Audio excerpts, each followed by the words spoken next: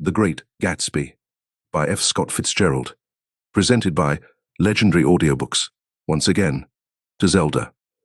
Then wear the gold hat if that will move her.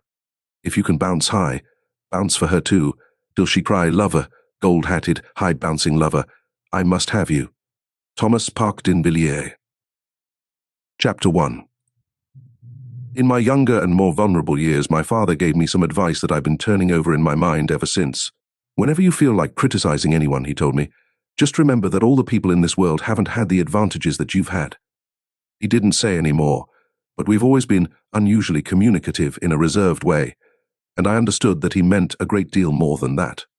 In consequence, I'm inclined to reserve all judgments, a habit that has opened up many curious natures to me and also made me the victim of not a few veteran bores. The abnormal mind is quick to detect and attach itself to this quality when it appears in a normal person, and so it came about that in college I was unjustly accused of being a politician, because I was privy to the secret griefs of wild, unknown men. Most of the confidences were unsought. Frequently I have feigned sleep, preoccupation, or a hostile levity, when I realized by some unmistakable sign that an intimate revelation was quivering on the horizon. For the intimate revelations of young men, or at least the terms in which they express them, are usually plagiaristic and marred by obvious suppressions. Reserving judgments is a matter of infinite hope. I am still a little afraid of missing something if I forget that, as my father snobbishly suggested, and I snobbishly repeat. A sense of the fundamental decencies is parceled out unequally at birth, and after boasting this way of my tolerance, I come to the admission that it has a limit. Conduct may be founded on the hard rock or the wet marshes, but after a certain point I don't care what it's founded on. When I came back from the East last autumn, I felt that I wanted the world to be in uniform and at a sort of moral attention forever. I wanted no more riotous excursions with privileged glimpses into the human heart. Only Gatsby, the man who gives his name to this book, was exempt from my reaction. Gatsby, who represented everything for which I have an unaffected scorn. If personality is an unbroken series of successful gestures, then there was something gorgeous about him, some heightened sensitivity to the promises of life, as if he were related to one of those intricate machines that register earthquakes 10,000 miles away. This responsiveness had nothing to do with that flabby impressionability which is dignified under the name of the creative temperament. It was an extraordinary gift for hope, a romantic readiness such as I have never found in any other person, and which it is not likely I shall ever find again. No, Gatsby turned out all right at the end. It is what preyed on Gatsby, what foul dust floated in the wake of his dreams that temporarily closed out my interest in the abortive sorrows and short-winded elations of men. My family have been prominent, well-to-do people in this Middle Western city for 3 generations. The Carraways are something of a clan, and we have a tradition that we're descended from the Dukes of Buchanan, but the actual founder of my line was my grandfather's brother, who came here in '51, sent a substitute to the Civil War, and started the wholesale hardware business that my father carries on today. I never saw this great uncle, but I'm supposed to look like him, with special reference to the rather hard-boiled painting that hangs in father's office. I graduated from New Haven in 1915, just a quarter of a century after my father, and a little later I participated in that delayed Teutonic migration known as the Great War. I enjoyed the counter-raid so thoroughly that I came back restless. Instead of being the warm center of the world, the Middle West now seemed like the ragged edge of the universe, so I decided to go east and learn the bond business. Everybody I knew was in the bond business, so I supposed it could support one more single man. All my aunts and uncles talked it over as if they were choosing a prep school for me, and finally said, "Why?" "Yes," with very grave, hesitant faces. Father agreed to finance me for a year, and after various delays I came east, permanently I thought, in the spring of '22. The practical thing was to find rooms in the city, but it was a warm season, and I had just left a country of wide lawns and friendly trees. So when a young man at the office suggested that we take a house together in a commuting town, it sounded like a great idea. He found the house, a weather-beaten cardboard bungalow at $80 a month, but at the last minute the firm ordered him to Washington, and I went out to the country alone. I had a dog, at least I had him for a few days until he ran away, and an old Dodge and a Finnish woman who made my bed and cooked breakfast and muttered Finnish wisdom to herself over the electric stove. It was lonely for a day or so until one morning some man, more recently arrived than I, stopped me on the road. "How do you get to West Egg Village?" he asked helplessly. I told him. And as I walked on, I was lonely no longer. I was a guide, a pathfinder, an original settler. He had casually conferred on me the freedom of the neighborhood. And so, with the sunshine and the great bursts of leaves growing on the trees, just as things grow in fast movies, I had that familiar conviction that life was beginning over again with the summer. There was so much to read, for one thing, and so much fine health to be pulled down out of the young, breath-giving air. I bought a dozen volumes on banking and credit and investment securities, and they stood on my shelf in red and gold like new money from the mint, promising to unfold the shining secrets that only Midas and Morgan and Maecenas knew. And I had the high intention of reading many other books besides. I was rather literary in college. One year I wrote a series of very solemn and obvious editorials for the Yale News, and now I was going to bring back all such things into my life and become again that most limited of all specialists, the well-rounded man. This isn't just an epigram. Life is much more successfully looked at from a single window after all. It was a matter of chance that I should have rented a house in one of the strangest communities in North America.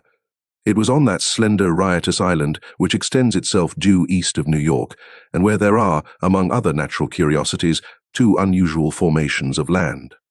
20 miles from the city, a pair of enormous eggs, identical in contour and separated only by a courtesy bay, jut out into the most domesticated body of salt water in the Western Hemisphere, the great wet barnyard of Long Island Sound. They are not perfect ovals, like the egg in the Columbus story. They are both crushed flat at the contact end, but their physical resemblance must be a source of perpetual wonder to the gulls that fly overhead. To the wingless, a more interesting phenomenon is their dissimilarity in every particular except shape and size. I lived at West Egg, the less fashionable of the two, though this is a most superficial tag to express the bizarre and not a little sinister contrast between them. My house was at the very tip of the egg, only 50 yards from the Sound, and squeezed between two huge places that rented for $12,000 or $15,000 a season. The one on my right was a colossal affair by any standard. It was a factual imitation of some Hotel de Ville in Normandy, with a tower on one side, spanking new under a thin beard of raw ivy and a marble swimming pool, and more than 40 acres of lawn and garden. It was Gatsby's mansion, or rather, as I didn't know Mr. Gatsby, it was a mansion inhabited by a gentleman of that name. My own house was an eyesore, but it was a small eyesore, and it had been overlooked, so I had a view of the water, a partial view of my neighbor's lawn, and the consoling proximity of millionaires, all for $80 a month. Across the courtesy bay, the white palaces of fashionable East Egg glittered along the water, and the history of the summer really begins on the evening I drove over there to have dinner with the Tom Buchanans. Daisy was my second cousin once removed, and I'd known Tom in college. And just after the war, I spent 2 days with them in Chicago. Her husband, among various physical accomplishments, had been one of the most powerful ends that ever played football at New Haven. A national figure in a way, one of those men who reach such an acute limited excellence at 21 that everything afterward savors of anticlimax. His family were enormously wealthy. Even in college, his freedom with money was a matter for reproach, but now he'd left Chicago and come east in a fashion that rather took your breath away. For instance, he brought down a string of polo ponies from Lake Forest. It was hard to realize that a man in my own generation was wealthy enough to do that. Why they came east, I don't know. They had spent a year in France for no particular reason, and then drifted here and there unrestfully wherever people played polo and were rich together. This was a permanent move, said Daisy over the telephone. But I didn't believe it. I had no sight into Daisy's heart. But I felt that Tom would drift on forever seeking, a little wistfully, for the dramatic turbulence of some irrecoverable football game. And so it happened that on a warm, windy evening, I drove over to East Egg to see two old friends whom I scarcely knew at all. Their house was even more elaborate than I expected, a cheerful red and white Georgian colonial mansion overlooking the bay. The lawn started at the beach and ran towards the front door for a quarter of a mile, jumping over sundials and brick walks and burning gardens. Finally, when it reached the house drifting up the side in bright vines, as though from the momentum of its run, the front was broken by a line of French windows, glowing now with reflected gold and wide open to the warm, windy afternoon, and Tom Buchanan in riding clothes was standing with his legs apart on the front porch. He had changed since his New Haven years. Now he was a sturdy, straw-haired man of 30, with a rather hard mouth and a supercilious manner.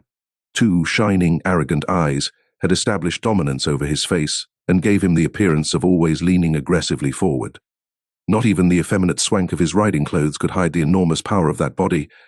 He seemed to fill those glistening boots until he strained the top lacing, and you could see a great pack of muscle shifting when his shoulder moved under his thin coat. It was a body capable of enormous leverage, a cruel body. His speaking voice, a gruff, husky tenor, added to the impression of fractiousness he conveyed. There was a touch of paternal contempt in it, even toward people he liked, and there were men at New Haven who had hated his guts. "Now, don't think my opinion on these matters is final," he seemed to say, "just because I'm stronger and more of a man than you are. We were in the same senior society, and while we were never intimate, I always had the impression that he approved of me and wanted me to like him with some harsh, defiant wistfulness of his own." We talked for a few minutes on the sunny porch. "I've got a nice place here," he said, his eyes flashing about restlessly. Turning me around by one arm, he moved a broad, flat hand along the front vista, including in its sweep a sunken Italian garden, a half-acre of deep, pungent roses, and a snub-nosed motorboat that bumped the tide offshore. It belonged to Domain, the oil man. He turned me around again, politely and abruptly. "We'll go inside." We walked through a high hallway into a bright, rosy-colored space, fragilely bound into the house by French windows at either end. The windows were ajar and gleaming white against the fresh grass outside that seemed to grow a little way into the house. A breeze blew through the room, blew curtains in at one end and out the other like pale flags, twisting them up toward the frosted wedding cake of the ceiling, and then rippled over the wine-colored rug, making a shadow on it as wind does on the sea. The only completely stationary object in the room was an enormous couch on which two young women were buoyed up as though upon an anchored balloon. They were both in white, and their dresses were rippling and fluttering as if they had just been blown back in after a short flight around the house. I must have stood for a few moments listening to the whip and snap of the curtains and the groan of a picture on the wall. Then there was a boom as Tom Buchanan shut the rear windows and the court wind died out about the room, and the curtains and the rugs and the two young women ballooned slowly to the floor. The younger of the two was a stranger to me. She was extended full length at her end of the divan, completely motionless, and with her chin raised a little, as if she were balancing something on it which was quite likely to fall. If she saw me out of the corner of her eyes, she gave no hint of it. Indeed, I was almost surprised into murmuring an apology for having disturbed her by coming in. The other girl, Daisy, made an attempt to rise. She leaned slightly forward with a conscientious expression. Then she laughed, an absurd, charming little laugh, and I laughed too and came forward into the room. "I'm paralyzed with happiness." She laughed again, as if she said something very witty, and held my hand for a moment, looking up into my face, promising that there was no one in the world she so much wanted to see. That was a way she had. She hinted in a murmur that the surname of the balancing girl was Baker. I've heard it said that Daisy's murmur was only to make people lean toward her, an irrelevant criticism that made it no less charming. At any rate, Miss Baker's lips fluttered. She nodded at me almost imperceptibly, and then quickly tipped her head back again. The object she was balancing had obviously tottered a little and given her something of a fright. Again, a sort of apology arose to my lips. Almost any exhibition of complete self-sufficiency draws a stunned tribute from me. I looked back at my cousin, who began to ask me questions in her low, thrilling voice. It was the kind of voice that the ear follows up and down, as if each speech is an arrangement of notes that will never be played again. Her face was sad and lovely with bright things in it, bright eyes and a bright, passionate mouth. But there was an excitement in her voice that men who had cared for her found difficult to forget. A singing compulsion, a whispered listen, a promise that she had done gay, exciting things just a while since, and that there were gay, exciting things hovering in the next hour. I told her how I had stopped off in Chicago for a day on my way east, and how a dozen people had sent their love through me. "Do they miss me?" she cried ecstatically. "The whole town is desolate. All the cars have the left rear wheel painted black as a mourning wreath, and there's a persistent wail all night along the North Shore. How gorgeous. Let's go back, Tom. Tomorrow." Then she added irrelevantly, "You ought to see the baby." "I'd like to." "She's asleep. She's 3 years old. Haven't you ever seen her?" "Never." "Well, you ought to see her. She's—" Tom Buchanan, who had been hovering restlessly about the room, stopped and rested his hand on my shoulder. "What you doing, Nick?" "I'm a Bond man." "Who with?" I told him. "Never heard of them," he remarked decisively. This annoyed me. "You will," I answered shortly. "You will if you stay in the East." "Oh, I'll stay in the East, don't you worry," he said, glancing at Daisy and then back at me, as if he were alert for something more. I'd be a goddamned fool to live anywhere else. At this point, Miss Baker said, "Absolutely," with such suddenness that I started. It was the first word she had uttered since I came into the room. Evidently it surprised her as much as it did me, for she yawned, and with a series of rapid, deft movements stood up into the room. "I'm stiff," she complained. "I've been lying on that sofa for as long as I can remember." "Don't look at me," Daisy retorted. "I've been trying to get you to New York all afternoon."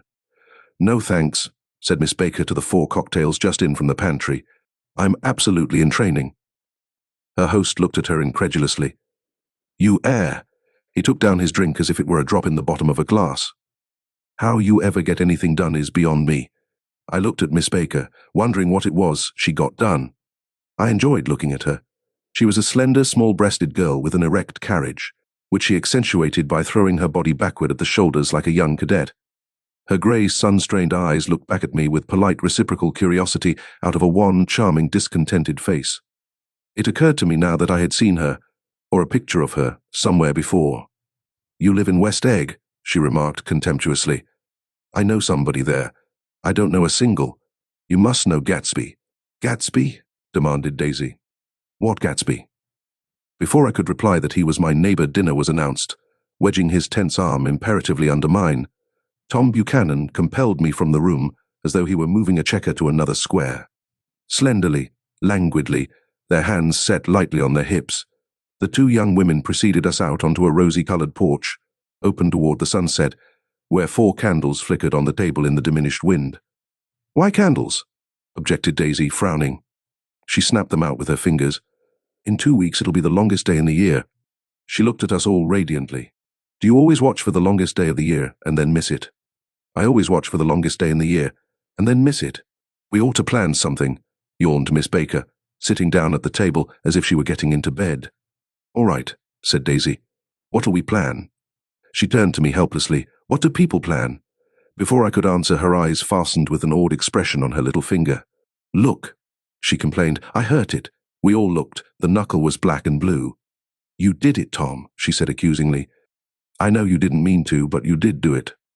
That's what I get for marrying a brute of a man, a great, big, hulking physical specimen of A." "I hate that word hulking," objected Tom crossly, even in kidding. "Hulking," insisted Daisy. Sometimes she and Miss Baker talked at once, unobtrusively and with a bantering inconsequence that was never quite chatter.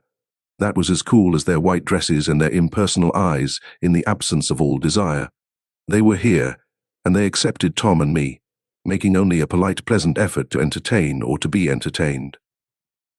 They knew that presently dinner would be over, and a little later the evening too would be over, and casually put away. It was sharply different from the West, where an evening was hurried from phase to phase towards its close, in a continually disappointed anticipation or else in sheer nervous dread of the moment itself. "You make me feel uncivilized, Daisy," I confessed on my second glass of corky but rather impressive claret. "Can't you talk about crops or something?"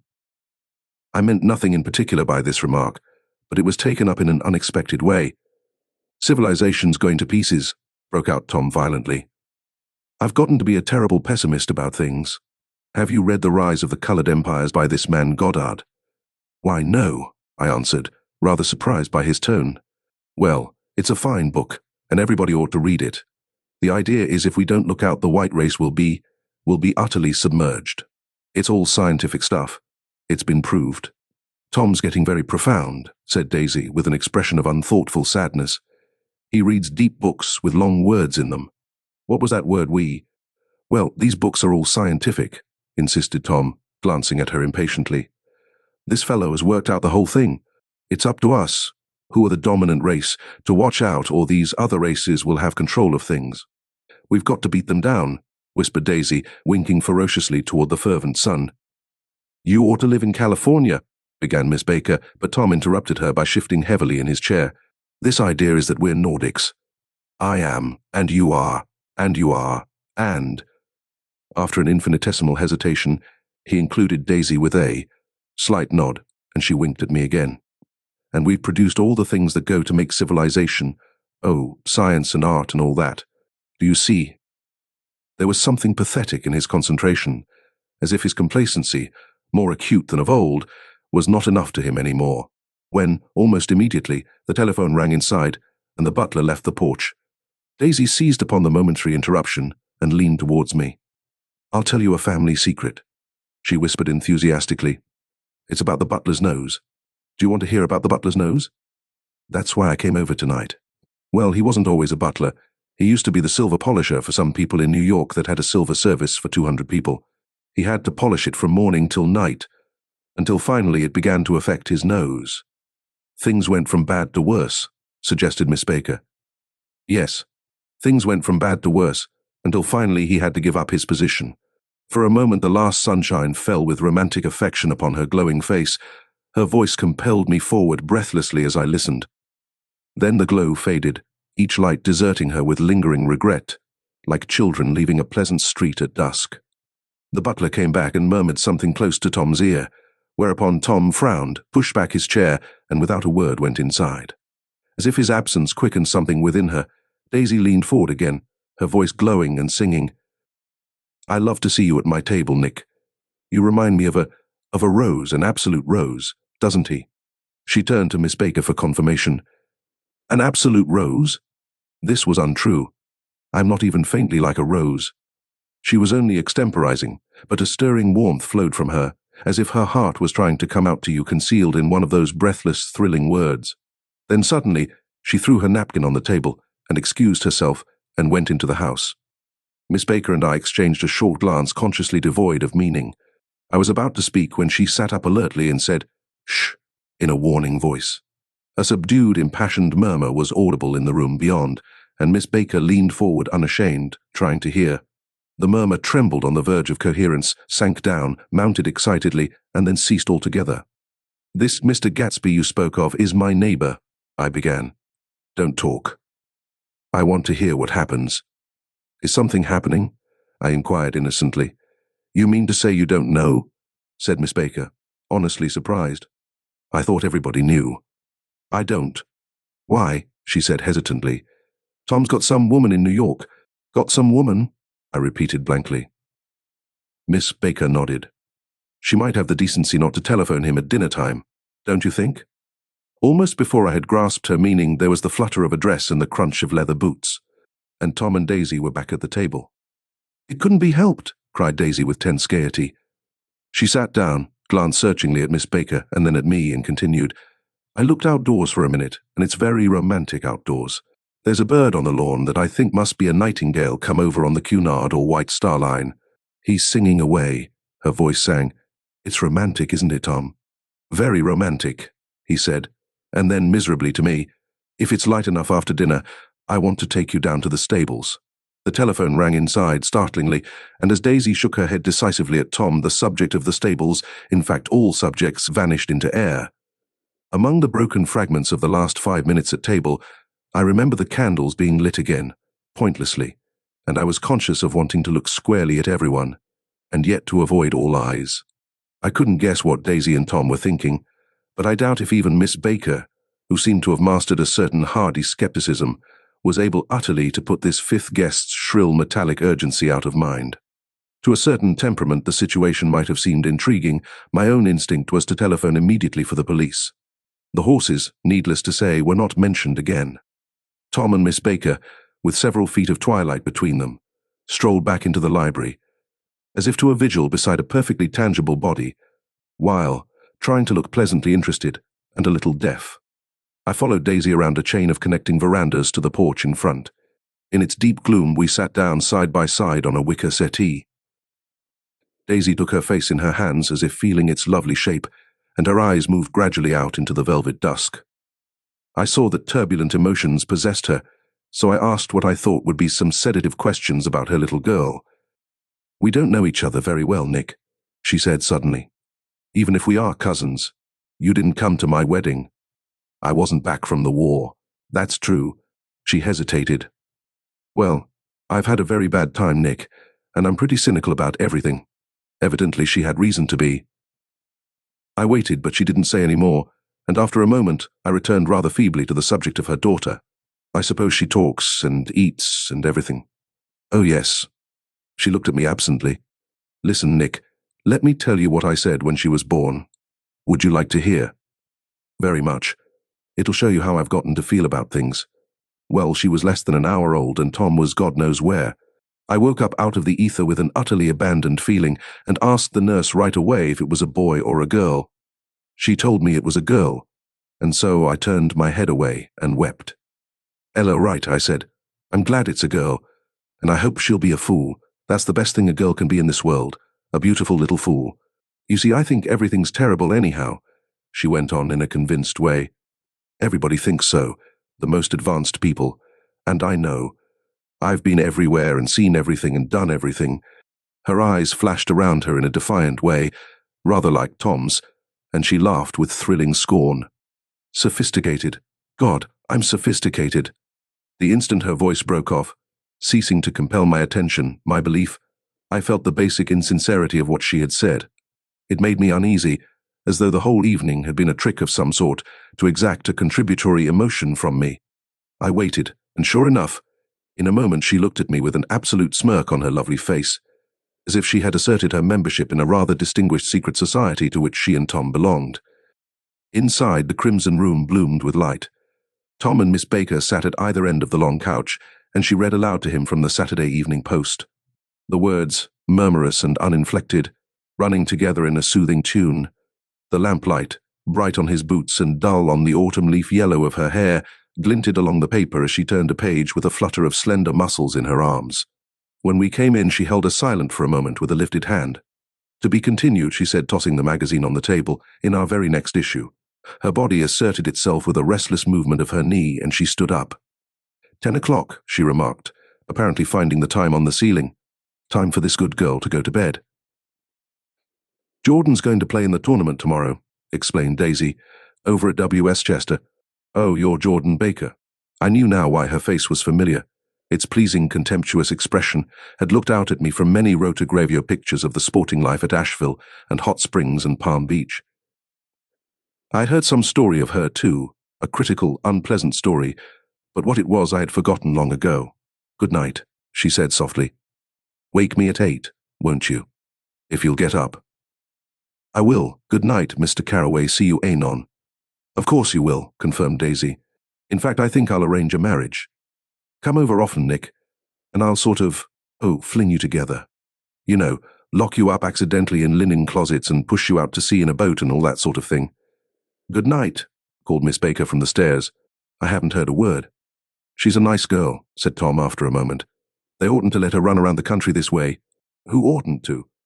Inquired Daisy coldly. Her family. Her family is one aunt about 1,000 years old. Besides, Nick's going to look after her, aren't you, Nick? She's going to spend lots of weekends out here this summer. I think the home influence will be very good for her. Daisy and Tom looked at each other for a moment in silence. Is she from New York? I asked quickly. From Louisville. Our white girlhood was passed together there, our beautiful white. Did you give Nick a little heart-to-heart talk on the veranda? Demanded Tom suddenly. Did I? She looked at me. I can't seem to remember, but I think we talked about the Nordic race. Yes, I'm sure we did. It sort of crept up on us, and first thing you know. Don't believe everything you hear, Nick, he advised me. I said lightly that I had heard nothing at all, and a few minutes. Later, I got up to go home. They came to the door with me and stood side by side in a cheerful square of light. As I started my motor, Daisy peremptorily called, Wait, I forgot to ask you something, and it's important. We heard you were engaged to a girl out west. That's right, corroborated Tom kindly. We heard that you were engaged. It's a libel. I'm too poor. But we heard it, insisted Daisy, surprising me by opening up again in a flower-like way. We heard it from 3 people, so it must be true. Of course I knew what they were referring to, but I wasn't even vaguely engaged. The fact that gossip had published the bans was one of the reasons I had come east. You can't stop going with an old friend on account of rumors, and on the other hand I had no intention of being rumored into marriage. Their interest rather touched me and made them less remotely rich. Nevertheless, I was confused and a little disgusted as I drove away. It seemed to me that the thing for Daisy to do was to rush out of the house, child in arms, but apparently there were no such intentions in her head. As for Tom, the fact that he had some woman in New York was really less surprising than that he had been depressed by a book. Something was making him nibble at the edge of stale ideas, as if his sturdy physical egotism no longer nourished his peremptory heart. Already it was deep summer on roadhouse roofs and in front of wayside garages, where new red petrol pumps sat out in pools of light. And when I reached my estate at West Egg, I ran the car under its shed and sat for a while on an abandoned grass roller in the yard. The wind had blown off, leaving a loud, bright night, with wings beating in the trees and a persistent organ sound as the full bellows of the earth blew the frogs full of life. The silhouette of a moving cat wavered across the moonlight, and turning my head to watch it, I saw that I was not alone. 50 feet away, a figure had emerged from the shadow of my neighbor's mansion and was standing with his hands in his pockets regarding the silver pepper of the stars. Something in his leisurely movements and the secure position of his feet upon the lawn suggested that it was Mr. Gatsby himself, come out to determine what share was his of our local heavens. I decided to call to him. Miss Baker had mentioned him at dinner, and that would do for an introduction. But I didn't call to him, for he gave a sudden intimation that he was content to be alone. He stretched out his arms toward the dark water in a curious way, and far as I was from him, I could have sworn he was trembling. Involuntarily, I glanced seaward and distinguished nothing except a single green light, minute and far away, that might have been the end of a dock. When I looked once more for Gatsby, he had vanished, and I was alone again in the unquiet darkness. Chapter 2. About halfway between West Egg and New York, the motor road hastily joins the railroad and runs beside it for a quarter of a mile so as to shrink away from a certain desolate area of land. This is a valley of ashes, a fantastic farm where ashes grow like wheat into ridges and hills and grotesque gardens, where ashes take the forms of houses and chimneys and rising smoke, and finally, with a transcendent effort, of ash-grey men who move dimly and already crumbling through the powdery air. Occasionally a line of grey cars crawls along an invisible track, gives out a ghastly creak, and comes to rest, and immediately the ash-grey men swarm up with leaden spades and stir up an impenetrable cloud, which screens their obscure operations from your sight. But above the grey land and the spasms of bleak dust which drift endlessly over it, you perceive after a moment the eyes of Dr. T.J. Eckelberg. The eyes of Dr. T.J. Eckelberg are blue and gigantic. Their retinas are 1 yard high. They look out of no face, but instead from a pair of enormous yellow spectacles which pass over a non-existent nose. Evidently some wild wag of an oculist set them there to fatten his practice in the borough of Queens, and then sank down himself into eternal blindness, or forgot them and moved away. But his eyes, dimmed a little by many paintless days, under sun and rain, brood on over the solemn dumping ground. The Valley of Ashes is bounded on one side by a small foul river, and, when the drawbridge is up to let barges through, the passengers on waiting trains can stare at the dismal scene for as long as half an hour.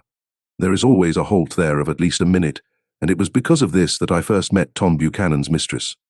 The fact that he had one was insisted upon wherever he was known. His acquaintances resented the fact that he turned up in popular cafes with her, and leaving her at a table, sauntered about, chatting with whomsoever he knew. Though I was curious to see her, I had no desire to meet her, but I did. I went up to New York with Tom on the train one afternoon, and when we stopped by the ash heaps, he jumped to his feet and, taking hold of my elbow, literally forced me from the car. "We're getting off," he insisted. "I want you to meet my girl." I think he'd tanked up a good deal at luncheon, and his determination to have my company bordered on violence. The supercilious assumption was that on Sunday afternoon I had nothing better to do. I followed him over a low whitewashed railroad fence, and we walked back 100 yards along the road under Dr. Eckelberg's persistent stare. The only building in sight was a small block of yellow brick sitting on the edge of the wasteland, a sort of compact main street ministering to it and contiguous to absolutely nothing. One of the 3 shops it contained was for rent, and another was an all-night restaurant, approached by a trail of ashes. The third was a garage, repairs. George B. Wilson. Cars bought and sold. And I followed Tom inside. The interior was unprosperous and bare. The only car visible was the dust-covered wreck of a Ford which crouched in a dim corner.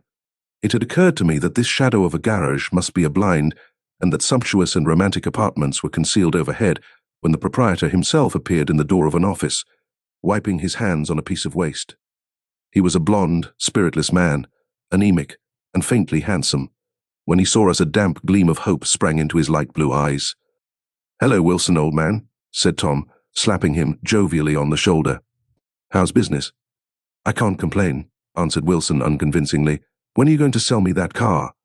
Next week. I've got my man working on it now. Works pretty slow, don't he? No, he doesn't, said Tom coldly. And if you feel that way about it, maybe I'd better sell it somewhere else after all. I don't mean that, explained Wilson quickly. I just meant... His voice faded off and Tom glanced impatiently around the garage. Then I heard footsteps on the stairs, and in a moment the thickish figure of a woman blocked out the light from the office door. She was in the middle 30s, and faintly stout, but she carried her flesh sensuously as some women can. Her face, above a spotted dress of dark blue crepe de chine, contained no facet or gleam of beauty, but there was an immediately perceptible vitality about her, as if the nerves of her body were continually smouldering. She smiled slowly, and walking through her husband as if he were a ghost, shook hands with Tom, looking him flush in the eye. Then she wet her lips, and without turning around, spoke to her husband in a soft, coarse voice. Get some chairs, why don't you, so somebody can sit down? Oh, sure, agreed Wilson hurriedly, and went toward the little office, mingling immediately with the cement color of the walls. A white ashen dust veiled his dark suit and his pale hair as it veiled everything in the vicinity, except his wife, who moved close to Tom. I want to see you, said Tom intently. Get on the next train. All right. I'll meet you by the newsstand on the lower level. She nodded and moved away from him just as George Wilson emerged with 2 chairs from his office door. We waited for her down the road and out of sight. It was a few days before the 4th of July, and a grey, scrawny Italian child was setting torpedoes in a row along the railroad track. Terrible place, isn't it? Said Tom, exchanging a frown with Dr. Eckelberg. Awful. It does her good to get our way. Doesn't her husband object? Wilson? He thinks she goes to see her sister in New York. He's so dumb he doesn't know he's alive. So, Tom Buchanan and his girl and I went up together to New York, or not quite together, for Mrs. Wilson sat discreetly in another car. Tom deferred that much to the sensibilities of those East Eggers who might be on the train. She had changed her dress to a brown-figured muslin, which stretched tight over her rather wide hips, as Tom helped her to the platform in New York. At the newsstand she bought a copy of Town Tattle and a moving picture magazine, and in the station drugstore some cold cream and a small flask of perfume. Upstairs, in the solemn echoing drive, she let 4 taxicabs drive away before she selected a new one, lavender-coloured with grey upholstery, and in this we slid out from the mass of the station into the glowing sunshine. But immediately she turned sharply from the window and, leaning forward, tapped on the front glass. I want to get one of those dogs, she said earnestly. I want to get one for the apartment. They're nice to have, a dog. We backed up to a grey old man who bore an absurd resemblance to J. John D. Rockefeller. In a basket swung from his neck cowered a dozen very recent puppies of an indeterminate breed. What kind are they? Asked Mrs. Wilson eagerly as he came to the taxi window. All kinds. What kind do you want, lady? I'd like to get one of those police dogs. I don't suppose you got that kind. The man peered doubtfully into the basket, plunged in his hand, and drew one up, wriggling by the back of the neck. That's no police dog, said Tom. No, it's not exactly a police dog, said the man with disappointment in his voice. It's more of an Airedale. He passed his hand over the brown wash rag of a back. Look at that coat. Some coat. That's a dog that'll never bother you with catching cold. I think it's cute, said Mrs. Wilson enthusiastically. How much is it? That dog. He looked at it admiringly. That dog will cost you $10. The Airedale, undoubtedly there was an Airedale concerned in it somewhere, though its feet were startlingly white, changed hands and settled down into Mrs. Wilson's lap, where she fondled the weatherproof coat with rapture. Is it a boy or a girl? She asked delicately. That dog's a boy. It's a bitch, said Tom decisively. Here's your money. Go and buy 10 more dogs with it. We drove over to Fifth Avenue, warm and soft, almost pastoral, on the summer Sunday afternoon. I wouldn't have been surprised to see a great flock of white sheep turn the corner. Hold on, I said. I have to leave you here. No, you don't, interposed Tom quickly. Myrtle'll be hurt if you don't come up to the apartment. Won't you, Myrtle? Come on, she urged. I'll telephone my sister Catherine. She's said to be very beautiful by people who ought to know. Well, I'd like to, but... We went on, cutting back again over the park toward the West Hundreds. At 158th Street, the cab stopped at one slice in a long white cake of apartment houses. Throwing a regal homecoming glance around the neighborhood, Mrs. Wilson gathered up her dog and her other purchases, and went haughtily in. "I'm going to have the McKees come up," she announced as we rose in the elevator. "And of course, I got to call up my sister, too." The apartment was on the top floor, a small living room, a small dining room, a small bedroom, and a bath. The living room was crowded to the doors with a set of tapestried furniture entirely too large for it, so that to move about was to stumble continually over scenes of ladies swinging in the gardens of Versailles. The only picture was an over-enlarged photograph, apparently a hen sitting on a blurred rock. Looked at from a distance, however, the hen resolved itself into a bonnet, and the countenance of a stout old lady beamed down into the room. Several old copies of Town Tattle lay on the table, together with a copy of Simon Called Peter, and some of the small scandal magazines of Broadway. Mrs. Wilson was first concerned with the dog. A reluctant elevator boy went for a box full of straw and some milk, to which he added on his own initiative a tin of large, hard dog biscuits, one of which decomposed apathetically in the saucer of milk all afternoon. Meanwhile, Tom brought out a bottle of whiskey from a locked bureau door. I'd been drunk just twice in my life, and the second time was that afternoon. So everything that happened has a dim, hazy cast over it, although until after 8 o'clock the apartment was full of cheerful sun. Sitting on Tom's lap, Mrs. Wilson called up several people on the telephone. Then there were no cigarettes, and I went out to buy some at the drugstore on the corner. When I came back, they had both disappeared, so I sat down discreetly in the living room and read a chapter of Simon Called Peter. Either it was terrible stuff, or the whiskey distorted things, because it didn't make any sense to me.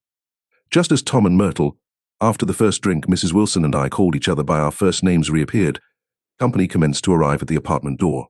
The sister, Catherine, was a slender, worldly girl of about 30, with a solid, sticky bob of red hair and a complexion powdered milky white.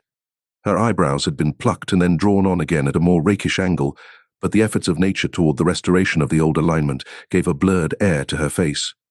When she moved about, there was an incessant clicking as innumerable pottery bracelets jingled up and down upon her arms. She came in with such a proprietary haste, and looked around so possessively at the furniture that I wondered if she lived here. But when I asked her, she laughed immoderately, repeated my question aloud, and told me she lived with a girlfriend at a hotel. Mr. McKee was a pale, feminine man from the flat below. He had just shaved, for there was a white spot of lather on his cheekbone, and he was most respectful in his greeting to everyone in the room. He informed me that he was in the artistic game, and I gathered later that he was a photographer and had made the dim enlargement of Mrs. Wilson's mother, which hovered like an ectoplasm on the wall. His wife was shrill, languid, handsome, and horrible. She told me with pride that her husband had photographed her 127 times since they had been married. Mrs. Wilson had changed her costume some time before, and was now attired in an elaborate afternoon dress of cream-coloured chiffon, which gave out a continual rustle as she swept about the room. With the influence of the dress, her personality had also undergone a change. The intense vitality that had been so remarkable in the garage was converted into impressive hauteur. Her laughter, her gestures, her assertions became more violently affected moment by moment, and as she expanded, the room grew smaller around her, until she seemed to be revolving on a noisy, creaking pivot through the smoky air. "My dear," she told her sister in a high, mincing shout, "most of these fellas will cheat you every time. All they think of is money. I had a woman up here last week to look at my feet, and when she gave me the bill, you'd have thought she had my appendicitis out." "What was the name of the woman?" asked Mrs. McKee. "Mrs. Eberhardt. She goes around looking at people's feet in their own homes." "I like your dress," remarked Mrs. McKee. "I think it's adorable." Mrs. Wilson rejected the compliment by raising her eyebrow in disdain. "It's just a crazy old thing," she said. "I just slip it on sometimes, when I don't care what I look like. But it looks wonderful on you, if you know what I mean," pursued Mrs. McKee. "If Chester could only get you in that pose, I think he could make something of it." We all looked in silence at Mrs. Wilson, who removed a strand of hair from over her eyes and looked back at us with a brilliant smile. Mr. McKee regarded her intently with his head on one side, and then moved his hand back and forth slowly in front of his face. "I should change the light," he said after a moment. "I'd like to bring out the modelling of the features, and I'd try to get hold of all the back hair." "I wouldn't think of changing the light," cried Mrs. McKee. "I think it's—" Her husband said, "Shh," and we all looked at the subject again, whereupon Tom Buchanan yawned audibly and got to his feet. "You McKees have something to drink," he said. "Get some more ice and mineral water, Myrtle, before everybody goes to sleep." "I told that boy about the ice." Myrtle raised her eyebrows in despair at the shiftlessness of the lower orders. "These people, you have to keep after them all the time. She looked at me and laughed pointlessly. Then she flounced over to the dog, kissed it with ecstasy, and swept into the kitchen, implying that a dozen chefs awaited her orders there. "I've done some nice things out on Long Island," asserted Mr. McKee. Tom looked at him blankly. "Two of them we have framed downstairs." "Two what?" demanded Tom. "Two studies. One of them I call Montauk Point, the gulls, and the other I call Montauk Point, the sea." The sister Catherine sat down beside me on the couch. "Do you live down on Long Island too?" she inquired. "I live at West Egg." "Really?" "I was down there at a party about a month ago, at a man named Gatsby's. Do you know him?" "I live next door to him." "Well, they say he's a nephew, or a cousin of Kaiser Wilhelm's. That's where all his money comes from." "Really?" She nodded. "I'm scared of him. I'd hate to have him get anything on me." This absorbing information about my neighbor was interrupted by Mrs. McKee pointing suddenly at Catherine. "Chester, I think you could do something with her," she broke out. But Mr. McKee only nodded in a bored way and turned his attention to Tom. "I'd like to do more work on Long Island, if I could get the entry. All I ask is that they should give me a start." "Ask Myrtle," said Tom, breaking into a short shout of laughter as Mrs. Wilson entered with a tray. "She'll give you a letter of introduction, won't you, Myrtle?" "Do what?" she asked, startled. "You'll give McKee a letter of introduction to your husband, so he can do some studies of him." His lips moved silently for a moment as he invented George B. Wilson at the gasoline pump, or something like that. Catherine leaned close to me and whispered in my ear, "Neither of them can stand the person they're married to, can't they? Can't stand them." She looked at Myrtle and then at Tom. "What I say is, why go on living with them if they can't stand them? If I was them, I'd get a divorce and get married to each other right away. Doesn't she like Wilson either?" The answer to this was unexpected. It came from Myrtle, who had overheard the question, and it was violent and obscene. "You see," cried Catherine triumphantly. She lowered her voice again. "It's really his wife that's keeping them apart. She's a Catholic, and they don't believe in divorce. Daisy was not a Catholic, and I was a little shocked at the elaborateness of the lie. When they do get married," continued Catherine, "they're going west to live for a while until it blows over. It'd be more discreet to go to Europe." "Oh, do you like Europe?" she exclaimed surprisingly. "I just got back from Monte Carlo." "Really? Just last year. I went over there with another girl." "Stay long?" "No, we just went to Monte Carlo and back. We went by way of Marseille. We had over $1,200 when we started, but we got jiped out of it all in 2 days in the private rooms. We had an awful time getting back, I can tell you. God, how I hated that town." The late afternoon sky bloomed in the window for a moment like the blue honey of the Mediterranean. Then the shrill voice of Mrs. McKee called me back into the room. "I almost made a mistake, too," she declared vigorously. "I almost married a little kike who'd been after me for years. I knew he was below me. Everybody kept saying to me, 'Lucille, that man's way below you.' But if I hadn't met Chester, he'd have got me sure." "Yes, but listen," said Myrtle Wilson, nodding her head up and down. "At least you didn't marry him." "I know I didn't." "Well, I married him," said Myrtle ambiguously. "And that's the difference between your case and Emma mine." "Why did you, Myrtle?" demanded Catherine. "Nobody forced you to." Myrtle considered. "I married him because I thought he was a gentleman," she said finally. "I thought he knew something about breeding, but he wasn't fit to lick my shoe." "You were crazy about him for a while," said Catherine. "Crazy about him?" cried Myrtle incredulously. "Who said I was crazy about him? I never was any more crazy about him than I was about that man there." She pointed suddenly at me, and everyone looked at me accusingly. I tried to show by my expression that I expected no affection. The only crazy I was when I married him. I knew right away I made a mistake. He borrowed somebody's best suit to get married in, and never even told me about it, and the man came after it one day when he was out. "Oh, is that your suit?" I said, "This is the first I ever heard about it," but I gave it to him, and then I lay down and cried to beat the band all afternoon. "She really ought to get away from him," resumed Catherine to me. "They've been living over that garage for 11 years, and Tom's the first sweetie she ever had.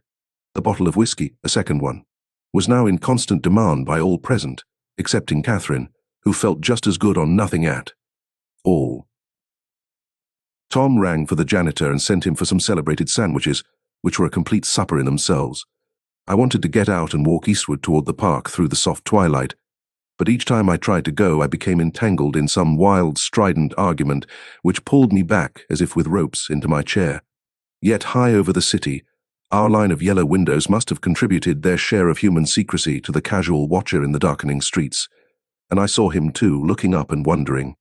I was within and without, simultaneously enchanted and repelled by the inexhaustible variety of life.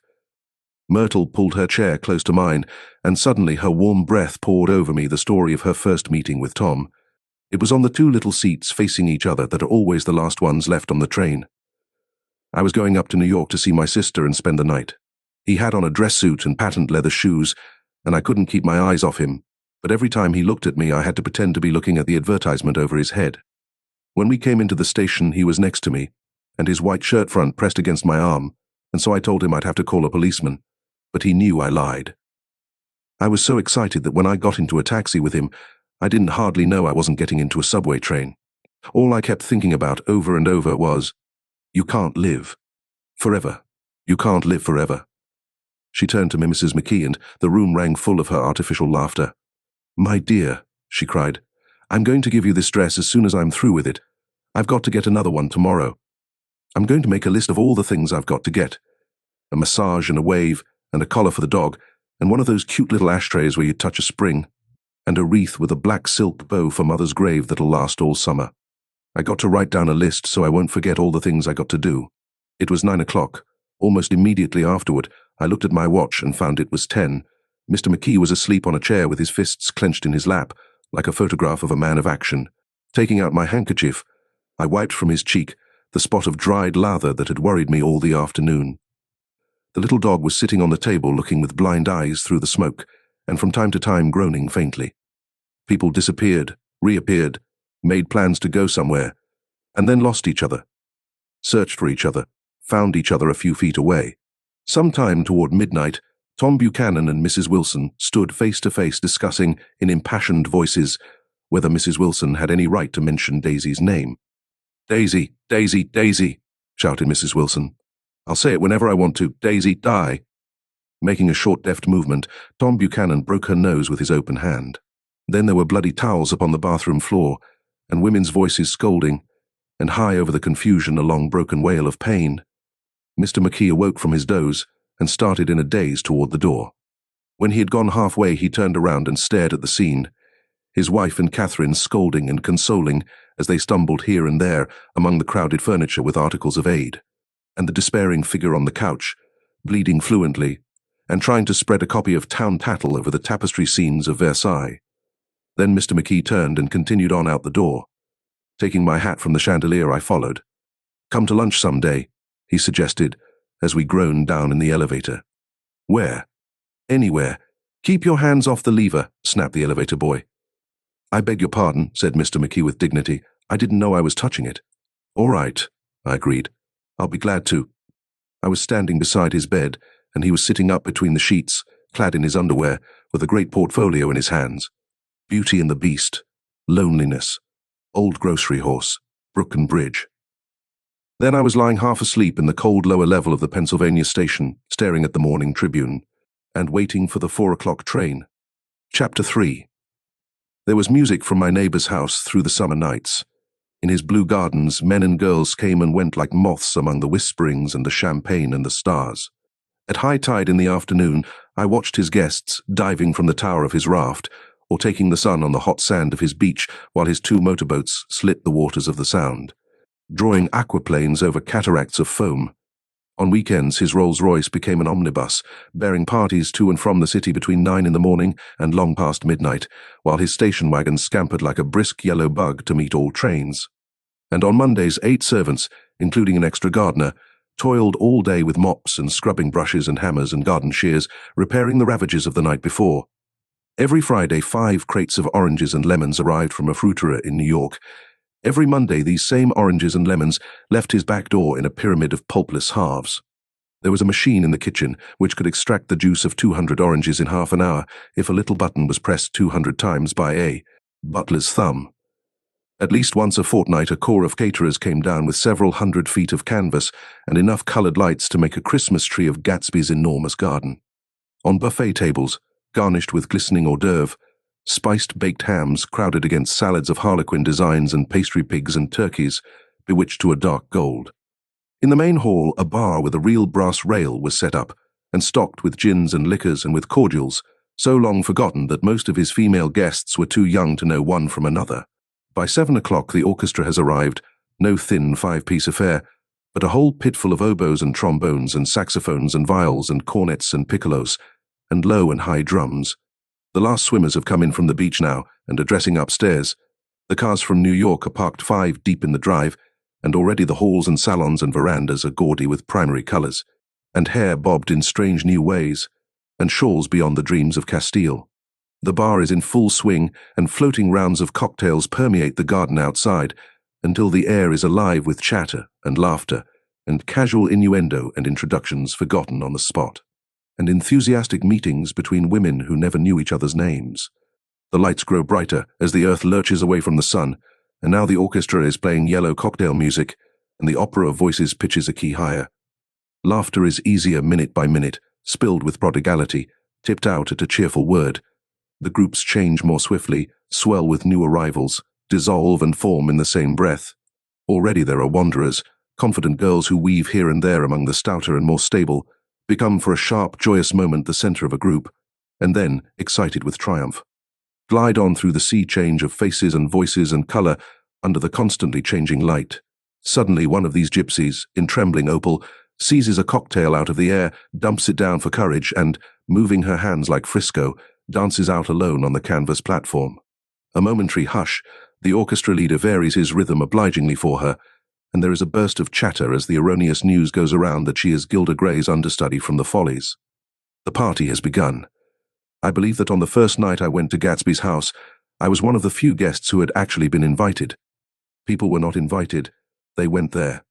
They got into automobiles which bore them out to Long Island, and somehow they ended up at Gatsby's door. Once there, they were introduced by somebody who knew Gatsby, and after that, they conducted themselves according to the rules of behavior associated with an amusement park. Sometimes they came and went without having met Gatsby at all, came for the party with a simplicity of heart that was its own ticket of admission. I had been actually invited. A chauffeur in a uniform of robin's egg blue crossed my lawn early that Saturday morning with a surprisingly formal note from his employer. The honor would be entirely Gatsby's, it said, if I would attend his little party that night. He had seen me several times and had intended to call on me long before, but a peculiar combination of circumstances had prevented it. Signed Jay. Gatsby, in a majestic hand. Dressed up in white flannels, I went over to his lawn a little after 7 and wandered around rather ill at ease among swirls and eddies of people I didn't know. Though here and there was a face I had noticed on the commuting train, I was immediately struck by the number of young Englishmen dotted about, all well-dressed, all looking a little hungry, and all talking in low, earnest voices to solid and prosperous Americans. I was sure that they were selling something, bonds or insurance or automobiles. They were at least agonizingly aware of the easy money in the vicinity, and convinced that it was theirs for a few words in the right key. As soon as I arrived, I made an attempt to find my host, but the 2 or 3 people of whom I asked his whereabouts stared at me in such an amazed way, and denied so vehemently any knowledge of his movements.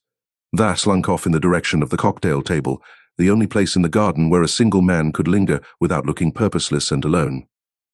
I was on my way to get roaring drunk from sheer embarrassment when Jordan Baker came out of the house and stood at the head of the marble steps, leaning a little backward and looking with contemptuous interest down into the garden. Welcome or not, I found it necessary to attach myself to someone before I should begin to address cordial remarks to the passers-by. "Hello," I roared, advancing toward her. My voice seemed unnaturally loud across the garden. "I thought you might be here," she responded absently as I came up. "I remembered you lived next door to." She held my hand impersonally, as a promise that she'd take care of me in a minute, and gave ear to 2 girls in twin yellow dresses who stopped at the foot of the steps. "Hello," they cried together. "Sorry you didn't win. That was for the golf tournament. She had lost in the finals the week before." "You don't know who we are," said one of the girls in yellow, "but we met you here about a month ago." "You've dyed your hair since then," remarked Jordan, and I started. But the girls had moved casually on, and her remark was addressed to the premature moon, produced like the supper, no doubt, out of a caterer's basket. With Jordan's slender golden arm resting in mine, we descended the steps and sauntered about the garden, A tray of cocktails floated at us through the twilight, and we sat down at a table with the 2 girls in yellow and 3 men, each one introduced to us as Mr. Mumble. "Do you come to these parties often?" inquired Jordan of the girl beside her. "The last one was the one I met you at," answered the girl, in an alert, confident voice. She turned to her companion. "Wasn't it for you, Lucille? It was for Lucille too." "I like to come," Lucille said. "I never care what I do, so I always have a good time. When I was here last, I tore my gown on a chair, and he asked me my name and address. Inside of a week, I got a package from Croirier's with a new evening gown in it." "Did you keep it?" asked Jordan. "Sure I did. I was going to wear it tonight, but it was too big in the bust and had to be altered. It was gas blue with lavender beads. $265. There's something funny about a fellow that'll do a thing like that," said the other girl eagerly. "He doesn't want any trouble with anybody. Who doesn't?" I inquired. "Gatsby, somebody told me." The 2 girls and Jordan leaned together confidentially. "Somebody told me they thought he killed a man once." A thrill passed over all of us. The 3 Mr. Mumbles bent forward and listened eagerly. "I don't think it's so much that," argued Lucille skeptically. "It's more that he was a German spy during the war." One of the men nodded in confirmation. "I heard that from a man who knew all about him, grew up with him in Germany," he assured us positively. "Oh no," said the first girl. "It couldn't be that, because he was in the American army during the war." As our credulity switched back to her, she leaned forward with enthusiasm. "You look at him sometimes when he thinks nobody's looking at him. I'll bet he killed a man." She narrowed her eyes and shivered. Lucille shivered. We all turned and looked around for Gatsby.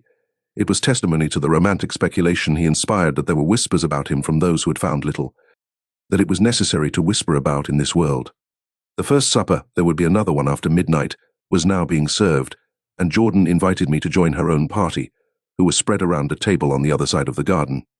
There were 3 married couples and Jordan's escort, a persistent undergraduate given to violent innuendo, and obviously under the impression that, sooner or later, Jordan was going to yield him up her person to a greater or lesser degree. Instead of rambling, this party had preserved a dignified homogeneity and assumed to itself the function of representing the staid nobility of the countryside. East Egg condescending to West Egg, and carefully on guard against its spectroscopic gaiety. "Let's get out," whispered Jordan, after a somehow wasteful and inappropriate half-hour. "This is much too polite for me." We got up, and she explained that we were going to find the host. I had never met him, she said, and it was making me uneasy. The undergraduate nodded in a cynical, melancholy way. The bar, where we glanced first, was crowded, but Gatsby was not there. She couldn't find him from the top of the steps, and he wasn't on the veranda. On a chance, we tried an important-looking door and walked into a high Gothic library, panelled with carved English oak, and probably transported complete from some ruin overseas. A stout, middle-aged man, with enormous owl-eyed spectacles, was sitting somewhat drunk on the edge of a great table, staring with unsteady concentration at the shelves of books. As we entered, he wheeled excitedly around and examined Jordan from head to foot. "What do you think?" he demanded impetuously. "About what?" He waved his hand toward the bookshelves. "About that. As a matter of fact, you needn't bother to ascertain." I ascertained. "They're real." "The B-books?" He nodded. "Absolutely real, have pages and everything. I thought they'd be a nice durable cardboard. Matter of fact, they're absolutely real. Pages and here." "Let me show you." Taking our skepticism for granted, he rushed to the bookcases and returned with Volume 1 of the Stoddard Lectures. "See," he cried triumphantly. "It's a bona fide piece of printed matter. It fooled me. This fella's a regular Belasco. It's a triumph. What thoroughness, what realism. Knew when to stop too, didn't cut the pages. But what do you want? What do you expect?" He snatched the book from me and replaced it hastily on its shelf, muttering that if one brick was removed, the whole library was liable to collapse. "Who brought you?" he demanded. "Or did you just come?" "I was brought. Most people were brought." Jordan looked at him alertly, cheerfully, without answering. "I was brought by a woman named Roosevelt," he continued. "Mrs. Claude Roosevelt. Do you know her? I met her somewhere last night. I've been drunk for about a week now, and I thought it might sober me up to sit in a library." "Has it?" "A little bit, I think. I can't tell yet. I've only been here an hour. Did I tell you about the books? They're real. They're—" "You told us." We shook hands with him gravely and went back outdoors. There was dancing now on the canvas in the garden, old men pushing young girls backward in eternal graceless circles, superior couples holding each other tortuously, fashionably, and keeping in the corners, and a great number of single girls dancing individually or relieving the orchestra for a moment of the burden of the banjo or the traps. By midnight the hilarity had increased. A celebrated tenor had sung in Italian, and a notorious contralto had sung in jazz, and between the numbers people were doing stunts all over the garden while happy. Vacuous bursts of laughter rose toward the summer sky. A pair of stage twins, who turned out to be the girls in yellow, did a baby act in costume, and champagne was served in glasses bigger than finger bowls. The moon had risen higher, and floating in the sound was a triangle of silver scales, trembling a little to the stiff, tinny drip of the banjos on the lawn. I was still with Jordan Baker. We were sitting at a table with a man of about my age and a rowdy little girl, who gave way upon the slightest provocation to uncontrollable laughter. I was enjoying myself now. I had taken 2 finger bowls of champagne, and the scene had changed before my eyes into something significant, elemental, and profound. At a lull in the entertainment, the man looked at me and smiled. "Your face is familiar," he said politely. "Weren't you in the 1st Division during the war?" "Why, yes. I was in the 28th Infantry. I was in the 16th, until June 1918. I knew I'd seen you somewhere before. We talked for a moment about some wet, grey little villages in France. Evidently he lived in this vicinity, for he told me that he had just bought a hydroplane and was going to try it out in the morning. Want to go with me, old sport? Just near the shore along the Sound. What time? Any time that suits you best." It was on the tip of my tongue to ask his name when Jordan looked around and smiled. "Having a gay time now?" she inquired. "Much better." I turned again to my new acquaintance. "This is an unusual party for me. I haven't even seen the host. I live over there." I waved my hand at the invisible hedge in the distance. "And this man Gatsby sent over his chauffeur with an invitation." For a moment he looked at me, as if he failed to understand. "I'm Gatsby," he said suddenly. "What?" I exclaimed. "Oh, I beg your pardon. I thought you knew, old sport. I'm afraid I'm not a very good host." He smiled understandingly, much more than understandingly. It was one of those rare smiles with a quality of eternal reassurance in it that you may come across 4 or 5 times in life. It faced, or seemed to face, the whole eternal world for an instant, and then concentrated on you with an irresistible prejudice in your favor. It understood you just so far as you wanted to be understood, believed in you as you would like to believe in yourself, and assured you that it had precisely the impression of you that, at your best, you hoped to convey. Precisely at that point it vanished, and I was looking at an elegant young roughneck, a year or 2 over 30, whose elaborate formality of speech just missed being absurd. Some time before he introduced himself, I'd got a strong impression that he was picking his words with care. Almost at the moment when Mr. Gatsby identified himself, a butler hurried toward him with the information that Chicago was calling him on the wire. He excused himself with a small bow that included each of us in turn. "If you want anything, just ask for it, old sport," he urged me. "Excuse me. I will rejoin you later." When he was gone, I turned immediately to Jordan, constrained to assure her of my surprise. I had expected that Mr. Gatsby would be a florid and corpulent person in his middle years. "Who is he?" I demanded. "Do you know?" "He's just a man named Gatsby." "Where is he from, I mean? And what does he do?" "Now you're started on the subject," she answered with a wan smile. "Well, he told me once he was an Oxford man." A dim background started to take shape behind him, but at her next remark it faded away. "However, I don't believe it." "Why not?" "I don't know," she insisted. "I just don't think he went there." Something in her tone reminded me of the other girls. I think he killed a man, and had the effect of stimulating my curiosity. I would have accepted without question the information that Gatsby sprang from the swamps of Louisiana or from the Lower East Side of New York. That was comprehensible. But young men didn't. At least in my provincial inexperience, I believe they didn't. Drift coolly out of nowhere and buy a palace on Long Island Sound. "Anyhow, he gives large parties," said Jordan, changing the subject with an urban distaste for the concrete. "And I like large parties. They're so intimate. At small parties, there isn't any privacy." There was the boom of a bass drum, and the voice of the orchestra leader rang out suddenly above the echolalia of the garden. "Ladies and gentlemen," he cried, "at the request of Mr. Gatsby, we are going to play for you Mr. Vladimir Tostov's latest work, which attracted so much attention at Carnegie Hall last May. If you read the papers, you know there was a big sensation." He smiled with jovial condescension and added, Some sensation, whereupon everybody laughed. The piece is known, he concluded lustily, as Vladimir Tostov's Jazz History of the World. The nature of Mr. Tostov's composition eluded me, because just as it began, my eyes fell on Gatsby, standing alone on the marble steps and looking from one group to another with approving eyes. His tanned skin was drawn attractively tight on his face, and his short hair looked as though it were trimmed every day. I could see nothing sinister about him. I wondered if the fact that he was not drinking helped to set him off from his guests, for it seemed to me that he grew more correct as the fraternal hilarity increased. When the Jazz History of the World was over, girls were putting their heads on men's shoulders in a puppyish, convivial way. Girls were swooning backward playfully into men's arms, even into groups, knowing that someone would arrest their falls. But no one swooned backward on Gatsby, and no French bob touched Gatsby's shoulder, and no singing quartets were formed with Gatsby's head for one link. I beg your pardon. Gatsby's butler was suddenly standing beside us. Miss Baker, he inquired, I beg your pardon, but Mr. Gatsby would like to speak to you alone. With me? She exclaimed in surprise. Yes, madame. She got up slowly, raising her eyebrows at me in astonishment, and followed the butler toward the house. I noticed that she wore her evening dress, all her dresses, like sports clothes.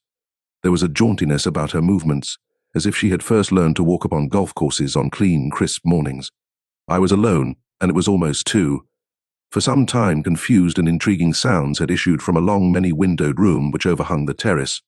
Eluding Jordan's undergraduate, who was now engaged in an obstetrical conversation with 2 chorus girls, and who implored me to join him, I went inside. The large room was full of people.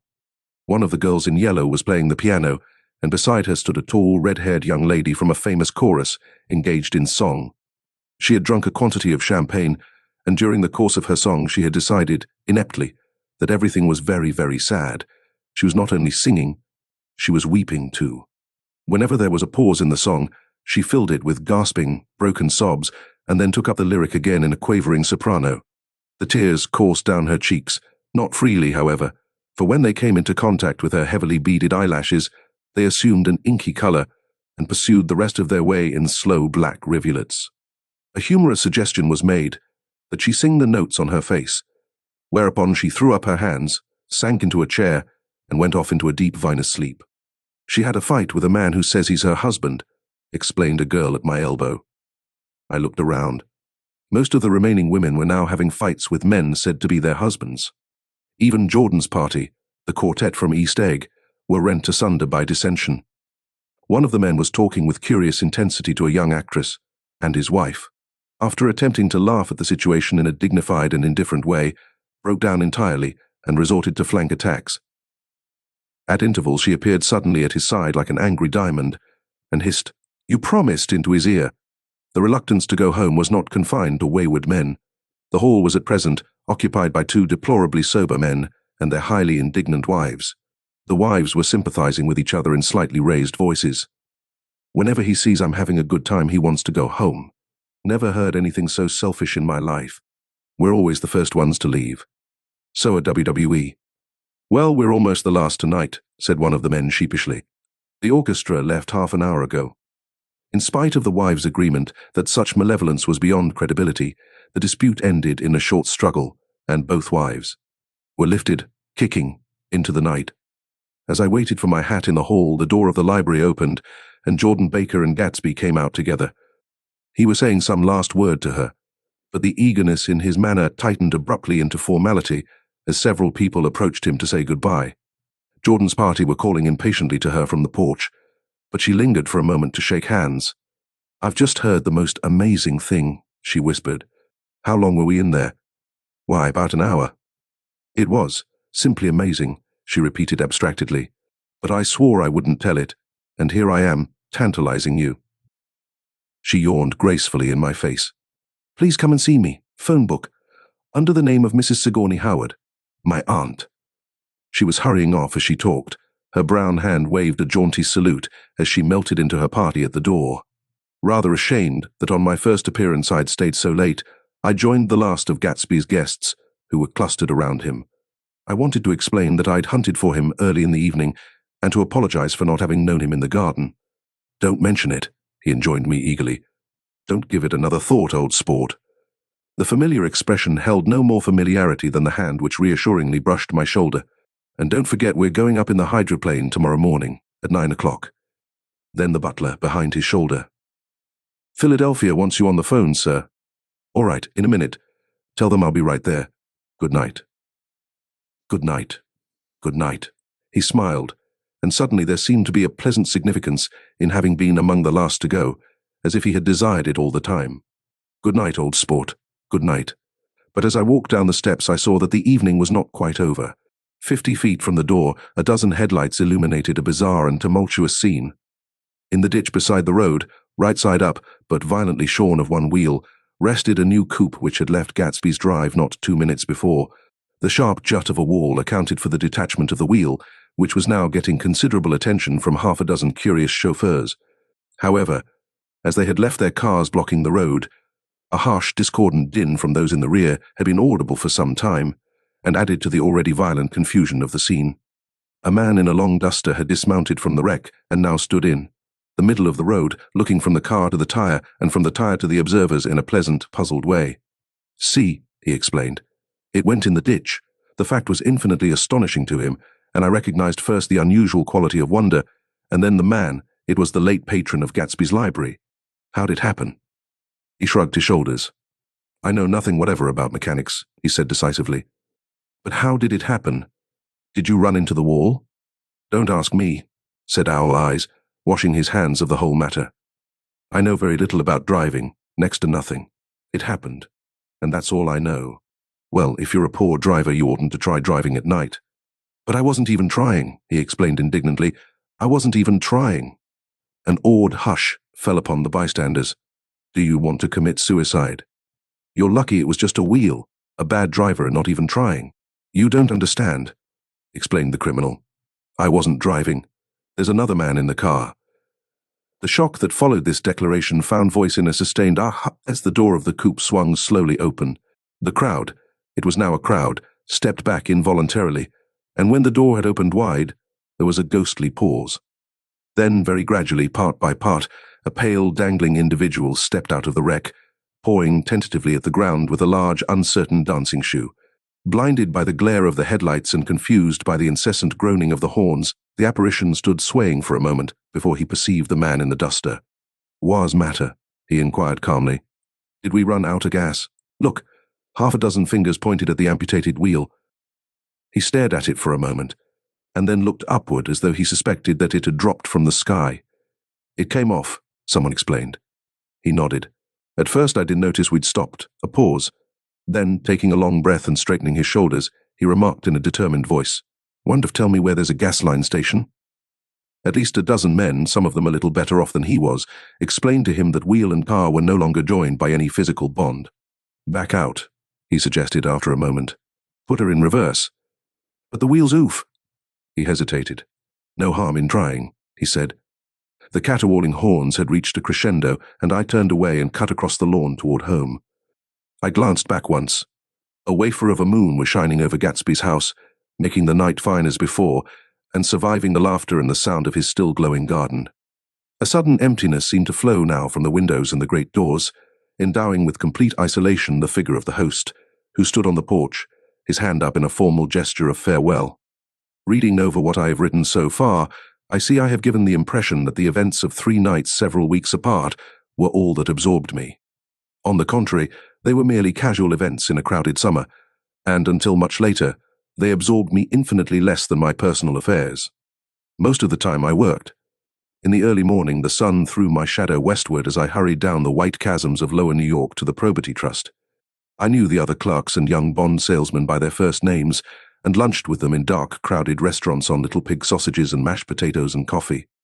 I even had a short affair with a girl who lived in Jersey City and worked in the accounting department, but her brother began throwing mean looks in my direction. So, when she went on her vacation in July, I let it blow quietly away. I took dinner usually at the Yale Club. For some reason it was the gloomiest event of my day, and then I went upstairs to the library and studied investments and securities for a conscientious hour. There were generally a few rioters around, but they never came into the library, so it was a good place to work. After that, if the night was mellow, I strolled down Madison Avenue past the old Murray Hill Hotel and over 33rd Street to Pennsylvania Station. I began to like New York, the racy, adventurous feel of it at night, and the satisfaction that the constant flicker of men and women and machines gives to the restless eye. I liked to walk up Fifth Avenue and pick out romantic women from the crowd and imagine that in a few minutes I was going to enter into their lives and no one would ever know or disapprove.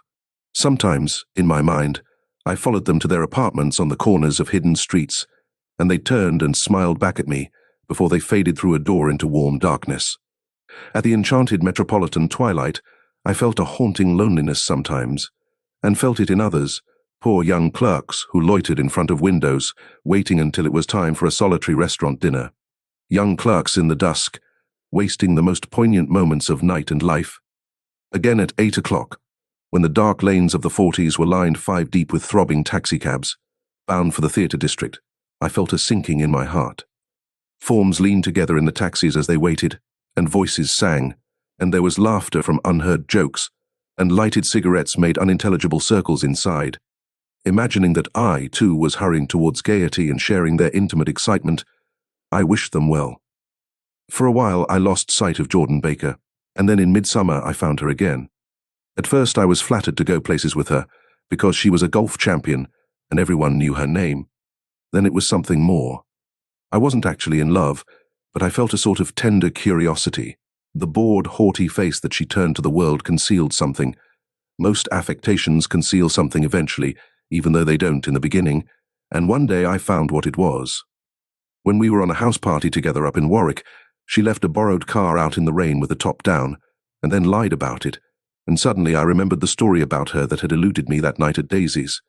At her first big golf tournament, there was a row that nearly reached the newspapers, a suggestion that she had moved her ball from a bad lie in the semi-final round. The thing approached the proportions of a scandal, then died away. A caddie retracted his statement, and the only other witness admitted that he might have been mistaken. The incident and the name had remained together in my mind. Jordan Baker instinctively avoided clever, shrewd men, and now I saw that this was because she felt safer on a plane where any divergence from a code would be thought impossible. She was incurably dishonest. She wasn't able to endure being at a disadvantage, and, given this unwillingness, I suppose she had begun dealing in subterfuges when she was very young in order to keep that cool. Insolent smile turned to the world, and yet satisfy the demands of her hard, jaunty body. It made no difference to me. Dishonesty in a woman is a thing you never blame deeply. I was casually sorry, and then I forgot. It was on that same house party that we had a curious conversation about driving a car. It started because she passed so close to some workmen that our fender flicked a button on one man's coat. "You're a rotten driver," I protested. "Either you ought to be more careful, or you oughtn't to drive at all." "I am careful." "No, you're not." "Well, other people are," she said lightly. "What's that got to do with IIT?" "They'll keep out of my way," she insisted. "It takes 2 to make an accident." "Suppose you met somebody just as careless as yourself." "I hope I never will," she answered. "I hate careless people. That's why I like you." Her grey, sun-strained eyes stared straight ahead, but she had deliberately shifted our relations, and for a moment I thought I loved her. But I am slow-thinking and full of interior rules that act as brakes on my desires, and I knew that first I had to get myself definitely out of that tangle back home. I'd been writing letters once a week and signing them, "Love, Nick," and all I could think of was how, when that certain girl played tennis, a faint moustache of perspiration appeared on her upper lip. Nevertheless, there was a vague understanding that had to be tactfully broken off before I was free. Everyone suspects himself of at least one of the cardinal virtues, and this is mine. I am one of the few honest people that I have ever known. Chapter 4. On Sunday morning, while church bells rang in the villages along shore, the world and its mistress returned to Gatsby's house and twinkled hilariously on his lawn. "He's a bootlegger," said the young ladies, moving somewhere between his cocktails and his flowers. "One time he killed a man who had found out that he was nephew to von Hindenburg and second cousin to the devil. Reach me a rose, honey, and pour me a last drop into that there crystal glass." Once I wrote down on the empty spaces of a timetable the names of those who came to Gatsby's house that summer. It is an old timetable now, disintegrating at its folds, and headed, "This schedule in effect July 5th, 1922. But I can still read the grey names, and they will give you a better impression than my generalities of those who accepted Gatsby's hospitality and paid him the subtle tribute of knowing nothing whatever about him.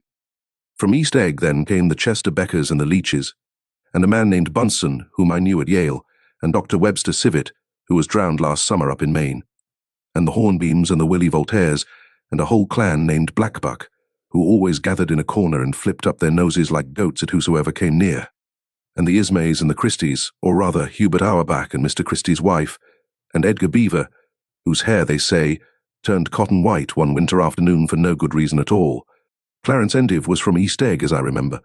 He came only once, in white knickerbockers, and had a fight with a bum named Etty in the garden. From farther out on the island came the Cheadles and the O.R.P. Schraders, and the Stonewall Jackson Abrams of Georgia, and the Fishguards and the Ripley Snells. Snell was there 3 days before he went to the penitentiary, so drunk out on the gravel drive that Mrs. Ulysses Sweat's automobile ran over his right hand. The Danceys came too, and S.B. Whitebait, who was well over 60, and Maurice Flink, and the Hammerheads, and Beluga the tobacco importer, and Beluga's girls. From West Egg came the Poles and the Mulreadys, and Cecil Roebuck, and Cecil Shone, and Gulick the state senator, and Newton Orchid, who controlled films par excellence, and Eckhurst and Clyde Cohen, and Donish Schwartz the son, and Arthur McCarty, all connected with the movies in one way or another, and the Catlips and the Bembergs and G. Earl Muldoon, brother to that Muldoon who afterwards strangled his wife. Da Fontano the promoter came there, and Ed Legros and James B., Rotgut Ferret and the de Jongs and Ernest Lilly. They came to gamble, and when Ferret wandered into the garden, it meant he was cleaned out, and Associated Traction would have to fluctuate profitably next day.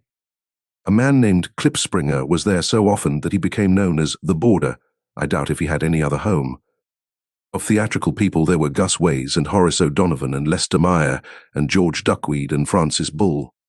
Also from New York were the Cromes and the Backissons and the Denekers and Russell Betty and the Corrigans and the Kelleher's and the Dewars and the Scullys and S.W. Belcher and the Smirks and the Young Quinns, divorced now, and Henry L. Palmetto, who killed himself by jumping in front of a subway train in Times Square. Benny McClenahan arrived always with 4 girls. They were never quite the same ones in physical person, but they were so identical one with another that it inevitably seemed they had been there before.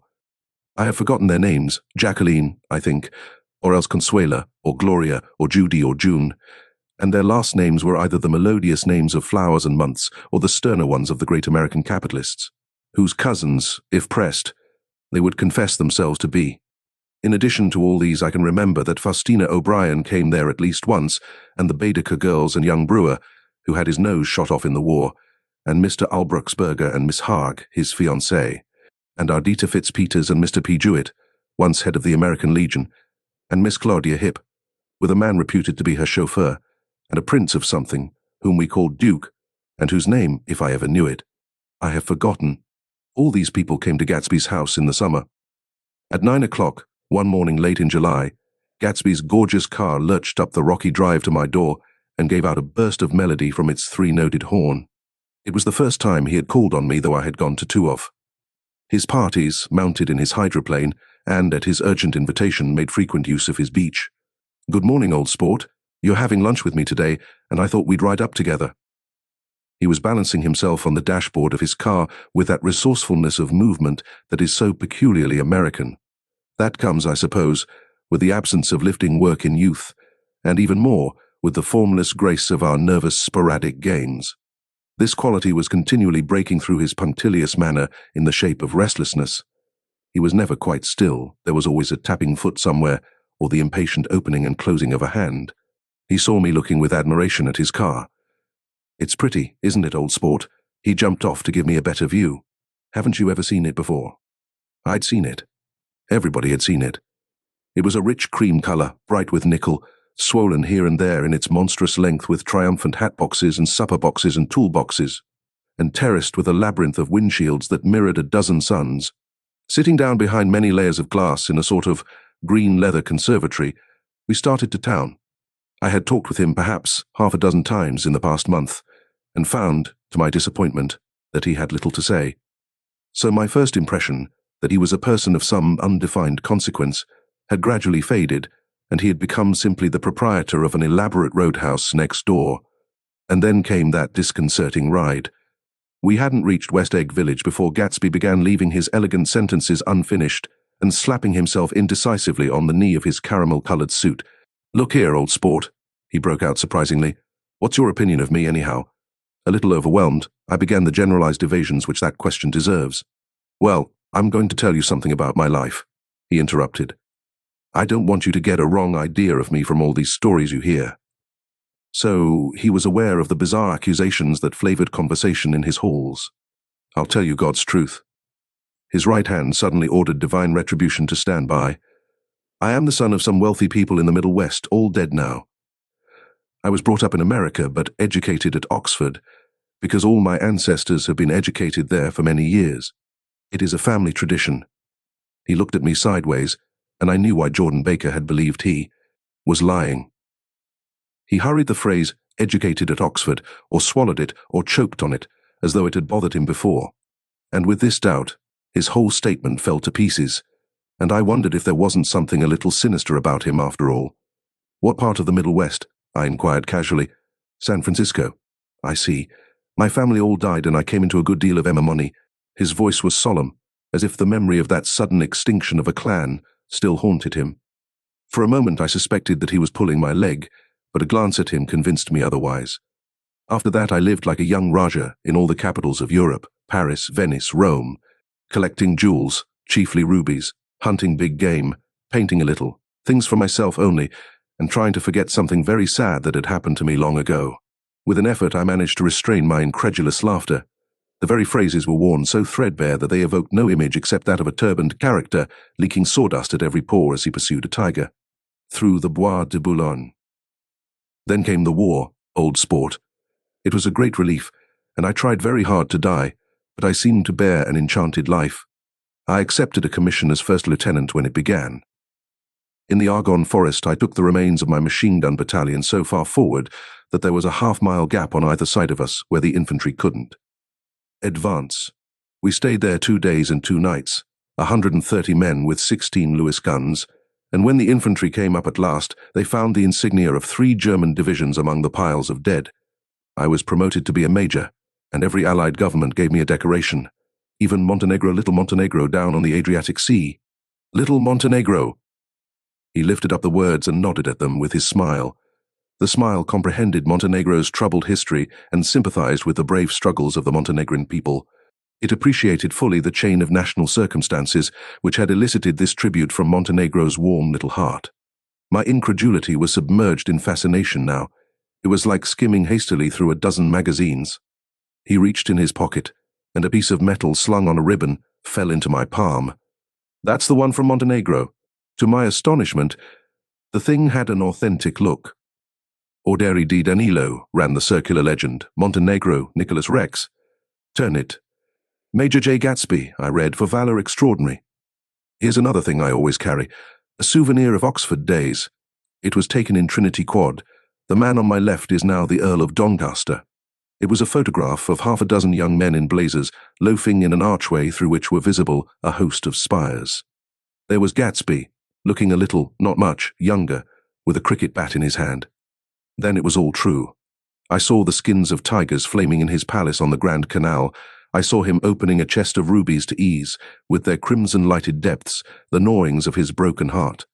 "I'm going to make a big request of you today," he said, pocketing his souvenirs with satisfaction. "So I thought you ought to know something about me. I didn't want you to think I was just some nobody. You see, I usually find myself among strangers because I drift here and there trying to forget the sad things that happened to me." He hesitated. "You'll hear about it this afternoon." "At lunch?" "No, this afternoon. I happen to find out that you're taking Miss Baker to tea." "Do you mean you're in love with Miss Baker?" "No, old sport, I'm not. But Miss Baker has kindly consented to speak to you about this matter." I hadn't the faintest idea what this matter was, but I was more annoyed than interested. I hadn't asked Jordan to tea in order to discuss Mr. Jay Gatsby. I was sure the request would be something utterly fantastic, and for a moment I was sorry I'd ever set foot upon his overpopulated lawn. He wouldn't say another word. His correctness grew on him as we neared the city. We passed Port Roosevelt, where there was a glimpse of red-belted ocean-going ships, and sped along a cobbled slum lined with the dark, undeserted saloons of the faded gilt 1900s. Then the Valley of Ashes opened out on both sides of us, and I had a glimpse of Mrs. Wilson straining at the garage pump with panting vitality as we went by. With fenders spread like wings, we scattered light through half Astoria, only half, for as we twisted among the pillars of the elevated, I heard the familiar jug-jug spat of a motorcycle, and a frantic policeman rode alongside. "All right, old sport," called Gatsby. We slowed down. Taking a white card from his wallet, he waved it before the man's eyes. "Right you are," agreed the policeman, tipping his cap. "Know you next time, Mr. Gatsby." "Excuse me, what was that?" I inquired. "The picture of Oxford. I was able to do the commissioner a favour once, and he sends me a Christmas card every year. Over the Great Bridge, with the sunlight through the girders making a constant flicker upon the moving cars. With the city rising up across the river in white heaps and sugar lumps, all built with a wish out of non-olfactory money. The city seen from the Queensborough Bridge is always the city seen for the first time, in its first wild promise of all the mystery and the beauty in the world. A dead man passed us in a hearse heaped with blooms, followed by 2 carriages with drawn blinds, and by more cheerful carriages for friends. The friends looked out at us with the tragic eyes and short upper lips of southeastern Europe, and I was glad that the sight of Gatsby's splendid car was included in their sombre holiday. As we crossed Blackwell's Island, a limousine passed us, driven by a white chauffeur, in which sat 3 modish Negroes, 2 bucks and a girl. I laughed aloud as the yolks of their eyeballs rolled toward us in haughty rivalry. Anything can happen now that we've slid over this bridge, I thought. Anything at all. Even Gatsby could happen, without any particular wonder. Roaring noon. In a well-fanned 42nd Street cellar I met Gatsby for lunch. Blinking away the brightness of the street outside, my eyes picked him out obscurely in the anteroom, talking to another man. "Mr. Carraway, this is my friend, Mr. Wolfsheim." A small, flat-nosed Jew raised his large head and regarded me with 2 fine growths of hair which luxuriated in either nostril. After a moment I discovered his tiny eyes in the half-darkness. "So I took one look at him," said Mr. Wolfsheim, shaking my hand earnestly. "And what do you think I did?" "What?" I inquired politely. But evidently he was not addressing me, for he dropped my hand and covered Gatsby with his expressive nose. I handed the money to Catspaw and I said, "All right, Catspaw.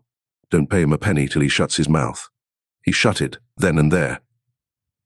Gatsby took an arm of each of us and moved forward into the restaurant, whereupon Mr. Wolfsheim swallowed a new sentence he was starting and lapsed into a somnambulatory abstraction. "Highballs?" asked the head waiter. "This is a nice restaurant here," said Mr. Wolfsheim, looking at the Presbyterian nymphs on the ceiling. "But I like across the street better." "Yes, highballs," agreed Gatsby, and then to Mr. Wolfsheim, "It's too hot over there." "Hot and small, yes," said Mr. Wolfsheim, "but full of memories." "What place is that?" I asked. "The old Metropole." "The old Metropole," brooded Mr. Wolfsheim gloomily. "Filled with faces dead and gone. Filled with friends gone now forever. I can't forget so long as I live the night they shot Rosie Rosenthal there. It was 6 of us at the table, and Rosie had eaten and drunk a lot all evening. When it was almost morning, the waiter came up to him with a funny look and says somebody wants to speak to him outside. "All right," says Rosie, and begins to get up, and I pulled him down in his chair. "Let the bastards come in here if they want you, Rosie. But don't you, so help me, move outside this room." It was 4 o'clock in the morning then, and if we'd have raised the blinds, we'd have seen daylight.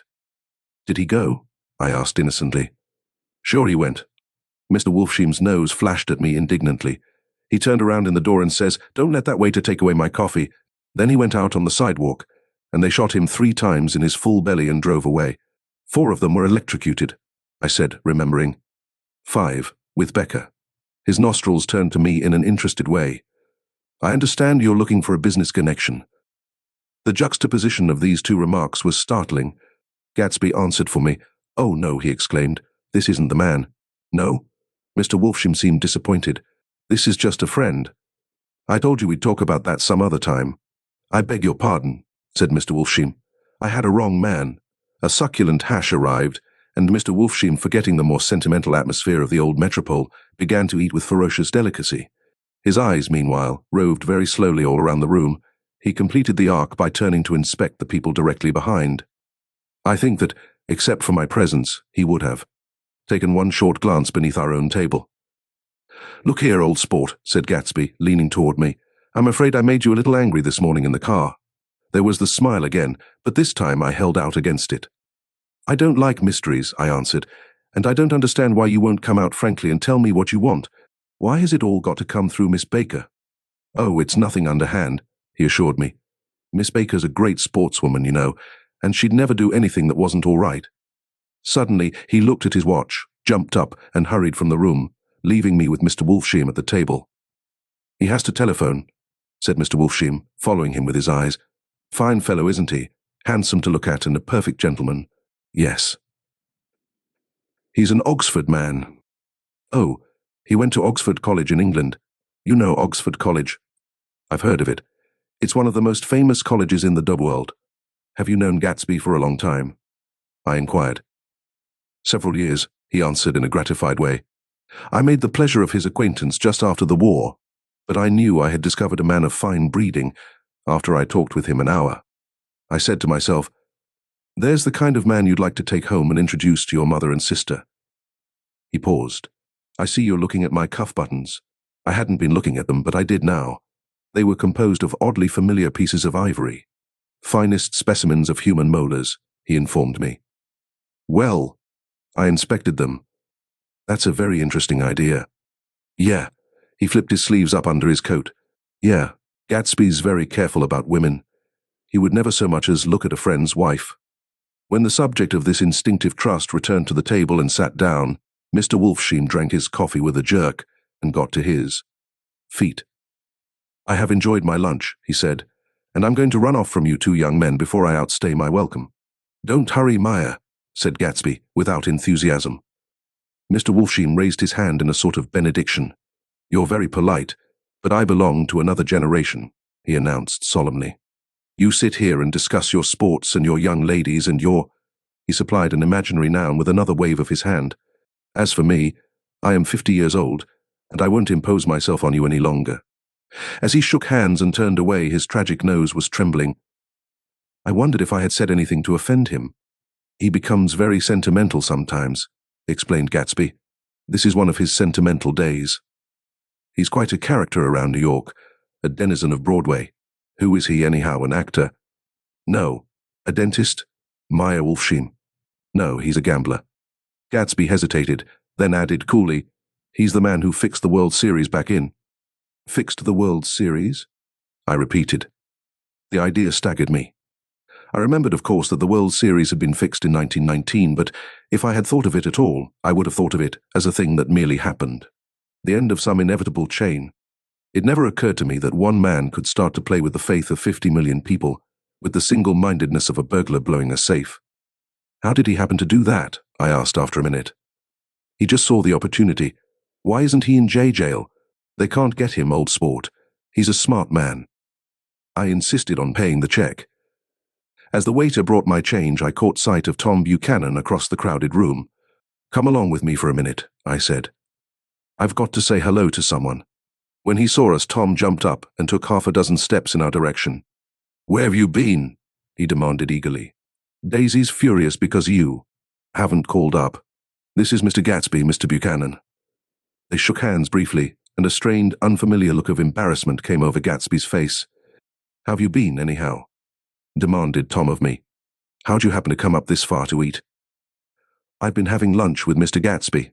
I turned toward Mr. Gatsby, but he was no longer there. "One October day in 1917. Said Jordan Baker that afternoon, sitting up very straight on a straight chair in the tea garden at the Plaza Hotel. I was walking along from one place to another, half on the sidewalks and half on the lawns. I was happier on the lawns because I had on shoes from England with rubber knobs on the soles that bit into the soft ground.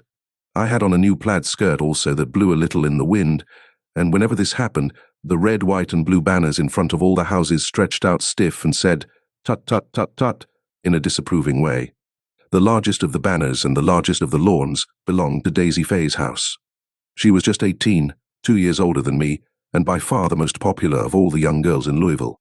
She dressed in white and had a little white roadster, and all day long the telephone rang in her house, and excited young officers from Camp Taylor demanded the privilege of monopolizing her that night. Anyways, for an hour. When I came opposite her house that morning, her white roadster was beside the curb, and she was sitting in it with a lieutenant I had never seen before. They were so engrossed in each other that she didn't see me until I was 5 feet away. "Hello, Jordan," she called unexpectedly. "Please come here." I was flattered that she wanted to speak to me. Because of all the older girls, I admired her most. She asked me if I was going to the Red Cross to make bandages. I was. Well then, would I tell them that she couldn't come that day? The officer looked at Daisy while she was speaking, in a way that every young girl wants to be looked at sometime, and because it seemed romantic to me, I have remembered the incident ever since. His name was Jay Gatsby, and I didn't lay eyes on him again for over 4 years. Even after I'd met him on Long Island, I didn't realize it was the same man. That was 1917. By the next year, I had a few beaux myself, and I began to play in tournaments, so I didn't see Daisy very often. She went with a slightly older crowd, when she went with anyone. At all. Wild rumors were circulating about her, how her mother had found her packing her bag one winter night to go to New York and say goodbye to a soldier who was going overseas. She was effectually prevented, but she wasn't on speaking terms with her family for several weeks after that. She didn't play around with the soldiers anymore, but only with a few flat-footed, short-sighted young men in town, who couldn't get into the army at all. By the next autumn she was gay again, gay as ever. She had a debut after the armistice, and in February she was presumably engaged to a man from New Orleans. In June she married Tom Buchanan of Chicago, with more pomp and circumstance than Louisville ever knew before.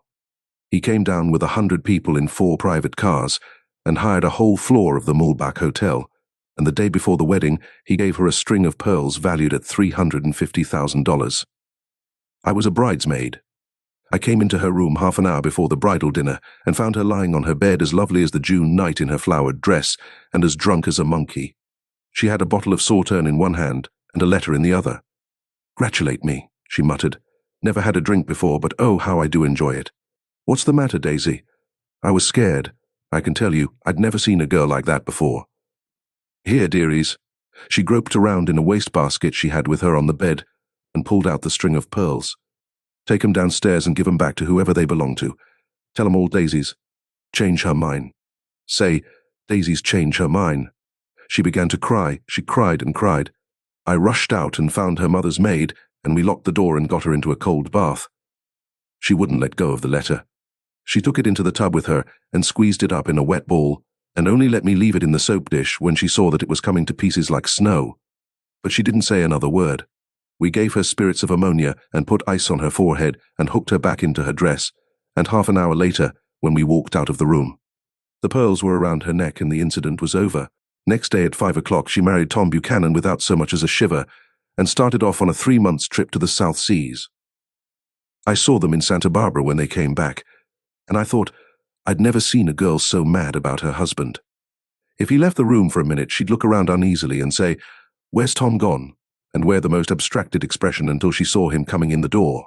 She used to sit on the sand with his head in her lap by the hour, rubbing her fingers over his eyes and looking at him with unfathomable delight. It was touching to see them together. It made you laugh in a hushed, fascinated way. That was in August. A week after I left Santa Barbara, Tom ran into a wagon on the Ventura Road one night and ripped a front wheel off his car. The girl who was with him got into the papers too, because her arm was broken. She was one of the chambermaids in the Santa Barbara Hotel. The next April, Daisy had her little girl, and they went to France for a year. I saw them one spring in Cannes, and later in Deauville, and then they came back to Chicago to settle down. Daisy was popular in Chicago, as you know. They moved with a fast crowd, all of them young and rich and wild, but she came out with an absolutely perfect reputation. Perhaps because she doesn't drink. It's a great advantage not to drink among hard-drinking people. You can hold your tongue, and, moreover, you can time any little irregularity of your own, so that everybody else is so blind that they don't see or care. Perhaps Daisy never went in for amour at all, and yet there's something in that voice of hers. Well, about 6 weeks ago she heard the name Gatsby for the first time in years. It was when I asked you, do you remember, if you knew Gatsby in West Egg. After you had gone home, she came into my room and woke me up, and said, "What Gatsby?" And when I described him, I was half asleep. She said in the strangest voice that it must be the man she used to know. It wasn't until then that I connected this Gatsby with the officer in her white car. When Jordan Baker had finished telling all this, we had left the plaza for half an hour and were driving in a Victoria through Central Park. The sun had gone down behind the tall apartments of the movie stars in the West 50s, and the clear voices of children, already gathered like crickets on the grass, rose through the hot twilight. "I'm the Sheik of Araby. Your love belongs to me. At night when you're asleep into your tent I'll creep." "It was a strange coincidence," I said.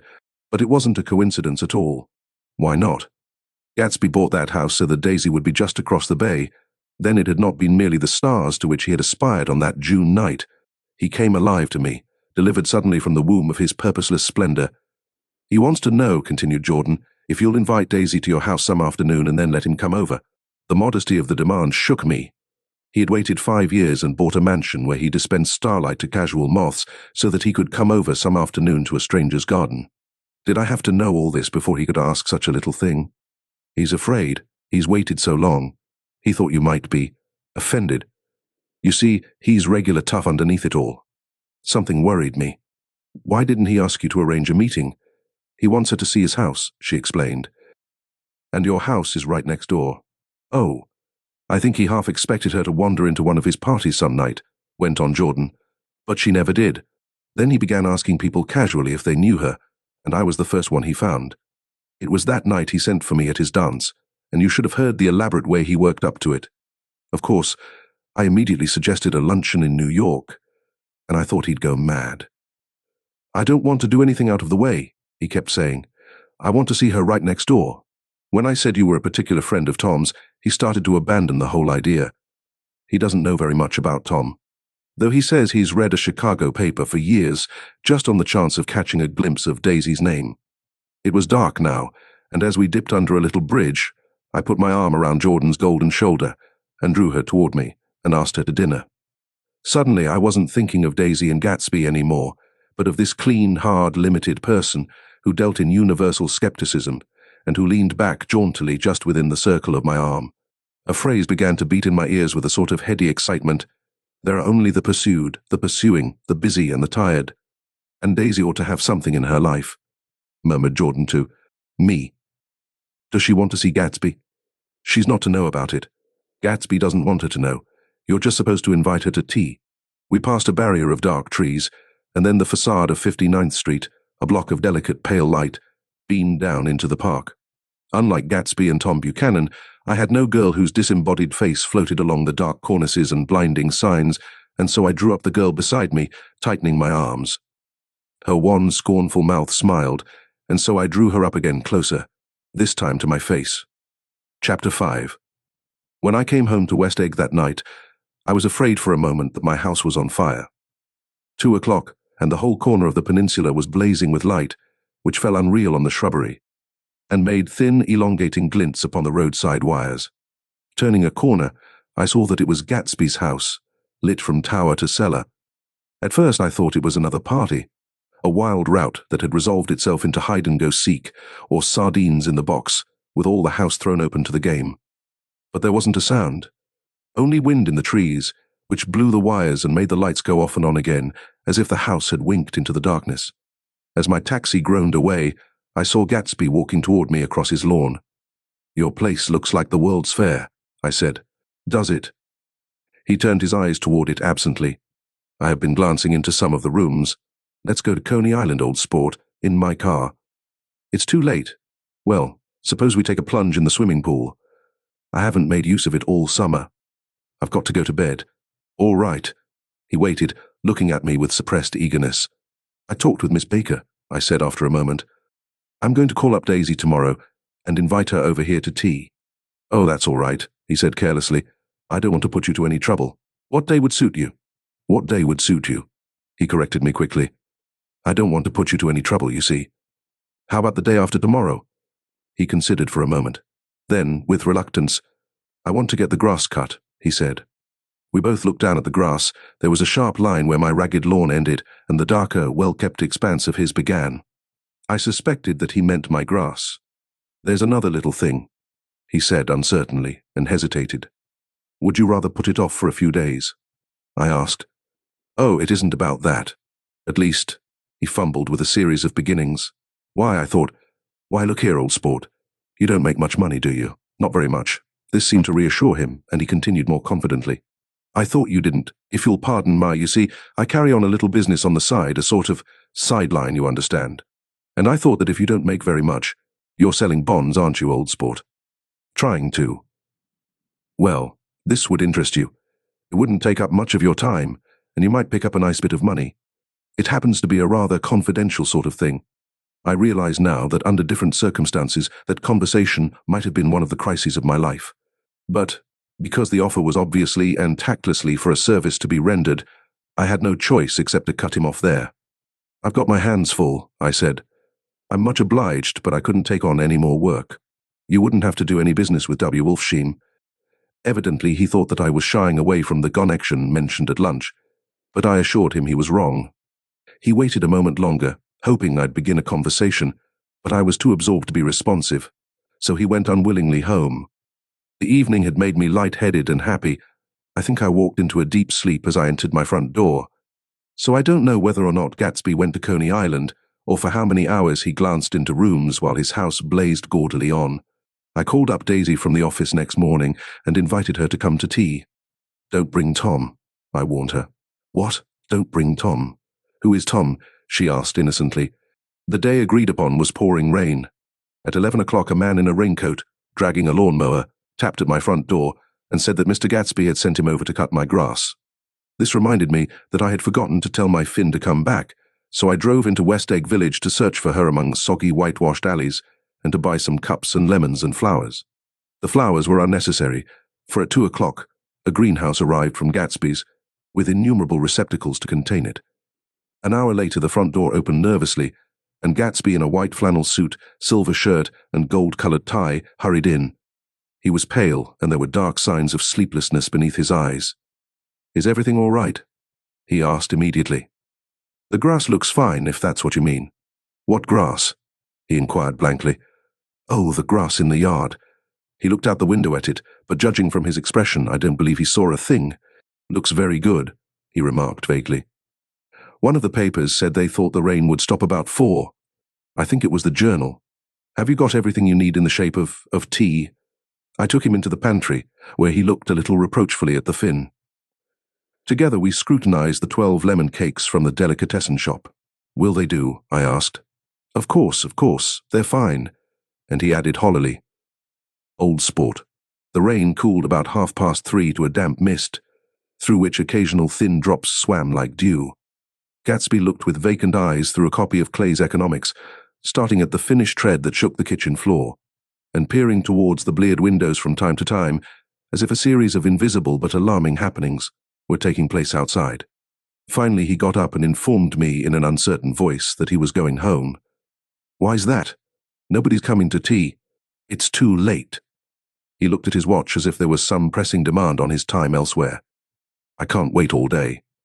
"Don't be silly, it's just 2 minutes to F4. He sat down miserably as if I had pushed him, and simultaneously there was the sound of a motor turning into my lane. We both jumped up, and, a little harrowed myself, I went out into the yard. Under the dripping bare lilac trees, a large open car was coming up the drive. It stopped. Daisy's face, tipped sideways beneath a 3-cornered lavender hat, looked out at me with a bright, ecstatic smile. "Is this absolutely where you live, my dearest one?" The exhilarating ripple of her voice was a wild tonic in the rain. I had to follow the sound of it for a moment, up and down, with my ear alone, before any words came through. A damp streak of hair lay like a dash of blue paint across her cheek, and her hand was wet with glistening drops as I took it to help her from the car. "Are you in love with me?" she said low in my ear. "Or why did I have to come alone? That's the secret of Castle Rackrent. Tell your chauffeur to go far away and spend an hour. Come back in an hour, Ferdy." Then in a grave murmur, "His name is Ferdy. Does the gasoline affect his nose?" "I don't think so," she said innocently. "Why?" We went in. To my overwhelming surprise, the living room was deserted. "Well, that's funny," I exclaimed. "What's funny?" She turned her head, as there was a light, dignified knocking at the front door. I went out and opened it. Gatsby, pale as death, with his hands plunged like weights in his coat pockets, was standing in a puddle of water, glaring tragically into my eyes. With his hands still in his coat pockets, he stalked by me into the hall, turned sharply as if he were on a wire, and disappeared into the living room. It wasn't a bit funny. Aware of the loud beating of my own heart, I pulled the door to against the increasing rain. For half a minute, there wasn't a sound. Then from the living room, I heard a sort of choking murmur and part of a laugh, followed by Daisy's voice on a clear artificial note. "I certainly am awfully glad to see you again." A pause. It endured horribly. I had nothing to do in the hall, so I went into the room. Gatsby, his hands still in his pockets, was reclining against the mantelpiece in a strained counterfeit of perfect ease, even of boredom. His head leaned back so far that it rested against the face of a defunct mantelpiece clock, and from this position his distraught eyes stared down at Daisy, who was sitting, frightened but graceful, on the edge of a stiff chair. "We've met before," muttered Gatsby. His eyes glanced momentarily at me, and his lips parted with an abortive attempt at a laugh. Luckily, the clock took this moment to tilt dangerously at the pressure of his head, whereupon he turned and caught it with trembling fingers and set it back in place. Then he sat down, rigidly, his elbow on the arm of the sofa and his chin in his hand. "I'm sorry about the clock," he said. My own face had now assumed a deep tropical burn. I couldn't muster up a single commonplace out of the 1,000 in my head. "It's an old clock," I told them idiotically. I think we all believed for a moment that it had smashed in pieces on the floor. "We haven't met for many years," said Daisy, her voice as matter-of-fact as it could ever be. 5 years next November." The automatic quality of Gatsby's answer set us all back at least another minute. I had them both on their feet with the desperate suggestion that they help me make tea in the kitchen when the demoniac Finn brought it in on a tray. Amid the welcome confusion of cups and cakes, a certain physical decency established itself. Gatsby got himself into a shadow and, while Daisy and I talked, looked conscientiously from one to the other of us with tense, unhappy eyes. However, as calmness wasn't an end in itself, I made an excuse at the first possible moment and got to my feet. "Where are you going?" demanded Gatsby in immediate alarm. "I'll be back. I've got to speak to you about something before you go." He followed me wildly into the kitchen, closed the door and whispered, "Oh God," in a miserable way. "What's the matter?" "This is a terrible mistake," he said, shaking his head from side to side. "A terrible, terrible mistake. You're just embarrassed, that's all." And luckily, I added, "Daisy's embarrassed too." "She's embarrassed?" he repeated incredulously. "Just as much as you are. Don't talk so loud." "You're acting like a little boy," I broke out impatiently. "Not only that, but you're rude. Daisy's sitting in there all alone." He raised his hand to stop my words, looked at me with unforgettable reproach, and, opening the door cautiously, went back into the other room. I walked out the back way just as Gatsby had when he had made his nervous circuit of the house half an hour before, and ran for a huge black knotted tree whose massed leaves made a fabric against the rain. Once more it was pouring, and my irregular lawn, well shaved by Gatsby's gardener, abounded in small muddy swamps and prehistoric marshes. There was nothing to look at from under the tree except Gatsby's enormous house, so I stared at it, like Kant at his church steeple, for half an hour. A brewer had built it early in the period craze a decade before, and there was a story that he'd agreed to pay 5 years' taxes on all the neighbouring cottages if the owners would have their roofs thatched with straw. Perhaps their refusal took the heart out of his plan to found a family. He went into an immediate decline. His children sold his house with the black wreath still on the door. Americans, while willing, even eager, to be serfs, have always been obstinate about being peasantry. After half an hour, the sun shone again, and the grocer's automobile rounded Gatsby's drive with the raw material for his servants' dinner. I felt sure he wouldn't eat a spoonful. A maid began opening the upper windows of his house, appeared momentarily in each, and leaning from the large central bay, spat meditatively into the garden. It was time I went back. While the rain continued, it had seemed like the murmur of their voices, rising and swelling a little now and then with gusts of emotion. But in the new silence, I felt that silence had fallen within the house too. I went in, after making every possible noise in the kitchen, short of pushing over the stove, but I don't believe they heard a sound. They were sitting at either end of the couch, looking at each other as if some question had been asked or was in the air, and every vestige of embarrassment was gone. Daisy's face was smeared with tears, and when I came in she jumped up and began wiping at it with her handkerchief before a mirror. But there was a change in Gatsby that was simply confounding. He literally glowed, without a word or a gesture of exultation. A new well-being radiated from him and filled the little room. "Oh, hello, old sport," he said as if he hadn't seen me for years. I thought for a moment he was going to shake hands. "It's stopped raining. Has IIT?" When he realized what I was talking about, that there were twinkle bells of sunshine in the room, he smiled like a weatherman, like an ecstatic patron of recurrent light, and repeated the news to Daisy. "What do you think of that? It's stopped raining. I'm glad, JJ." Her throat, full of aching, grieving beauty, told only of her unexpected joy. "I want you and Daisy to come over to my house," he said. I'd like to show her around. You're sure you want me to come? Absolutely, old sport. Daisy went upstairs to wash her face, too late, I thought, with humiliation of my towels, while Gatsby and I waited on the lawn. My house looks well, doesn't it? He demanded. See how the whole front of it catches the light? I agreed that it was splendid. Yes. His eyes went over it, every arched door and square tower. It took me just 3 years to earn the money that bought it. I thought you inherited your Emma money. I did, old sport, he said automatically. But I lost most of it in the big panic, the panic of the war. I think he hardly knew what he was saying, for when I asked him what business he was in, he answered, "That's my affair," before he realized that it wasn't an appropriate reply. Oh, I've been in several things, he corrected himself. I was in the drug business, and then I was in the oil business. But I'm not in either one now. He looked at me with more attention. Do you mean you've been thinking over what I proposed the other night? Before I could answer, Daisy came out of the house, and 2 rows of brass buttons on her dress gleamed in the sunlight. That huge place there? She cried, pointing. Do you like it? I love it, but I don't see how you live there all alone. I keep it always full of interesting people, night and day. People who do interesting things. Celebrated people. Instead of taking the shortcut along the Sound, we went down to the road and entered by the big postern. With enchanting murmurs, Daisy admired this aspect, or that of the feudal silhouette against the sky, admired the gardens, the sparkling odour of jonquils and the frothy odour of hawthorn and plum blossoms, and the pale gold odour of kiss me at the gate. It was strange to reach the marble steps and find no stir of bright dresses in and out the door, and hear no sound but bird voices in the trees. And inside, as we wandered through Marie Antoinette music rooms and restoration salons, I felt that there were guests concealed behind every couch and table, under orders to be breathlessly silent until we had passed through. As Gatsby closed the door of the Merton College Library, I could have sworn I heard the owl-eyed man break into ghostly laughter.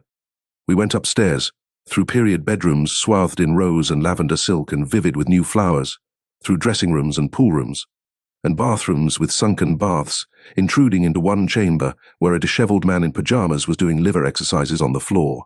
It was Mr. Klipspringer, the boarder. I had seen him wandering hungrily about the beach that morning.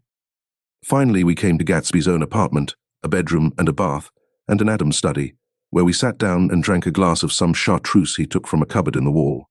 He hadn't once ceased looking at Daisy, and I think he revalued everything in his house according to the measure of response it drew from her well-loved eyes. Sometimes, too, he stared around at his possessions in a dazed way, as though in her actual and astounding presence none of it was any longer real. Once he nearly toppled down a flight of stairs. His bedroom was the simplest room of all, except where the dresser was garnished with a toilet set of pure, dull gold. Daisy took the brush with delight and smoothed her hair, whereupon Gatsby sat down and shaded his eyes and began to laugh. It's the funniest thing, old sport, he said hilariously. I can't when I try to. He had passed visibly through 2 states and was entering upon a third. After his embarrassment and his unreasoning joy, he was consumed with wonder at her presence. He had been full of the idea so long, dreamed it right through to the end, waited with his teeth set, so to speak, at an inconceivable pitch of intensity. Now, in the reaction, he was running down like an overwound clock. Recovering himself in a minute, he opened for us 2 hulking pattern cabinets which held his massed suits and dressing gowns and ties, and his shirts, piled like bricks in stacks a dozen high. I've got a man in England who buys me clothes. He sends over a selection of things at the beginning of each season, spring and fall. He took out a pile of shirts and began throwing them, one by one, before us, shirts of sheer linen and thick silk and fine flannel, which lost their folds as they fell and covered the table in many-coloured disarray. While we admired, he brought more, and the soft, rich heap mounted higher, shirts with stripes and scrolls and plaids in coral and apple green and lavender and faint orange, with monograms of Indian blue. Suddenly, with a strange sound, Daisy bent her head into the shirts and began to cry stormily. "They're such beautiful shirts," she sobbed, her voice muffled in the thick folds. "It makes me sad because I've never seen such beautiful shirts before." After the house, we were to see the grounds and the swimming pool, and the hydroplane, and the midsummer flowers, but outside Gatsby's window it began to rain again, so we stood in a row, looking at the corrugated surface of the Sound. "If it wasn't for the mist, we could see your home across the bay," said Gatsby. "You always have a green light that burns all night at the end of your dock." Daisy put her arm through his abruptly, but he seemed absorbed in what he had just said. Possibly it had occurred to him that the colossal significance of that light had now vanished forever. Compared to the great distance that had separated him from Daisy, it had seemed very near to her, almost touching her. It had seemed as close as a star to the moon. Now it was again a green light on a dock. His count of enchanted objects had diminished by one. I began to walk about the room, examining various indefinite objects. In the half-darkness, a large photograph of an elderly man in yachting costume attracted me, hung on the wall over his desk. "Who's this?" That's Mr. Dan Cody, old sport." The name sounded faintly familiar. "He's dead now. He used to be my best friend years ago." There was a small picture of Gatsby, also in yachting costume. On the bureau, Gatsby with his head thrown back defiantly, taken apparently when he was about 18. "I adore it," exclaimed Daisy. "The pompadour. You never told me you had a pompadour or a yacht." "Look at this," said Gatsby quickly. "Here's a lot of clippings about you." They stood side by side examining it. I was going to ask to see the rubies when the phone rang, and Gatsby took up the receiver. "Yes." "Well, I can't talk now. I can't talk now, old sport. I said a small town. He must know what a small town is. Well, he's no use to us if Detroit is his idea of a small town." He rang off. "Come here, quick," cried Daisy at the window. The rain was still falling, but the darkness had parted in the west, and there was a pink and golden billow of foamy clouds above the sea. "Look at that," she whispered. And then after a moment, "I'd like to just get one of those pink clouds and put you in it and push you around." I tried to go then, but they wouldn't hear of it. Perhaps my presence made them feel more satisfactorily alone. "I know what we'll do," said Gatsby. "We'll have Klipspringer play the piano." He went out of the room calling Ewing, and returned in a few minutes accompanied by an embarrassed, slightly worn young man, with shell-rimmed glasses and scanty blonde hair. He was now decently clothed in a sport shirt, open at the neck, sneakers and duck trousers of a nebulous hue. "Did we interrupt your exercise?" inquired Daisy politely. "I was asleep," cried Mr. Klipspringer in a spasm of embarrassment. "That is, I'd been asleep. Then I got up." "Klipspringer plays the piano," said Gatsby, cutting him off. "Don't. You Ewing, old sport." "I don't play well. I don't hardly play at all. I'm all out of prac." "We'll go downstairs," interrupted Gatsby. He flipped a switch. The grey windows disappeared as the house glowed full of light. In the music room, Gatsby turned on a solitary lamp beside the piano. He lit Daisy's cigarette from a trembling match and sat down with her on a couch far across the room, where there was no light save what the gleaming floor bounced in from the hall. When Klipspringer had played The Love Nest, he turned around on the bench and searched unhappily for Gatsby in the gloom. "I'm all out of practice, you see. I told you I couldn't play. I'm all out of prac." "Don't talk so much, old sport," commanded Gatsby. "Play. In the morning, in the evening, ain't we got fun?" Outside the wind was loud and there was a faint flow of thunder along the sound. All the lights were going on in West Egg now. The electric trains, men carrying, were plunging home through the rain from New York. It was the hour of a profound human change, and excitement was generating on the air. One thing's sure and nothing's surer: the rich get richer and the poor get children. In the meantime, in between time. As I went over to say goodbye, I saw that the expression of bewilderment had come back into Gatsby's face, as though a faint doubt had occurred to him as to the quality of his present happiness. Almost 5 years. There must have been moments even that afternoon when Daisy tumbled short of his dreams, not through her own fault, but because of the colossal vitality of his illusion. It had gone beyond her, beyond everything. He had thrown himself into it with a creative passion, adding to it all the time, decking it out with every bright feather that drifted his way. No amount of fire or freshness can challenge what a man can store up in his ghostly heart. As I watched him, he adjusted himself a little, visibly. His hand took hold of hers, and as she said something low in his ear, he turned toward her with a rush of emotion. I think that voice held him most, with its fluctuating, feverish warmth, because it couldn't be overdreamed. That voice was a deathless song. They had forgotten me, but Daisy glanced up and held out her hand. Gatsby didn't know me now at all. I looked once more at them, and they looked back at me, remotely, possessed by intense life. Then I went out of the room, down the marble steps into the rain, leaving them there together. Chapter 6. About this time, an ambitious young reporter from New York arrived one morning at Gatsby's door and asked him if he had anything to say. "Anything to say about what?" inquired Gatsby politely.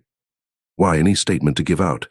It transpired after a confused 5 minutes that the man had heard Gatsby's name around his office in a connection which he either wouldn't reveal or didn't fully understand. This was his day off, and with laudable initiative he had hurried out to see. It was a random shot, and yet the reporter's instinct was right. Gatsby's notoriety, spread about by the hundreds who had accepted his hospitality and so become authorities upon his past, had increased all summer, until he fell just short of being news. Contemporary legends such as the underground pipeline to Canada attached themselves to him, and there was one persistent story that he didn't live in a house at all, but in a boat that looked like a house and was moved secretly up and down the Long Island shore. Just why these inventions were a source of satisfaction to James Gatz of North Dakota isn't easy to say. James Gatz, that was really, or at least legally, his name. He had changed it at the age of 17, and at the specific moment that witnessed the beginning of his career, when he saw Dan Cody's yacht drop anchor over the most insidious flat on Lake Superior. It was James Gatz who had been loafing along the beach that afternoon in a torn green jersey and a pair of canvas pants, but it was already Jay Gatsby who borrowed a rowboat, pulled out to the Tuolumne, and informed Cody that a wind might catch him and break him up in half an hour. I suppose he'd had the name ready for a long time, even then. His parents were shiftless and unsuccessful farm people. His imagination had never really accepted them as his parents at all. The truth was that Jay Gatsby of West Egg, Long Island, sprang from his platonic conception of himself. He was a son of God, a phrase which, if it means anything, means just that, and he must be about his father's business, the service of a vast, vulgar, and meretricious beauty. So he invented just the sort of Jay Gatsby that a 17-year-old boy would be likely to invent, and to this conception he was faithful to the end. For over a year he had been beating his way along the south shore of Lake Superior as a clam digger and a salmon fisher, or in any other capacity that brought him food and bed. His brown, hardening body lived naturally through the half-fierce, half-lazy work of the bracing days. He knew women early, and since they spoiled him he became contemptuous of them, of young virgins because they were ignorant, of the others because they were hysterical about things which in his overwhelming self-absorption he took for granted. But his heart was in a constant turbulent riot. The most grotesque and fantastic conceits haunted him in his bed at night. A universe of ineffable gaudiness spun itself out in his brain, while the clock ticked on the washstand, and the moon soaked with wet light his tangled clothes upon the floor. Each night he added to the pattern of his fancies until drowsiness closed down upon some vivid scene with an oblivious embrace. For a while these reveries provided an outlet for his imagination. They were a satisfactory hint of the unreality of reality, a promise that the rock of the world was founded securely on a fairy's wing. An instinct toward his future glory had led him, some months before, to the small Lutheran college of St. Olaf's in southern Minnesota. He stayed there 2 weeks, dismayed at its ferocious indifference to the drums of his destiny, to destiny itself, and despising the janitor's work with which he was to pay his way through.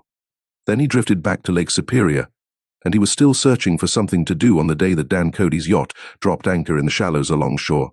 Cody was 50 years old then, a product of the Nevada silver fields, of the Yukon, of every rush for metal since '75. The transactions in Montana copper that made him many times a millionaire found him physically robust but on the verge of soft-mindedness, and suspecting this, an infinite number of women tried to separate him from his money.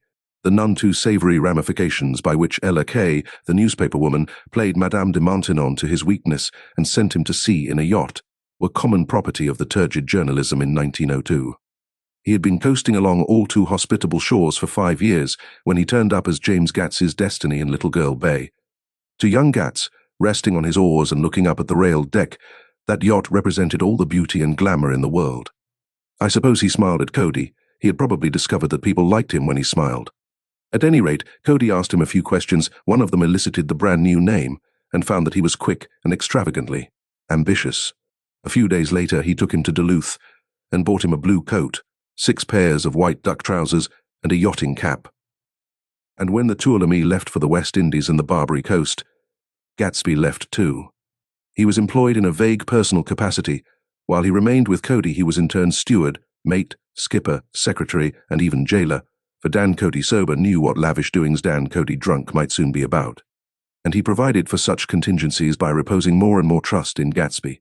The arrangement lasted 5 years, during which the boat went 3 times around the continent. It might have lasted indefinitely, except for the fact that Ella Kay came on board one night in Boston, and a week later Dan Cody inhospitably died. I remember the portrait of him up in Gatsby's bedroom, a grey, florid man with a hard, empty face, the pioneer debauchee, who during one phase of American life brought back to the eastern seaboard the savage violence of the frontier brothel and saloon. It was indirectly due to Cody that Gatsby drank so little. Sometimes in the course of gay parties, women used to rub champagne into his hair. For himself, he formed the habit of letting liquor alone. And it was from Cody that he inherited money, a legacy of $25,000. He didn't get it. He never understood the legal device that was used against him, but what remained of the millions went intact to Ella Kay. He was left with his singularly appropriate education. The vague contour of Jay Gatsby had filled out to the substantiality of a man. He told me all this very much later, but I put it down here with the idea of exploding those first wild rumors about his antecedents, which weren't even faintly true.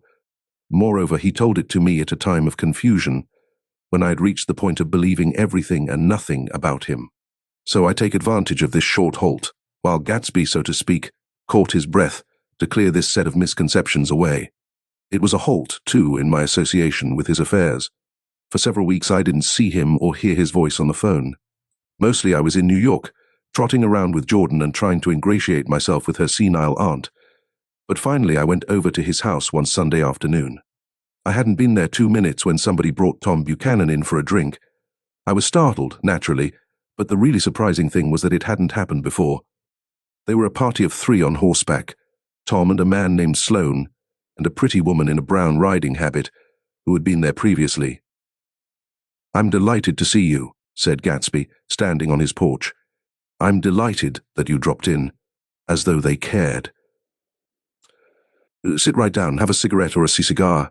He walked around the room quickly, ringing bells. "I'll have something to drink for you in just a minute."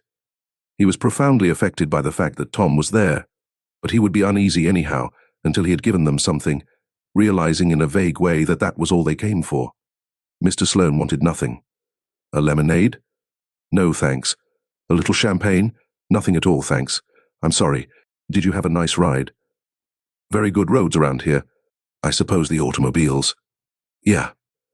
Moved by an irresistible impulse, Gatsby turned to Tom, who had accepted the introduction as a stranger. "I believe we've met somewhere before, Mr. Buchanan." "Oh, yes," said Tom, gruffly polite, but obviously not remembering. "So we did. I remember very well. About 2 weeks ago." "That's right. You were with Nick here. I know your wife," continued Gatsby, almost aggressively. "That's so." Tom turned to me. "You live near here, Nick?" "Next door." "That so?" Mr. Sloane didn't enter into the conversation but lounged back haughtily in his chair. The woman said nothing either, until unexpectedly, after 2 highballs, she became cordial.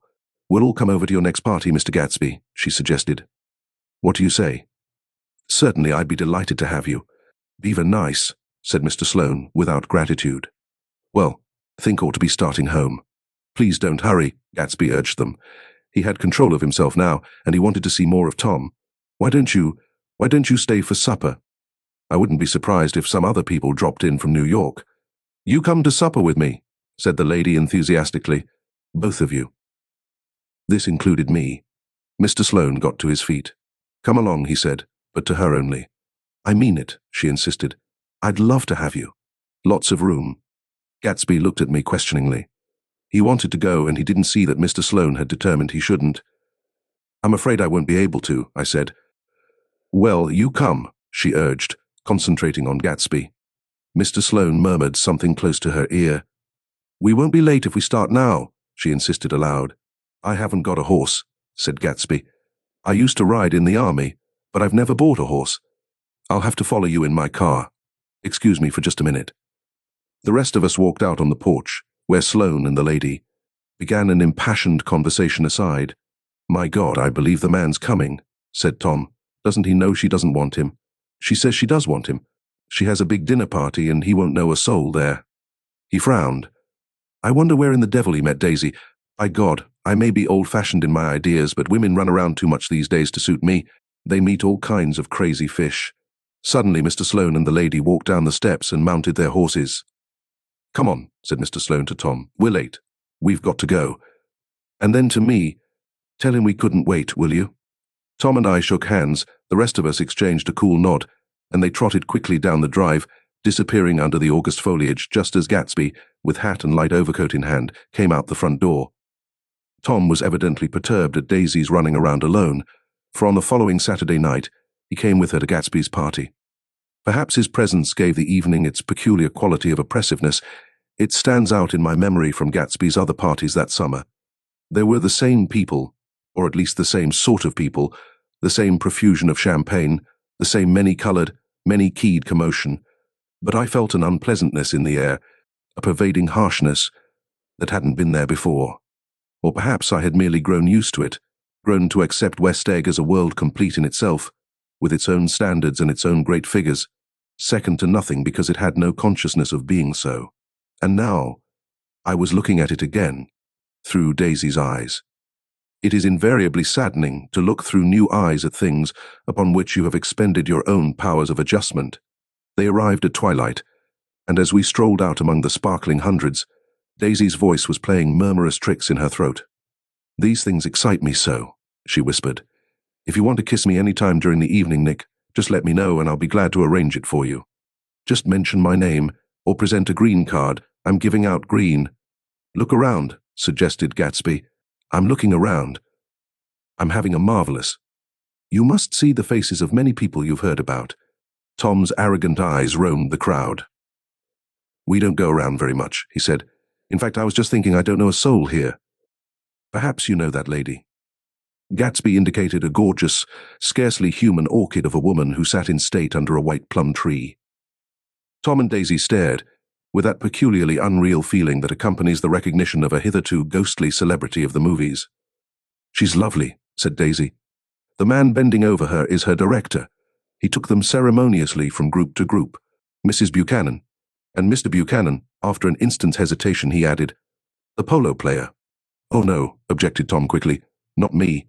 But evidently the sound of it pleased Gatsby, for Tom remained the polo player for the rest of the evening. "I've never met so many celebrities," Daisy exclaimed. "I like that. Man, what was his name?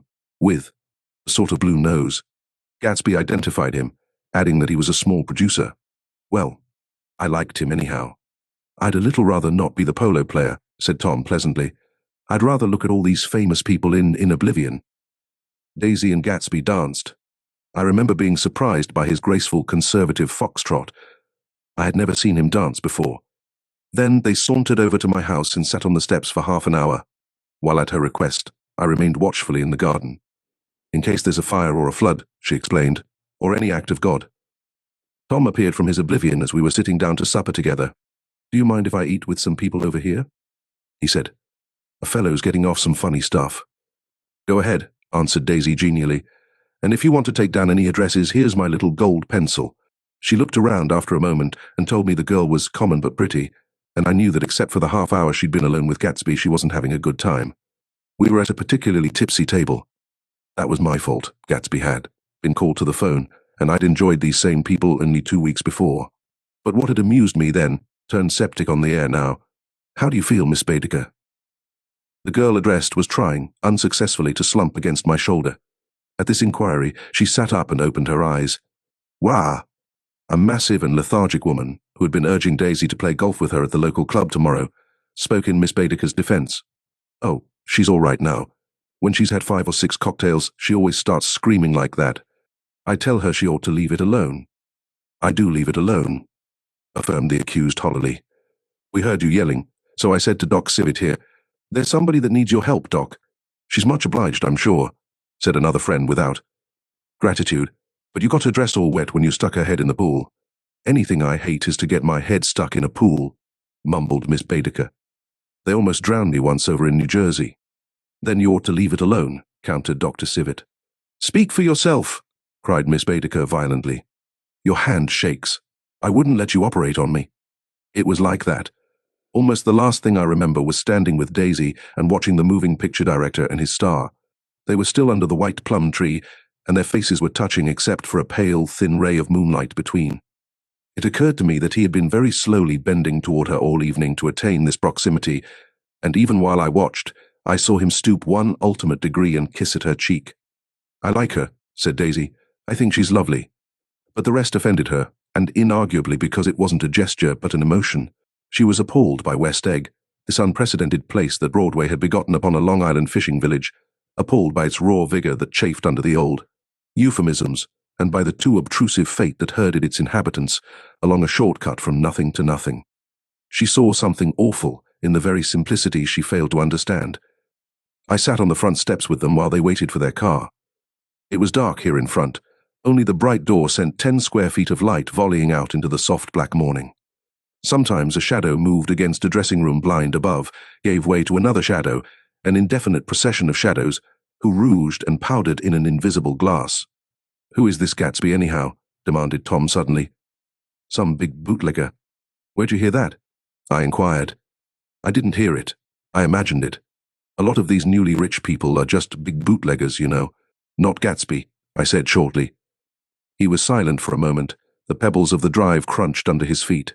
Well, he certainly must have strained himself to get this menagerie together. A breeze stirred the grey haze of Daisy's fur collar. "At least they are more interesting than the people we know," she said with an effort. "You didn't look so interested." "Well, I was." Tom laughed and turned to me. "Did you notice Daisy's face when that girl asked her to put her under a cold shower?" Daisy began to sing with the music in a husky, rhythmic whisper, bringing out a meaning in each word that it had never had before and would never have again. When the melody rose, her voice broke up, sweetly, following it, in a way contralto voices have, and each change tipped out a little of her warm human magic upon the air. "Lots of people come who haven't been invited," she said, suddenly. That girl hadn't been invited. They simply forced their way in, and he's too polite to object. "I'd like to know who he is and what he does," insisted Tom. "And I think I'll make a point of finding out." "I can tell you right now," she answered. "He owns some drugstores, a lot of drugstores. He built them up himself." The dilatory limousine came rolling up the drive. "Good night, Nick," said Daisy. Her glance left me and sought the lighted top of the steps, where, 3 o'clock in the morning, a neat, sad little waltz of that year was drifting out the open door. After all, in the very casualness of Gatsby's party, there were romantic possibilities totally absent from her world. What was it up there in the song that seemed to be calling her back inside? What would happen now in the dim, incalculable hours? Perhaps some unbelievable guest would arrive, a person infinitely rare and to be marveled at, some authentically radiant young girl who, with one fresh glance at Gatsby, one moment of magical encounter, would blot out those 5 years of unwavering devotion. I stayed late that night. Gatsby asked me to wait until he was free, and I lingered in the garden until the inevitable swimming party had run up, chilled and exalted, from the black beach. Until the lights were extinguished in the guest rooms overhead. When he came down the steps at last, the tanned skin was drawn unusually tight on his face, and his eyes were bright and tired. "She didn't like it," he said immediately. "Of course she did." "She didn't like it," he insisted. "She didn't have a good tea time." He was silent, and I guessed at his unutterable depression. "I feel far away from her," he said. "It's hard to make her understand." "You mean about the D-dance?" "The D-dance?" He dismissed all the dances he had given with a snap of his fingers. "Old sport. The dance is unimportant." He wanted nothing less of Daisy than that she should go to Tom and say, "I never loved you." After she had obliterated 4 years with that sentence, they could decide upon the more practical measures to be taken. One of them was that, after she was free, they were to go back to Louisville and be married from her house, just as if it were 5 years ago. "And she doesn't understand," he said. "She used to be able to understand. We'd sit for hours."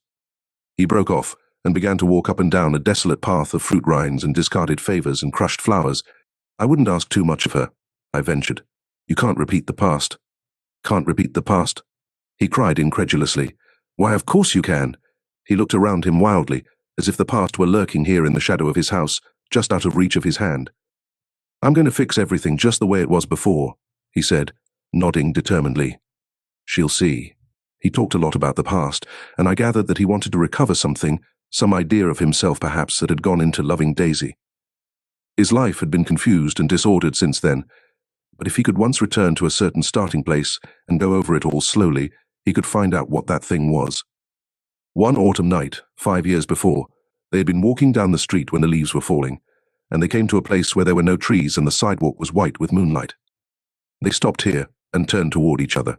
Now it was a cool night with that mysterious excitement in it which comes at the two changes of the year.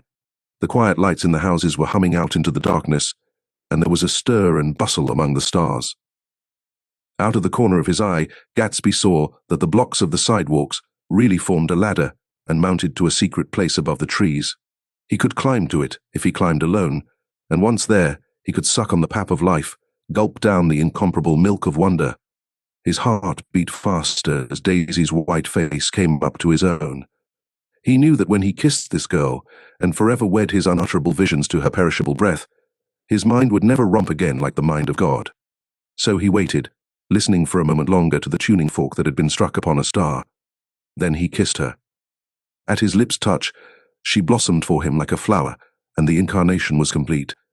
Through all he said, even through his appalling sentimentality, I was reminded of something, an elusive rhythm, a fragment of lost words that I had heard somewhere a long time ago. For a moment, a phrase tried to take shape in my mouth, and my lips parted like a dumb man's, as though there was more struggling upon them than a wisp of startled air. But they made no sound, and what I had almost remembered was uncommunicable forever. Chapter 7. It was when curiosity about Gatsby was at its highest that the lights in his house failed to go on one Saturday night, and, as obscurely as it had begun, his career as Tremalchio was over. Only gradually did I become aware that the automobiles which turned expectantly into his drive stayed for just a minute and then drove sulkily away. Wondering if he was sick, I went over to find out. An unfamiliar butler with a villainous face squinted at me suspiciously from the door. "Is Mr. Gatsby sick?" "Nope." After a pause, he added "sir" in a dilatory, grudging way. I hadn't seen him around, and I was rather worried. "Tell him Mr. Carraway came over." "Who?" he demanded rudely. "Carraway." "Carraway? All right, I'll tell him." Abruptly he slammed the door. My Finn informed me that Gatsby had dismissed every servant in his house a week ago and replaced them with half a dozen others, who never went into West Egg Village to be bribed by the tradesmen, but ordered moderate supplies over the telephone. The grocery boy reported that the kitchen looked like a pigsty, and the general opinion in the village was that the new people weren't servants at all. Next day Gatsby called me on the phone. "Going away?" I inquired. "No, old sport. I hear you fired all your servants. I wanted somebody who wouldn't gossip. Daisy comes over quite often in the afternoons." So the whole caravansary had fallen in like a card house at the disapproval in her eyes. "There's some people Wolfsheim wanted to do something for. They're all brothers and sisters. They used to run a small hotel." "I see." He was calling up at Daisy's request. Would I come to lunch at her house tomorrow? Miss Baker would be there. Half an hour later, Daisy herself telephoned and seemed relieved to find that I was coming. Something was up, and yet I couldn't believe that they would choose this occasion for a scene, especially for the rather harrowing scene that Gatsby had outlined in the garden. The next day was broiling, almost the last, certainly the warmest, of the summer. As my train emerged from the tunnel into sunlight, only the hot whistles of the National Biscuit Company broke the simmering hush at noon. The straw seats of the car hovered on the edge of combustion. The woman next to me perspired delicately for a while into her white shirtwaist, and then, as her newspaper dampened under her fingers, lapsed despairingly into deep heat with a desolate cry. Her pocketbook slapped to the floor. "Oh my!" she gasped. I picked it up with a weary bend and handed it back to her, holding it at arm's length and by the extreme tip of the corners to indicate that I had no designs upon it, but everyone nearby, including the woman, suspected me just the same. "Hot," said the conductor to familiar faces. "Some weather. Hot, hot, hot. Is it hot enough for you? Is it hot? Is it?" My commutation ticket came back to me with a dark stain from his hand. That anyone should care in this heat whose flushed lips he kissed, whose head made damp the pajama pocket over his heart. Through the hall of the Buchanans' house blew a faint wind, carrying the sound of the telephone bell out to Gatsby and me as we waited at the door. "The master's body," roared the butler into the mouthpiece. "I'm sorry, madam, but we can't furnish it. It's far too hot to touch this noon." What he really said was, "Yes, yes, I'll see." He set down the receiver and came toward us, glistening slightly, to take our stiff straw hats. "Madame expects you in the salon," he cried, needlessly indicating the direction. In this heat, every extra gesture was an affront to the common store of life. The room, shadowed well with awnings, was dark and cool. Daisy and Jordan lay upon an enormous couch, like silver idols weighing down their own white dresses against the singing breeze of the fans. We can't move, they said together. Jordan's fingers, powdered white over their tan, rested for a moment in mine. And Mr. Thomas Buchanan, the athlete? I inquired.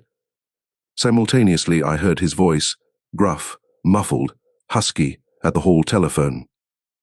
Gatsby stood in the center of the crimson carpet and gazed around with fascinated eyes. Daisy watched him and laughed, her sweet, exciting laugh. A tiny gust of powder rose from her bosom into the air. The rumor is, whispered Jordan, that's Tom's girl on the telephone. We were silent.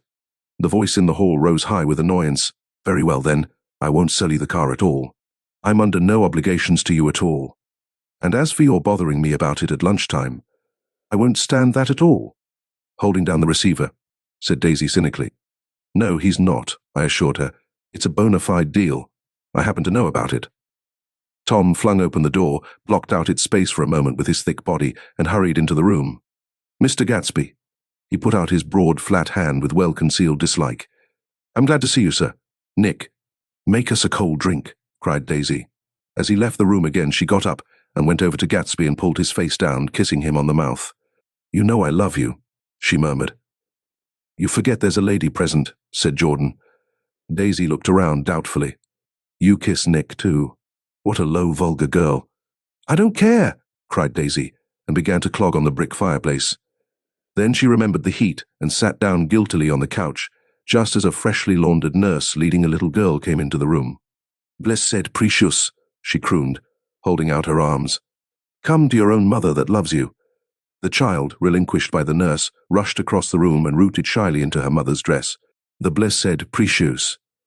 Did mother get powder on your old yellowy hair? Stand up now and say how-de-do. Gatsby and I in turn leaned down and took the small, reluctant hand. Afterward, he kept looking at the child with surprise.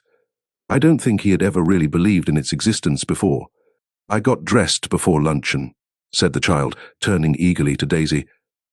That's because your mother wanted to show you off.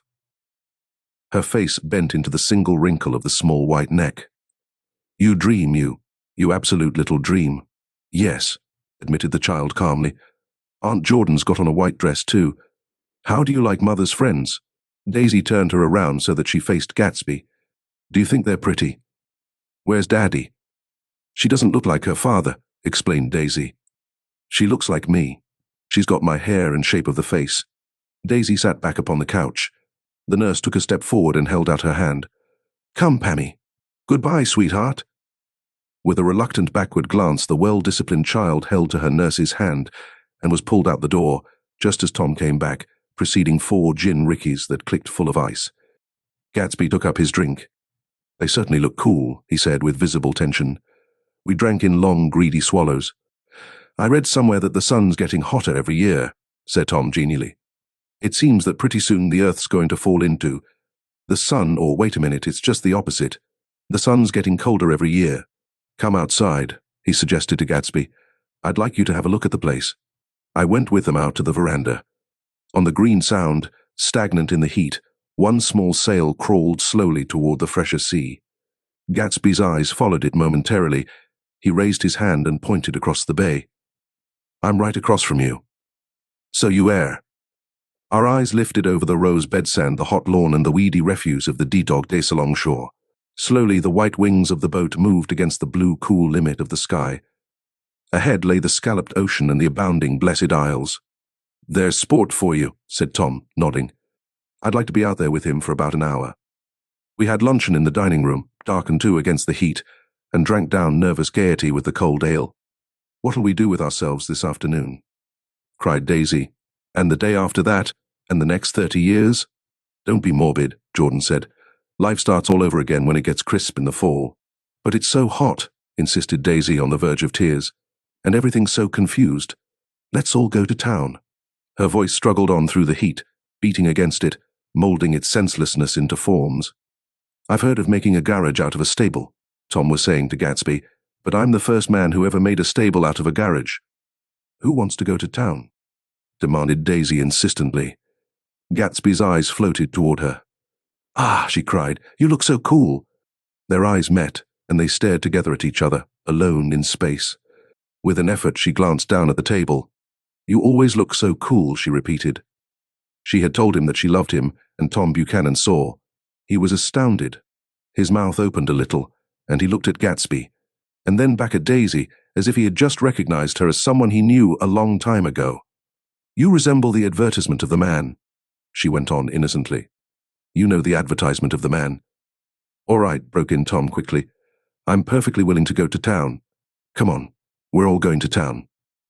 He got up, his eyes still flashing between Gatsby and his wife. No one moved. "Come on." His temper cracked a little. "What's the matter anyhow? If we're going to town, let's start." His hand, trembling with his effort at self-control, bore to his lips the last of his glass of ale. Daisy's voice got us to our feet and out onto the blazing gravel drive. "Are we just going to go?" she objected. "Like this? Aren't we going to let anyone smoke a cigarette first? Everybody smoked all through lunch." "Oh, let's have fun," she begged him. "It's too hot to foos." He didn't answer. "Have it your own way," she said. "Come on, Jordan." They went upstairs to get ready while we 3 men stood there shuffling the hot pebbles with our feet. A silver curve of the moon hovered already in the western sky. Gatsby started to speak, changed his mind, but not before Tom wheeled and faced him expectantly. "Have you got your stables here?" asked Gatsby with an effort. "About a quarter of a mile down the road." "Ooh." A pause. "I don't see the idea of going to town," broke out Tom savagely. "Women get these notions in their heads." "Shall we take anything to drink?" called Daisy from an upper window. "I'll get some whiskey," answered Tom. He went inside. Gatsby turned to me rigidly. "I can't say anything in his household sport. She's got an indiscreet voice," I remarked. "It's full of—" I hesitated. "Her voice is full of money," he said suddenly. That was it. I'd never understood before. It was full of money. That was the inexhaustible charm that rose and fell in it. The jingle of it, the cymbal song of it. High, in a white palace, the king's daughter, the golden girl. Tom came out of the house, wrapping a quart bottle in a towel, followed by Daisy and Jordan wearing small, tight hats of metallic cloth and carrying light capes over their arms. "Shall we all go in my car?" suggested Gatsby. He felt the hot green leather of the seat. "I ought to have left it in the shade." "Is it standard shift?" demanded Tom. "Yes." "Well, you take my coupe and let me drive your car to town." The suggestion was distasteful to Gatsby. "I don't think there's much gas," he objected. "Plenty of gas," said Tom boisterously. He looked at the gauge. "And if it runs out, I can stop at a drugstore. You can buy anything at a drugstore nowadays." A pause followed this apparently pointless remark. Daisy looked at Tom frowning, and an indefinable expression, at once definitely unfamiliar and vaguely recognizable, as if I had only heard it described in words, passed over Gatsby's face. "Come on, Daisy," said Tom, pressing her with his hand toward Gatsby's car. "I'll take you in this circus wagon." He opened the door, but she moved out from the circle of his arm. "You take Nick and Jordan. We'll follow you in the coupe." She walked close to Gatsby, touching his coat with her hand. Jordan and Tom and I got into the front seat of Gatsby's car. Tom pushed the unfamiliar gears tentatively, and we shot off into the oppressive heat, leaving them out of sight behind. "Did you see that?" demanded Tom. "See what?" He looked at me keenly, realizing that Jordan and I must have known all along. "You think I'm pretty dumb, don't you?" he suggested. "Perhaps I am, but I have almost a second sight sometimes that tells me what to do. Maybe you don't believe that, but science." He paused. The immediate contingency overtook him, pulled him back from the edge of theoretical abyss. "I've made a small investigation of this fellow," he continued. "I could have gone deeper if I'd known." "Do you mean you've been to a medium?" inquired Jordan humorously. "What?" Confused, he stared at us as we laughed. "A medium? About Gatsby?" "About Gatsby? No, I haven't. I said I'd been making a small investigation of his past. And you found he was an Oxford man," said Jordan helpfully. "An Oxford man?" He was incredulous. "Like hell he is. He wears a pink suit."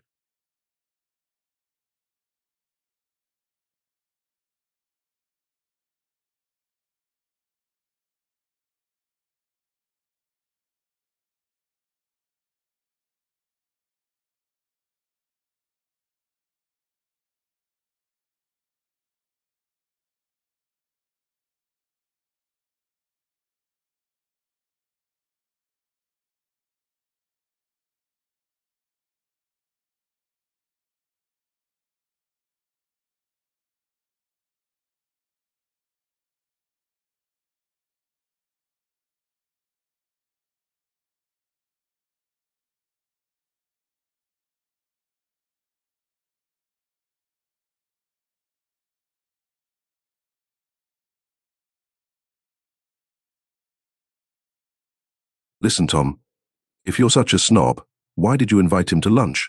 Demanded Jordan crossly. Daisy invited him. She knew him before we were married, God knows where. We were all irritable now with the fading ale, and aware of it we drove for a while in silence. Then, as Dr. T.J. Eckelberg's faded eyes came into sight down the road, I remembered Gatsby's caution about gasoline.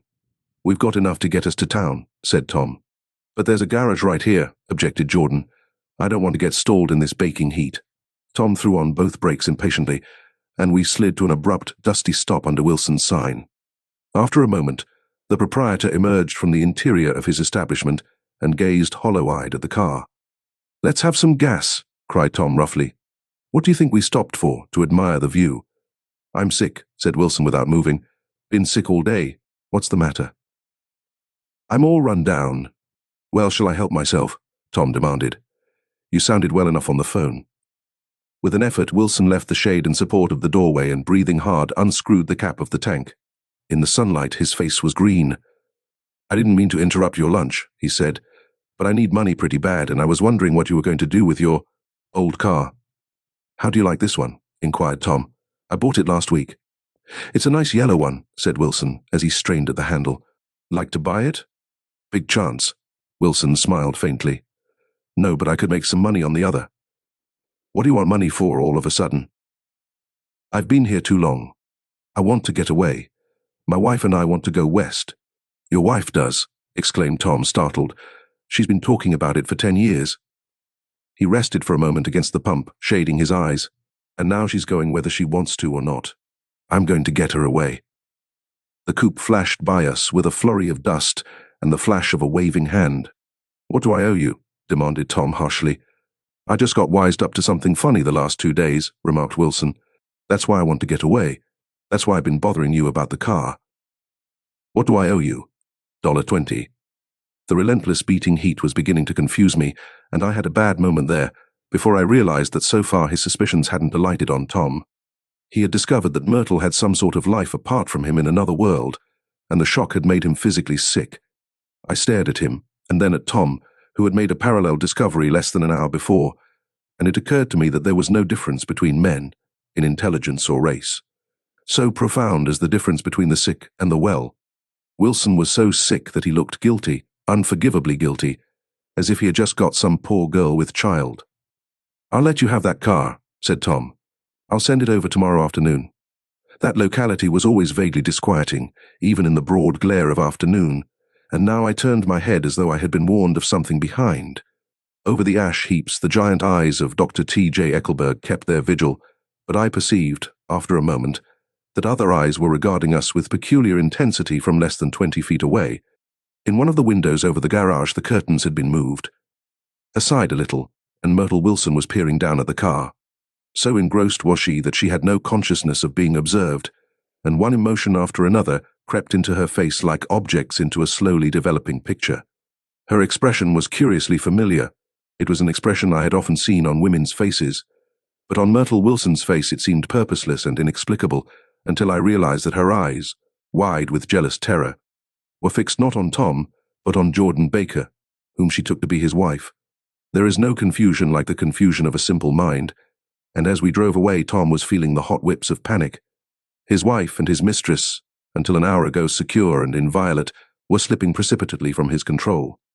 Instinct made him step on the accelerator with the double purpose of overtaking Daisy and leaving Wilson behind, and we sped along toward Astoria at 50 miles an hour, until, among the spidery girders of the elevated, we came in sight of the easygoing blue coupe. Those big movies around 50th Street are cool, suggested Jordan. I love New York on summer afternoons when everyone's away. There's something very sensuous about it, overripe, as if all sorts of funny fruits were going to fall into your hands. The word sensuous had the effect of further disquieting Tom, but before he could invent a protest, the coupe came to a stop, and Daisy signaled us to draw up alongside. Where are we going? She cried.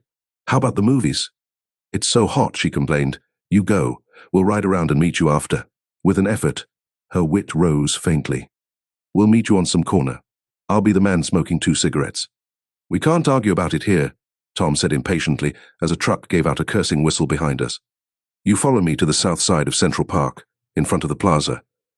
Several times he turned his head and looked back for their car, and if the traffic delayed them, he slowed up until they came into sight.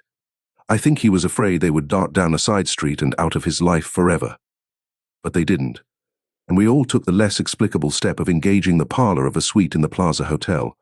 The prolonged and tumultuous argument that ended by herding us into that room eludes me, though I have a sharp physical memory that, in the course of it, my underwear kept climbing like a damp snake around my legs, and intermittent beads of sweat raced cool across my back. The notion originated with Daisy's suggestion that we hire 5 bathrooms and take cold baths, and then assumed more tangible form as a place to have a mint julep. Each of us said over and over that it was a crazy idea. We all talked at once to a baffled clerk and thought, or pretended to think, that we were being very funny. The room was large and stifling, and though it was already 4 o'clock, opening the windows admitted only a gust of hot shrubbery from the park. Daisy went to the mirror and stood with her back to us, fixing her hair. "It's a swell suite," whispered Jordan respectfully, and everyone laughed. "Open another window," commanded Daisy, without turning around. "There aren't any more." "Well, we'd better telephone for an axe." "The thing to do is to forget about the heat," said Tom impatiently. "You make it 10 times worse by crabbing about it." He unrolled the bottle of whiskey from the towel and put it on the table. "Why not let her alone, old sport?" remarked Gatsby. "You're the one that wanted to come to town." There was a moment of silence. The telephone book slipped from its nail and splashed to the floor, whereupon Jordan whispered, "Excuse me," but this time no one laughed. "I'll pick it up," I offered. "I've got it." Gatsby examined the parted string, muttered "hum" in an interested way, and tossed the book on a chair. "That's a great expression of yours, isn't it?"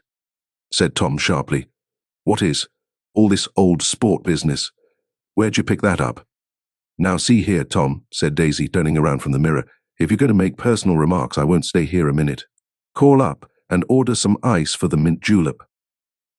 As Tom took up the receiver, the compressed heat exploded into sound, and we were listening to the portentous chords of Mendelssohn's Wedding March from the ballroom below. "Imagine marrying anybody in this heat," cried Jordan dismally. "Still, I was married in the middle of June," Daisy remembered. "Louisville. In June." Somebody fainted. "Who was it fainted, Tom?" "Biloxi," he answered shortly. "A man named Biloxi. Locks Biloxi, and he made boxes, that's a fact, and he was from Biloxi, Tennessee. They carried him into my house," appended Jordan, "because we lived just 2 doors from the church. And he stayed 3 weeks, until Daddy told him he had to get out. The day after he left, Daddy died."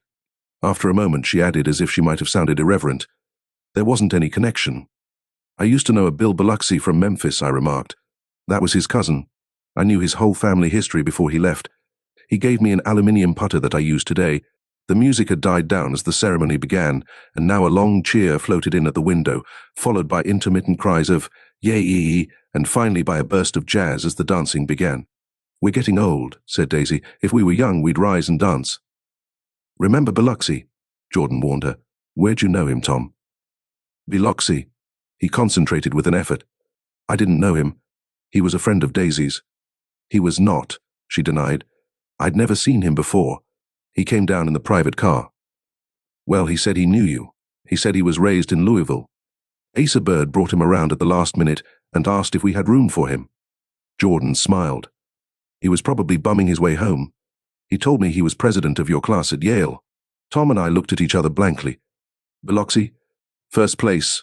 We didn't have any president." Gatsby's foot beat a short, restless tattoo, and Tom eyed him suddenly.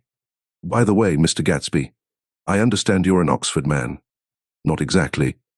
"Oh yes, I understand you went to Oxford." "Yes, I went there." A pause. Then Tom's voice, incredulous and insulting. "You must have gone there about the time Biloxi went to New Haven." Another pause.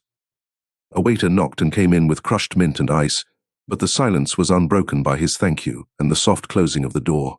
This tremendous detail was to be cleared up at last. "I told you I went there," said Gatsby. "I heard you, but I'd like to know when." "It was in 1919. I only stayed 5 months. That's why I can't really call myself an Oxford man." Tom glanced around to see if we mirrored his unbelief, but we were all looking at Gatsby. "It was an opportunity they gave to some of the officers after the armistice," he continued. "We could go to any of the universities in England or France. I wanted to get up and slap him on the back. I had one of those renewals of complete faith in him that I'd experienced before. Daisy rose, smiling faintly, and went to the table. "Open the whiskey, Tom," she ordered, "and I'll make you a mint julep. Then you won't seem so stupid to yourself." "Look at the mint." "Wait a minute," snapped Tom. "I want to ask Mr. Gatsby one more question." "Go on," Gatsby said politely. "What kind of a row are you trying to cause in my house anyhow?" They were out in the open at last, and Gatsby was content. "He isn't causing a row." Daisy looked desperately from one to the other. "You're causing a row. Please have a little self-control." "Self-control," repeated Tom incredulously. "I suppose the latest thing is to sit back and let Mr. Nobody from Nowhere make love to your wife. Well, if that's the idea, you can count me out. Nowadays, people begin by sneering at family life and family institutions, and next they'll throw everything overboard and have intermarriage between black and white." Flushed with his impassioned gibberish, he saw himself standing alone on the last barrier of civilization. "We're all white here," murmured Jordan. "I know I'm not very popular. I don't give big parties. I suppose you've got to make your house into a pigsty in order to have any friends in the modern world." Angry as I was, as we all were, I was tempted to laugh whenever he opened his mouth. The transition from libertine to prig was so complete. "I've got something to tell you, old sport," began Gatsby. But Daisy guessed at his intention. "Please don't," she interrupted helplessly. "Please let's all go home." "Why don't we all go home?" "That's a good idea," I got up. "Come on, Tom. Nobody wants a drink. I want to know what Mr. Gatsby has to tell Mem." "Your wife doesn't love you," said Gatsby. "She's never loved you. She loves me." "You must be crazy," exclaimed Tom automatically. Gatsby sprang to his feet, vivid with excitement. "She never loved you. Do you hear?" he cried. "She only married you because I was poor and she was tired of waiting for me. It was a terrible mistake, but in her heart she never loved anyone except me." At this point, Jordan and I tried to go, but Tom and Gatsby insisted with competitive firmness that we remain, as though neither of them had anything to conceal, and it would be a privilege to partake vicariously of their emotions. "Sit down, Daisy." Tom's voice groped unsuccessfully for the paternal note. "What's been going on? I want to hear all about it." "I told you what's been going on," said Gatsby. "Going on for 5 years and you didn't know." Tom turned to Daisy sharply. "You've been seeing this fellow for 5 years." "Not seeing," said Gatsby. "No, we couldn't meet. But both of us loved each other all that time, old sport, and you didn't know. I used to laugh sometimes, but there was no laughter in his eyes. To think that you didn't know. Oh, that's all." Tom tapped his thick fingers together like a clergyman and leaned back in his chair. "You're crazy," he exploded. "I can't speak about what happened 5 years ago because I didn't know Daisy then, and I'll be damned if I see how you got within a mile of her unless you brought the groceries to the back door. But all the rest of that's a goddamned lie. Daisy loved me when she married me, and she loves me now." "No," said Gatsby, shaking his head. "She does, though. The trouble is that sometimes she gets foolish ideas in her head and doesn't know what she's doing." He nodded sagely. "And what's more, I love Daisy too. Once in a while I go off on a spree and make a fool of myself, but I always come back, and in my heart I love her all the time." "You're revolting," said Daisy. She turned to me, and her voice, dropping an octave lower, filled the room with thrilling scorn. "Do you know why we left Chicago?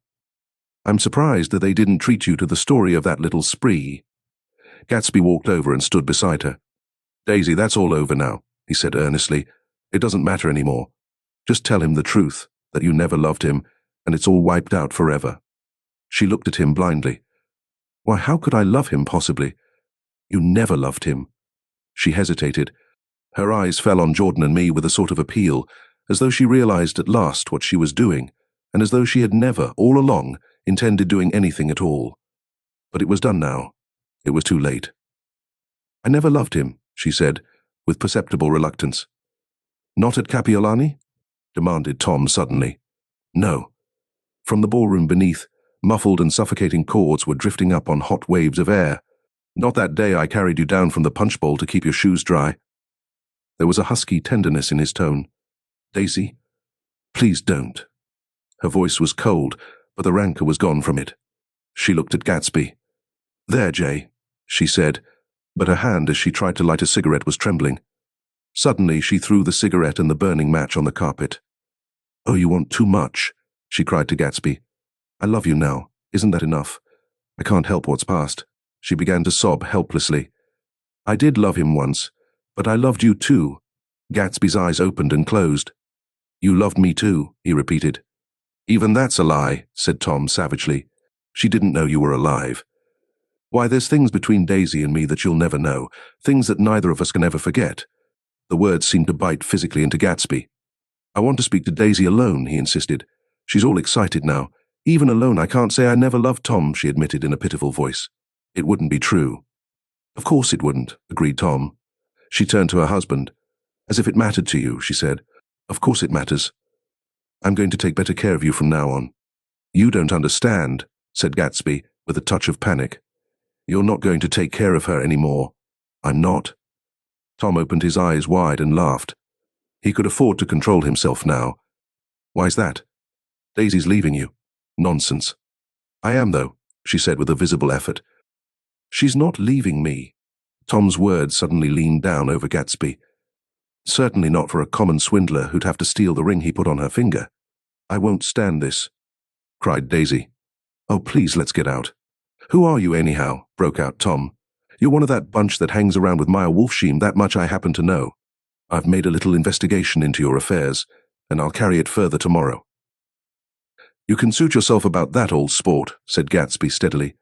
I found out what your drugstores were. He turned to us and spoke rapidly. He and this Wolfsheim bought up a lot of Side Street drugstore shearing in Chicago and sold grain alcohol over the counter. That's one of his little stunts. I picked him for a bootlegger the first time I saw him, and I wasn't far wrong. What about it? Said Gatsby politely. I guess your friend Walter Chase wasn't too proud to come in on it. And you left him in the lurch, didn't you? You let him go to jail for a month over in New Jersey. God, you ought to hear Walter on the subject of you. He came to us dead broke. He was very glad to pick up some money, old sport. Don't you call me old sport, cried Tom. Gatsby said nothing. Walter could have you up on the betting laws too, but Wolfsheim scared him into shutting his mouth. That unfamiliar yet recognizable look was back again in Gatsby's face. That drugstore business was just small change, continued Tom slowly, but you've got something on now that Walter's afraid to tell me about. I glanced at Daisy, who was staring terrified between Gatsby and her husband, and at Jordan, who had begun to balance an invisible but absorbing object on the tip of her chin. Then I turned back to Gatsby and was startled at his expression. He looked, and this is said in all contempt for the babbled slander of his garden, as if he had killed a man.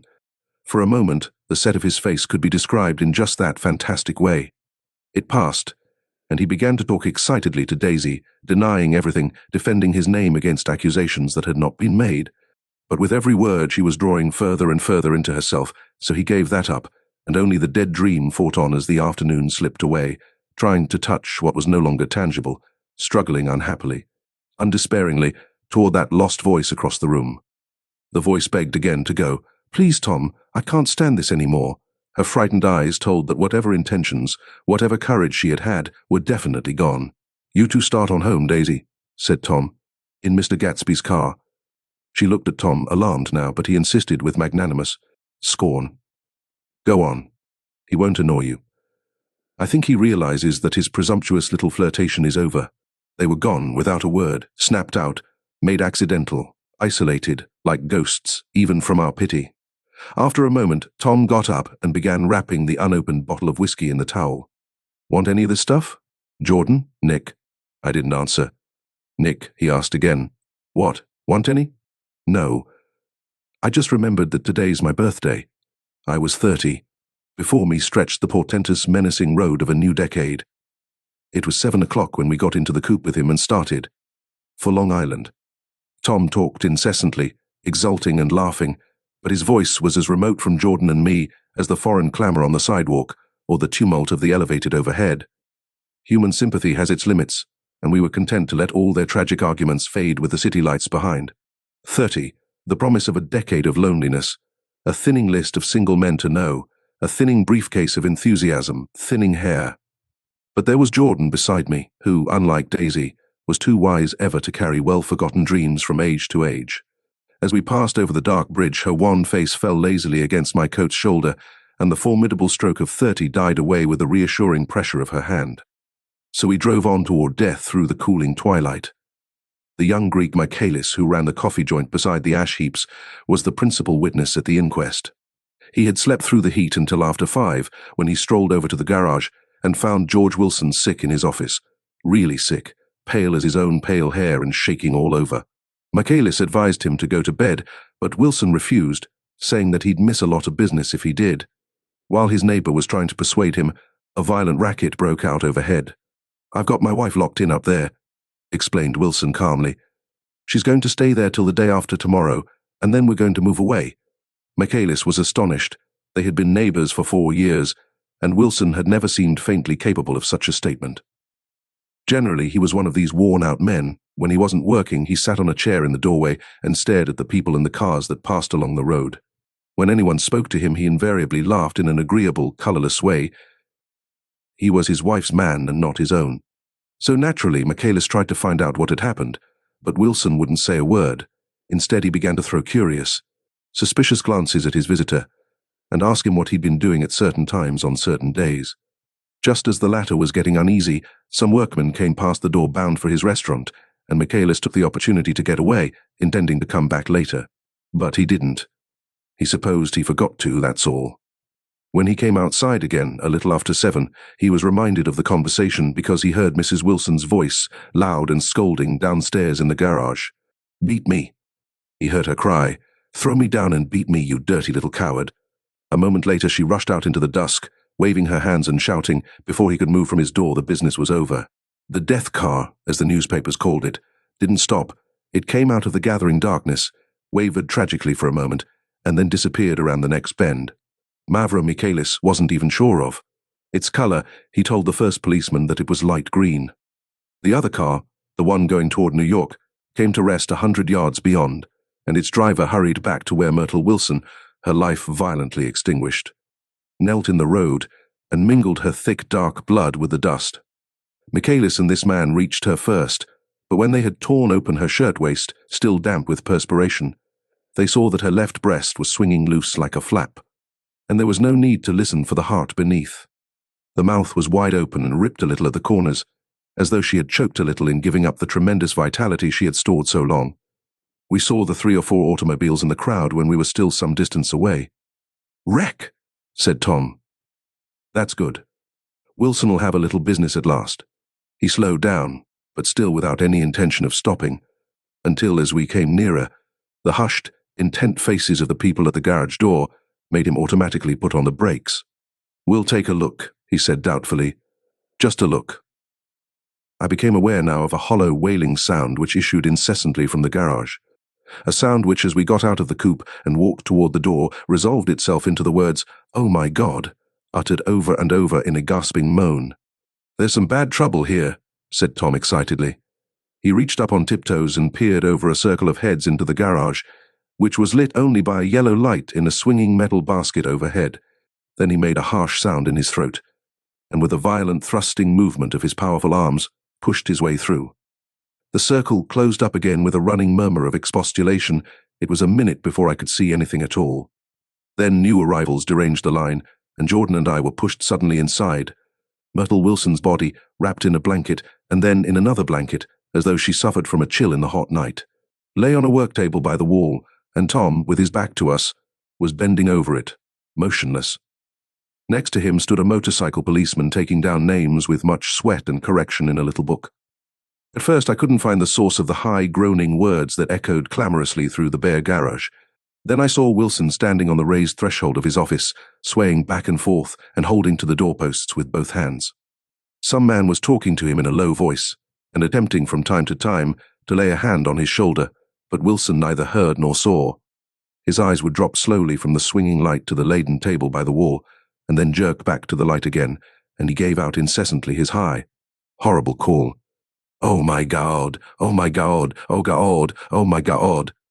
Presently Tom lifted his head with a jerk and, after staring around the garage with glazed eyes, addressed a mumbled, incoherent remark to the policeman. "M-A-V," the policeman was saying. "Oh, no, R," corrected the man. "M-A-V-R-O. Listen to me," muttered Tom fiercely. "Ah," said the policeman. "Oh, G, G." He looked up as Tom's broad hand fell sharply on his shoulder. "What you want, fella? What happened? That's what I want to know." "Auto hit her. Instantly killed. repeated Tom, staring. She ran out Ena Road. Son of a bitch didn't even stop his car. There was 2 cars, said Michaelis. One comin', one goin', see? Going where? Asked the policeman keenly. One goin' each way. Well, she. His hand rose toward the blankets but stopped halfway and fell to his side. She ran out there and the one comin' from New York knocked right into her, going 30 or 40 miles an hour. What's the name of this place here? Demanded the officer. Hasn't got any name. A pale, well-dressed Negro stepped near. It was a yellow car, he said. Big yellow car. New. See the accident? Asked the policeman. No, but the car passed me down the road, going faster than 40. Going 50, 60. Come here and let's have your name. Look out now. I want to get his name. Some words of this conversation must have reached Wilson, swaying in the office door, for suddenly a new theme found voice among his grasping cries. You don't have to tell me what kind of car it was. I know what kind of car it was. Watching Tom, I saw the wad of muscle back of his shoulder tighten under his coat. He walked quickly over to Wilson and, standing in front of him, seized him firmly by the upper arms. You've got to pull yourself together, he said with soothing gruffness. Wilson's eyes fell upon Tom. He started up on his tiptoes and then would have collapsed to his knees had not Tom held him upright. Listen, said Tom, shaking him a little. I just got here a minute ago from New York. I was bringing you that coupe we've been talking about. That yellow car I was driving this afternoon wasn't mine, do you hear? I haven't seen it all afternoon. Only the Negro and I were near enough to hear what he said, but the policeman caught something in the tone and looked over with truculent eyes. What's all that? He demanded. I'm a friend of his. Tom turned his head, but kept his hands firm on Wilson's body. He says he knows the car that did it. It was a yellow car. Some dim impulse moved the policeman to look suspiciously at Tom. And what color's your car? It's a blue car, a coupe. We've come straight from New York, I said.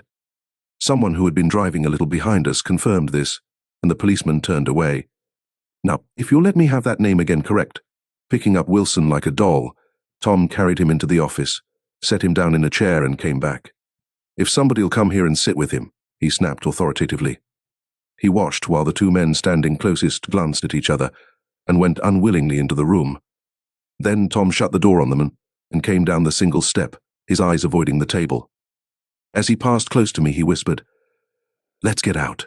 Self-consciously, with his authoritative arms breaking the way, we pushed through the still gathering crowd, passing a hurried doctor, case in hand, who had been sent for in wild hope half an hour ago. Tom drove slowly until we were beyond the bend. Then his foot came down hard, and the coupe raced along through the night. In a little while I heard a low, husky sob, and saw that the tears were overflowing down his face. The goddamned coward, he whimpered. He didn't even stop his car. The Buchanan's house floated suddenly toward us through the dark, rustling trees. Tom stopped beside the porch and looked up at the 2nd floor, where 2 windows bloomed with light among the vines. Daisy's home, he said. As we got out of the car, he glanced at me and frowned slightly. I ought to have dropped you in West Egg, Nick. There's nothing we can do tonight. A change had come over him, and he spoke gravely and with decision. As we walked across the moonlight gravel to the porch, he disposed of the situation in a few brisk phrases. I'll telephone for a taxi to take you home, and while you're waiting, you and Jordan better go in the kitchen and have them get you some supper if you want any. He opened the door. Come in. No, thanks. But I'd be glad if you'd order me the taxi. I'll wait outside. Jordan put her hand on my arm. Won't you come in, Nick? No, thanks. I was feeling a little sick and I wanted to be alone. But Jordan lingered for a moment more. It's only 9:30, she said. I'd be damned if I'd go in. I'd had enough of all of them for one day, and suddenly that included Jordan too. She must have seen something of this in my expression, for she turned abruptly away and ran up the porch steps into the house. I sat down for a few minutes with my head in my hands, until I heard the phone taken up inside and the butler's voice calling a taxi.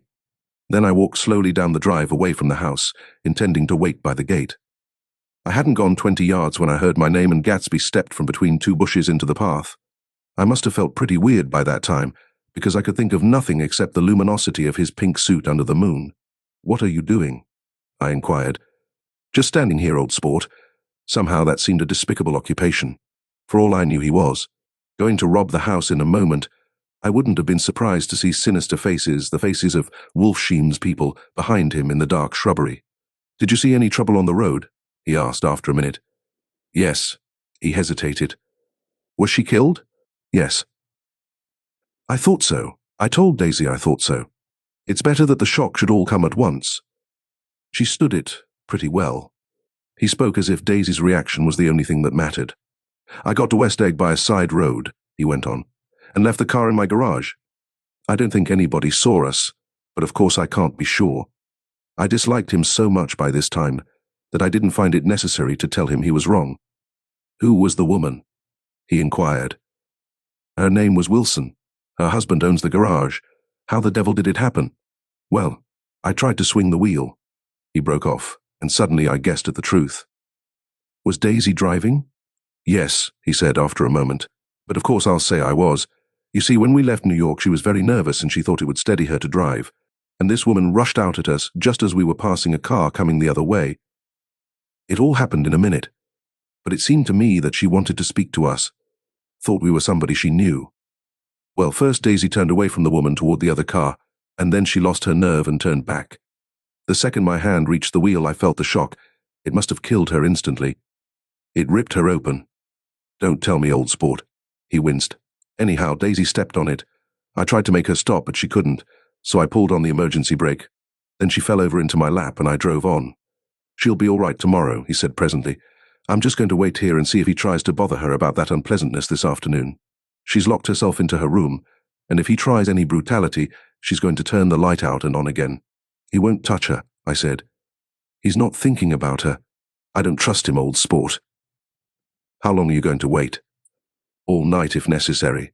Anyhow, till they all go to bed. A new point of view occurred to me. Suppose Tom found out that Daisy had been driving. He might think he saw a connection in it. He might think anything. I looked at the house. There were 2 or 3 bright windows downstairs, and the pink glow from Daisy's room on the ground floor. You wait here, I said. I'll see if there's any sign of a commotion. I walked back along the border of the lawn, traversed the gravel softly, and tiptoed up the veranda steps. The drawing-room curtains were open, and I saw that the room was empty. Crossing the porch where we had dined that June night 3 months before, I came to a small rectangle of light which I guessed was the pantry window. The blind was drawn, but I found a rift at the sill. Daisy and Tom were sitting opposite each other at the kitchen table, with a plate of cold fried chicken between them and 2 bottles of ale. He was talking intently across the table at her, and in his earnestness his hand had fallen upon and covered her own. Once in a while she looked up at him and nodded in agreement. They weren't happy, and neither of them had touched the chicken or the ale, and yet they weren't unhappy either. There was an unmistakable air of natural intimacy about the picture, and anybody would have said that they were conspiring together. As I tiptoed from the porch, I heard my taxi feeling its way along the dark road toward the house. Gatsby was waiting where I had left him in the drive. Is it all quiet up there? He asked anxiously. Yes, it's all quiet. I hesitated. You'd better come home and get some sleep. He shook his head.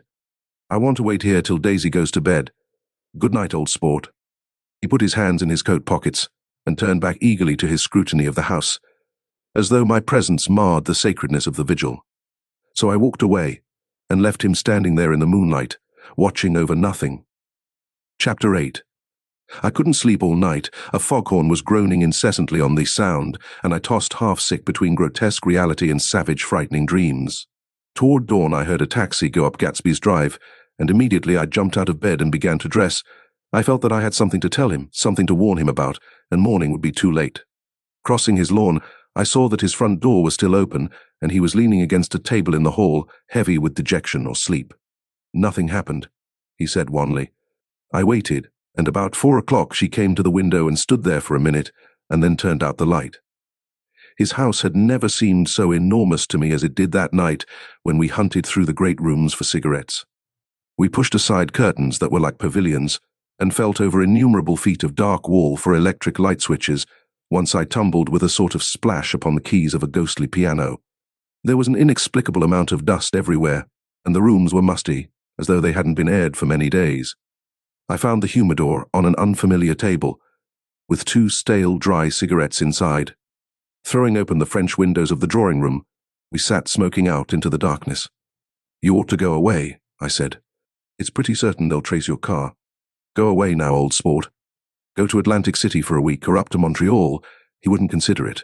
He couldn't possibly leave Daisy until he knew what she was going to do. He was clutching at some last hope, and I couldn't bear to shake him free. It was this night that he told me the strange story of his youth with Dan Cody. Told it to me because Jay Gatsby had broken up like glass against Tom's hard malice, and the long secret extravaganza was played out. I think that he would have acknowledged anything now, without reserve, but he wanted to talk about Daisy. She was the first nice girl he had ever known. In various unrevealed capacities, he had come in contact with such people, but always with indiscernible barbed wire between. He found her excitingly desirable. He went to her house, at first with other officers from Camp Taylor, then alone. It amazed him. He had never been in such a beautiful house before. But what gave it an air of breathless intensity was that Daisy lived there. It was as casual a thing to her as his tent out at camp was to him. There was a ripe mystery about it, a hint of bedrooms upstairs more beautiful and cool than other bedrooms, of gay and radiant activities taking place through its corridors, and of romances that were not musty and laid away already in lavender, but fresh and breathing and redolent of this year's shining motorcars and of dances whose flowers were scarcely withered. It excited him, too, that many men had already loved Daisy. It increased her value in his eyes. He felt their presence all about the house, pervading the air with the shades and echoes of still vibrant emotions. But he knew that he was in Daisy's house by a colossal accident. However glorious might be his future as Jay Gatsby, he was at present a penniless young man without a past. And at any moment, the invisible cloak of his uniform might slip from his shoulders. So he made the most of his time. He took what he could get, ravenously and unscrupulously. Eventually he took Daisy one still October night, took her because he had no real right to touch her hand. He might have despised himself, for he had certainly taken her under false pretenses. I don't mean that he had traded on his phantom millions, but he had deliberately given Daisy a sense of security. He let her believe that he was a person from much the same strata as herself, that he was fully able to take care of her. As a matter of fact, he had no such facilities. He had no comfortable family standing behind him, and he was liable at the whim of an impersonal government to be blown anywhere about the world. But he didn't despise himself, and it didn't turn out as he had imagined. He had intended probably to take what he could and go, but now he found that he had committed himself to the following of a grail. He knew that Daisy was extraordinary, but he didn't realize just how extraordinary a nice girl could be. She vanished into her rich house, into her rich, full life, leaving Gatsby nothing. He felt married to her, that was all. When they met again, 2 days later, it was Gatsby who was breathless, who was somehow betrayed. Her porch was bright with the bought luxury of starshine. The wicker of the settee squeaked fashionably as she turned toward him, and he kissed her curious and lovely mouth. She had caught a cold, and it made her voice huskier and more charming than ever, and Gatsby was overwhelmingly aware of the youth and mystery that wealth imprisons and preserves, of the freshness of many clothes, and of Daisy, gleaming like silver, safe and proud above the hot struggles of the poor. I can't describe to you how surprised I was to find out I loved her, old sport.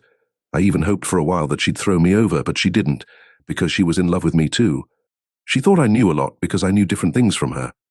Well, there I was, way off my ambitions, getting deeper in love every minute, and all of a sudden I didn't care. What was the use of doing great things if I could have a better time telling her what I was going to do? On the last afternoon before he went abroad, he sat with Daisy in his arms for a long, silent time. It was a cold fall day, with fire in the room and her cheeks flushed. Now and then she moved, and he changed his arm a little, and once he kissed her dark, shining hair. The afternoon had made them tranquil for a while, as if to give them a deep memory for the long parting the next day promised.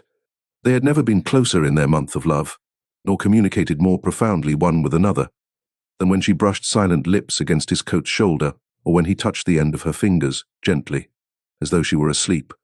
He did extraordinarily well in the war. He was a captain before he went to the front, and following the Argonne battles he got his majority and the command of the divisional machine guns. After the armistice he tried frantically to get home, but some complication or misunderstanding sent him to Oxford instead. He was worried now. There was a quality of nervous despair in Daisy's letters. She didn't see why he couldn't come. She was feeling the pressure of the world outside, and she wanted to see him and feel his presence beside her and be reassured that she was doing the right thing after all.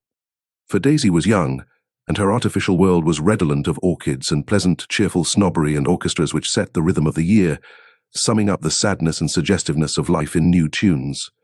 All night the saxophones wailed the hopeless comment of the Beale Street Blues, while 100 pairs of golden and silver slippers shuffled the shining dust. At the grey tea hour there were always rooms that throbbed incessantly with this low, sweet fever, while fresh faces drifted here and there like rose petals blown by the sad horns around the floor.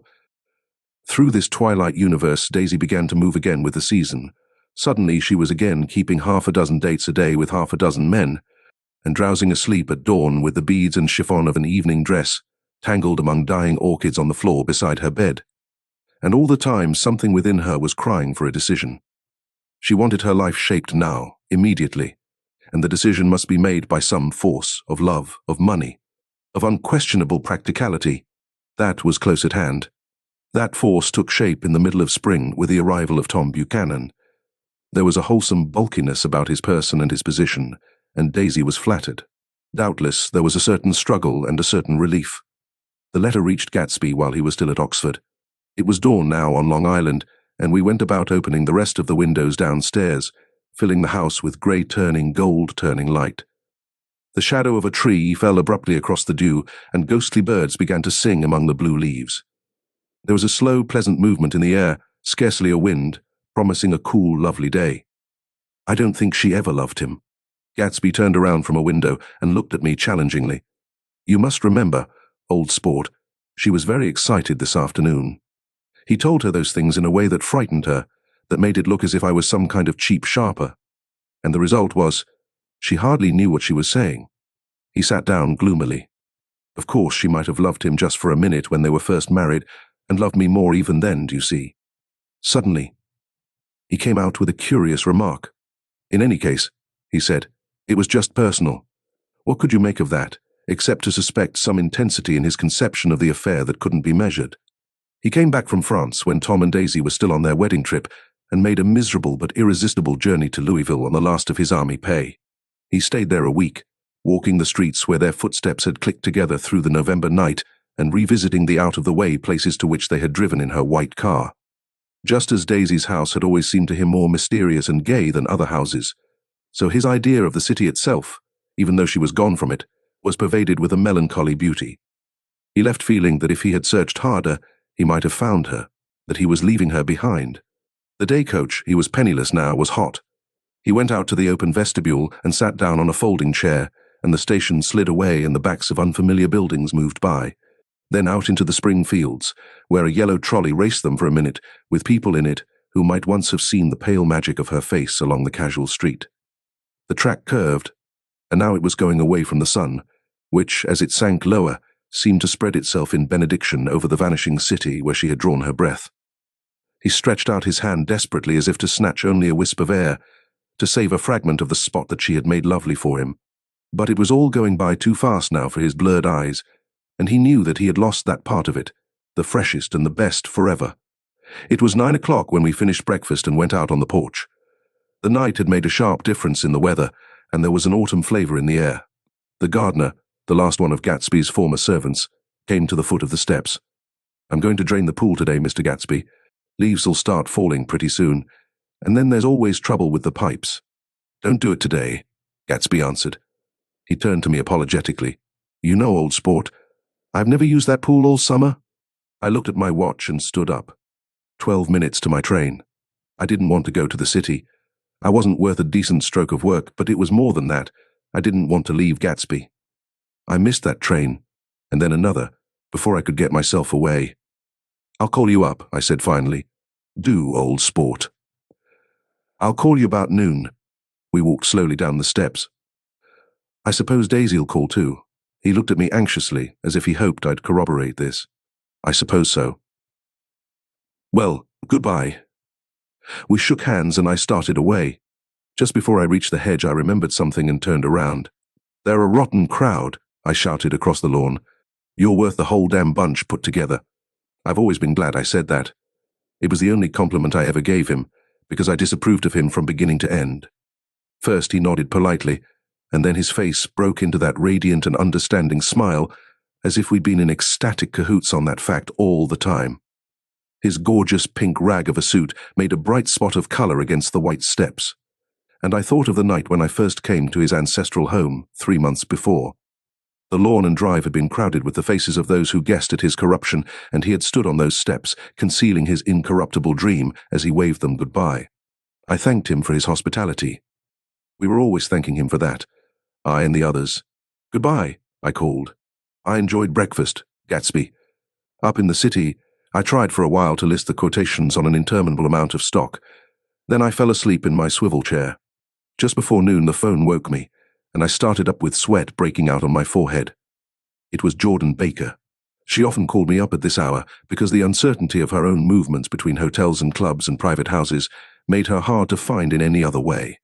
Usually her voice came over the wire as something fresh and cool, as if a divot from a green golf links had come sailing in at the office window, but this morning it seemed harsh and dry. "I've left Daisy's house," she said.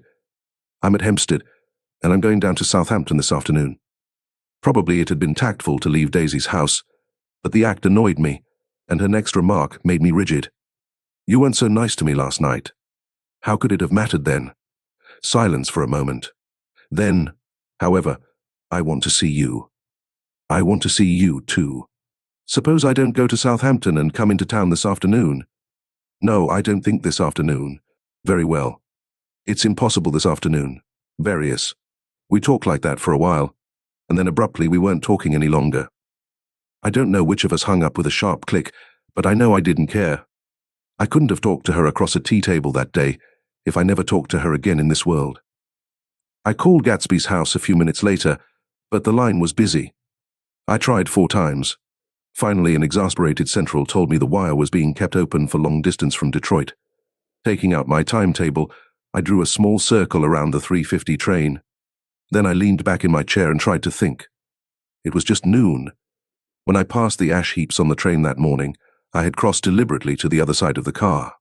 I supposed there'd be a curious crowd around there all day with little boys searching for dark spots in the dust, and some garrulous man telling over and over what had happened, until it became less and less real even to him, and he could tell it no longer, and Myrtle Wilson's tragic achievement was forgotten. Now I want to go back a little and tell what happened at the garage after we left there the night before. They had difficulty in locating the sister, Catherine.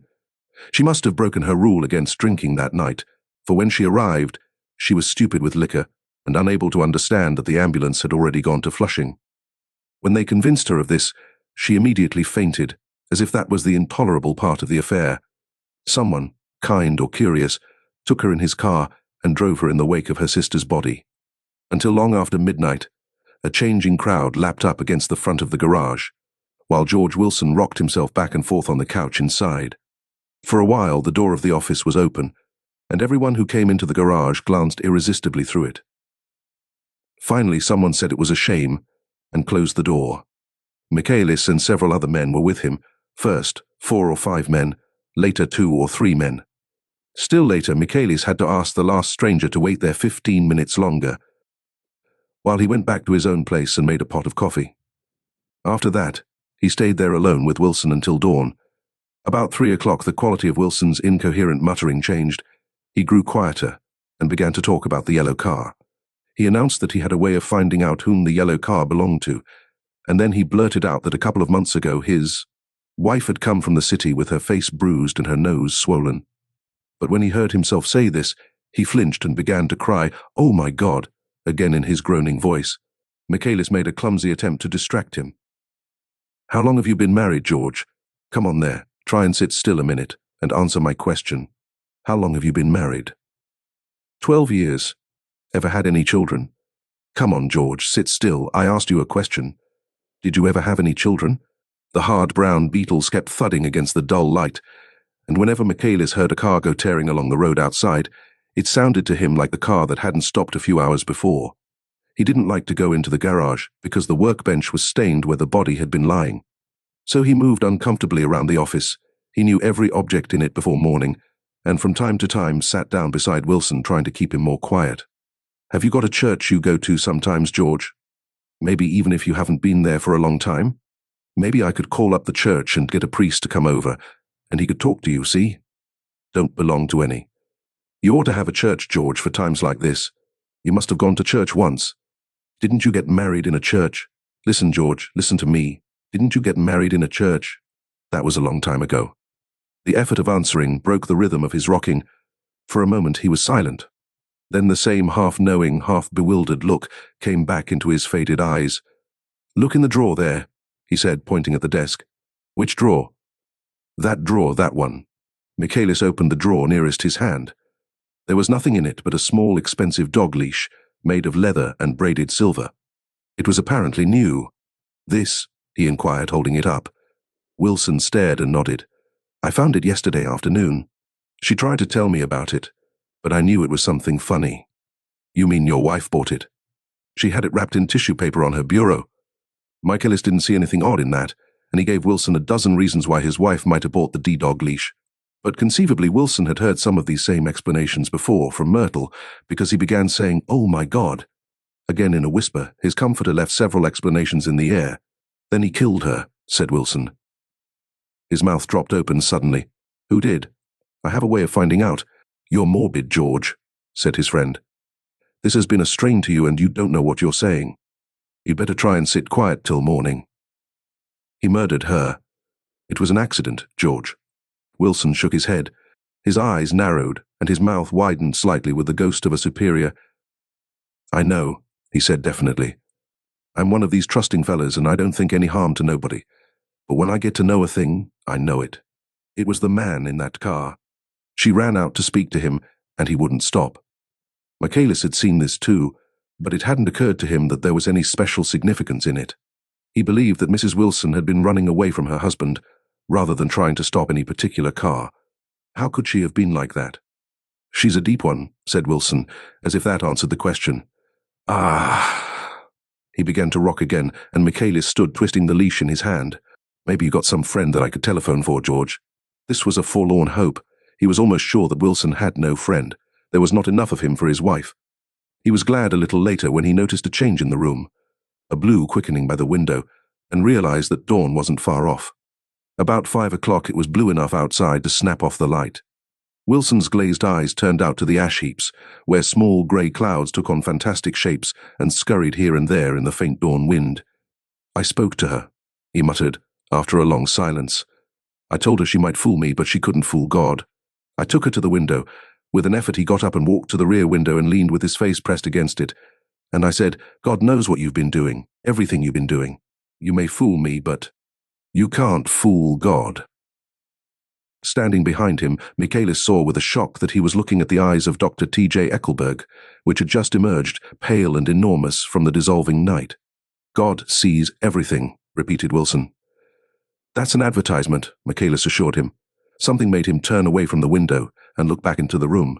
But Wilson stood there a long time, his face close to the window pane, nodding into the twilight.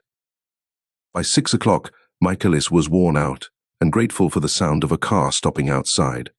It was one of the watchers of the night before who had promised to come back, so he cooked breakfast for 3, which he and the other man ate together. Wilson was quieter now, and Michaelis went home to sleep. When he awoke 4 hours later and hurried back to the garage, Wilson was gone. His movements, he was on foot all the time, were afterward traced to Port Roosevelt and then to Gad's Hill, where he bought a sandwich that he didn't eat, and a cup of coffee. He must have been tired and walking slowly, for he didn't reach Gad's Hill until noon. Thus far there was no difficulty in accounting for his time.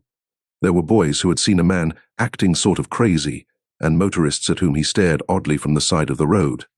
Then for 3 hours he disappeared from view. The police, on the strength of what he said to Michaelis that he had a way of finding out, supposed that he spent that time going from garage to garage thereabout, inquiring for a yellow car. On the other hand, no garage man who had seen him ever came forward, and perhaps he had an easier, surer way of finding out what he wanted to know. By 2:30 he was in West Egg, where he asked someone the way to Gatsby's house. So by that time he knew Gatsby's name. At 2 o'clock, Gatsby put on his bathing suit and left word with the butler that if anyone phoned word was to be brought to him at the pool.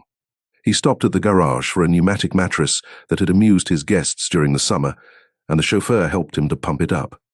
Then he gave instructions that the open car wasn't to be taken out under any circumstances, and this was strange because the front right fender needed repair. Gatsby shouldered the mattress and started for the pool. Once he stopped and shifted it a little, and the chauffeur asked him if he needed help, but he shook his head and in a moment disappeared among the yellowing trees. No telephone message arrived, but the butler went without his sleep and waited for it until 4 o'clock, until long after there was anyone to give it to if it came. I have an idea that Gatsby himself didn't believe it would come, and perhaps he no longer cared. If that was true, he must have felt that he had lost the old warm world, paid a high price for living too long with a single dream. He must have looked up at an unfamiliar sky through frightening leaves, and shivered as he found what a grotesque thing a rose is, and how raw the sunlight was upon the scarcely created grass. A new world, material without being real, where poor ghosts, breathing dreams like air, drifted fortuitously about. Like that ashen, fantastic figure gliding toward him through the amorphous trees. The chauffeur, he was one of Wolfsheim's protégés, heard the shots. Afterwards he could only say that he hadn't thought anything much about them. I drove from the station directly to Gatsby's house, and my rushing anxiously up the front steps was the first thing that alarmed anyone. But they knew then, I firmly believe. With scarcely a word said, 4 of us, the chauffeur, butler, gardener, and I, hurried down to the pool. There was a faint, barely perceptible movement of the water as the fresh flow from one end urged its way toward the drain at the other. With little ripples that were hardly the shadows of waves, the laden mattress moved irregularly down the pool. A small gust of wind that scarcely corrugated the surface was enough to disturb its accidental course with its accidental burden. The touch of a cluster of leaves revolved it slowly, tracing, like the leg of transit, a thin red circle in the water.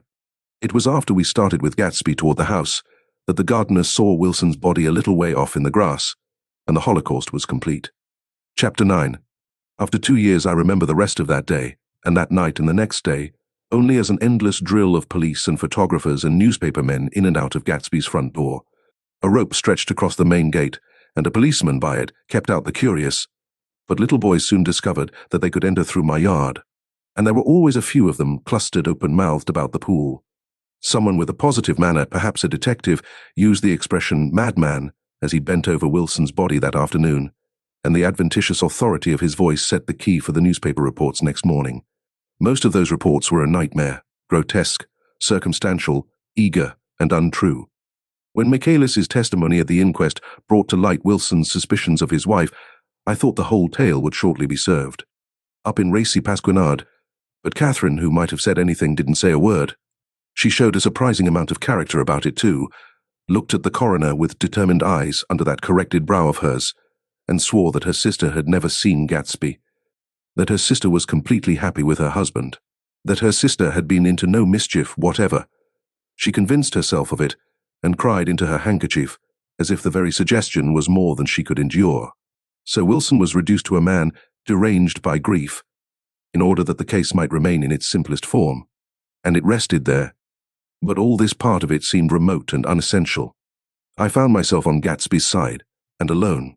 From the moment I telephoned news of the catastrophe to West Egg Village, every surmise about him, and every practical question, was referred to me. At first I was surprised and confused, then, as he lay in his house and didn't move or breathe or speak, hour upon hour, it grew upon me that I was responsible, because no one else was interested. Interested, I mean, with that intense personal interest to which everyone has some vague right at the end. I called up Daisy half an hour after we found him, called her instinctively and without hesitation, but she and Tom had gone away early that afternoon and taken baggage with them. Left no address? No. Say when they'd be back? No. Any idea where they are? How I could reach Teeth M? I don't know. Can't say. I wanted to get somebody for him. I wanted to go into the room where he lay and reassure him. I'll get somebody for you, Gatsby. Don't worry. Just trust me, and I'll get somebody for you.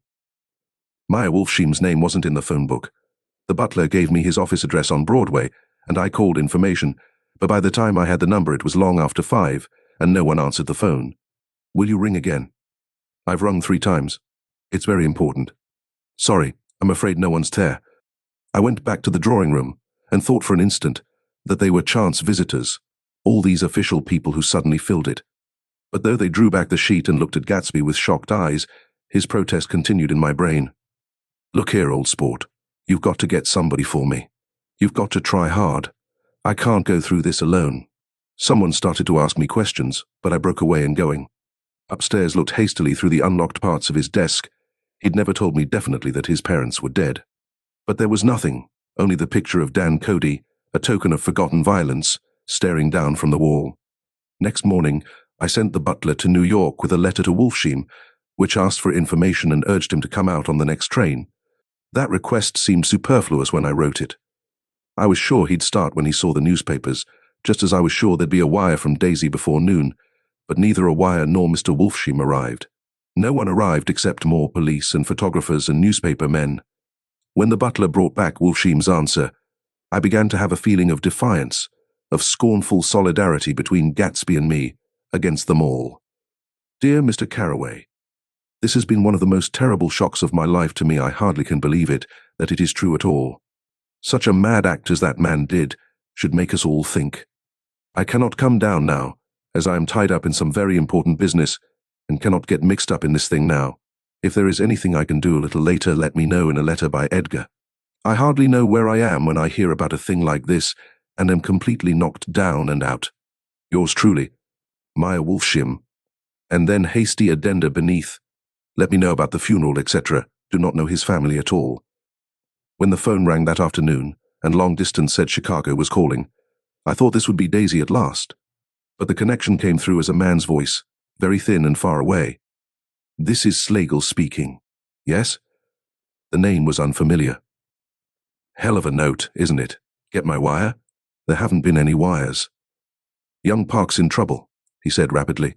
They picked him up when he handed the bonds over the counter.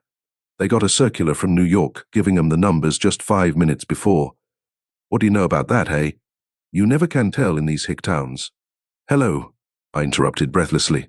Look here, this isn't Mr. Gatsby. Mr. Gatsby's dead. There was a long silence on the other end of the wire, followed by an exclamation, then a quick squawk as the connection was broken. I think it was on the third day that a telegram signed Henry C. Gatz arrived from a town in Minnesota. It said only that the sender was leaving immediately and to postpone the funeral until he came. It was Gatsby's father, a solemn old man, very helpless and dismayed, bundled up in a long cheap ulster against the warm September day. His eyes leaked continuously with excitement, and when I took the bag and umbrella from his hands, he began to pull so incessantly at his sparse grey beard that I had difficulty in getting off his coat. He was on the point of collapse, so I took him into the music room and made him sit down while I sent for something to eat. But he wouldn't eat, and the glass of milk spilled from his trembling hand. I saw it in the Chicago newspaper, he said. It was all in the Chicago newspaper. I started right away. I didn't know how to reach you. His eyes, seeing nothing, moved ceaselessly about the room. It was a madman, he said. He must have been mad. Wouldn't you like some coffee? He urged him. I don't want anything. I'm all right now, Mr. Carraway. Well, I'm all right now. Where have they got Jimmy? I took him into the drawing room, where his son lay, and left him there. Some little boys had come up on the steps and were looking into the hall. When I told them who had arrived, they went reluctantly away. After a little while, Mr. Gatz opened the door and came out, his mouth ajar, his face flushed slightly, his eyes leaking isolated and unpunctual tears. He had reached an age where death no longer has the quality of ghastly surprise, and when he looked around him now for the first time and saw the height and splendor of the hall and the great rooms opening out from it into other rooms, his grief began to be mixed with an awed pride. I helped him to a bedroom upstairs, while he took off his coat and vest. I told him that all arrangements had been deferred until he came. I didn't know what you'd want, Mr. Gatsby. Gatz is my name. And Mr. Gatz, I thought you might want to take the body west. He shook his head. Jimmy always liked it better down east. He rose up to his position in the east. Were you a friend of my boy's, Mr.? We were close friends. He had a big future before him, you know. He was only a young man, but he had a lot of brain power here.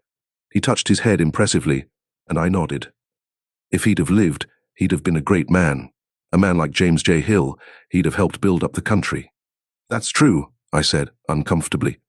He fumbled at the embroidered coverlet, trying to take it from the bed, and lay down stiffly, was instantly asleep.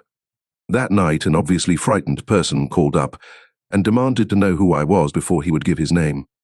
This is Mr. Carraway, I said. Oh, he sounded relieved. This is Klipspringer. I was relieved too, for that seemed to promise another friend at Gatsby's grave. I didn't want it to be in the papers and draw a sightseeing crowd, so I'd been calling up a few people myself. They were hard to find. The funeral's tomorrow, I said. 3 o'clock here at the house. I wish you'd tell anybody who'd be interested. Oh, I will, he broke out hastily.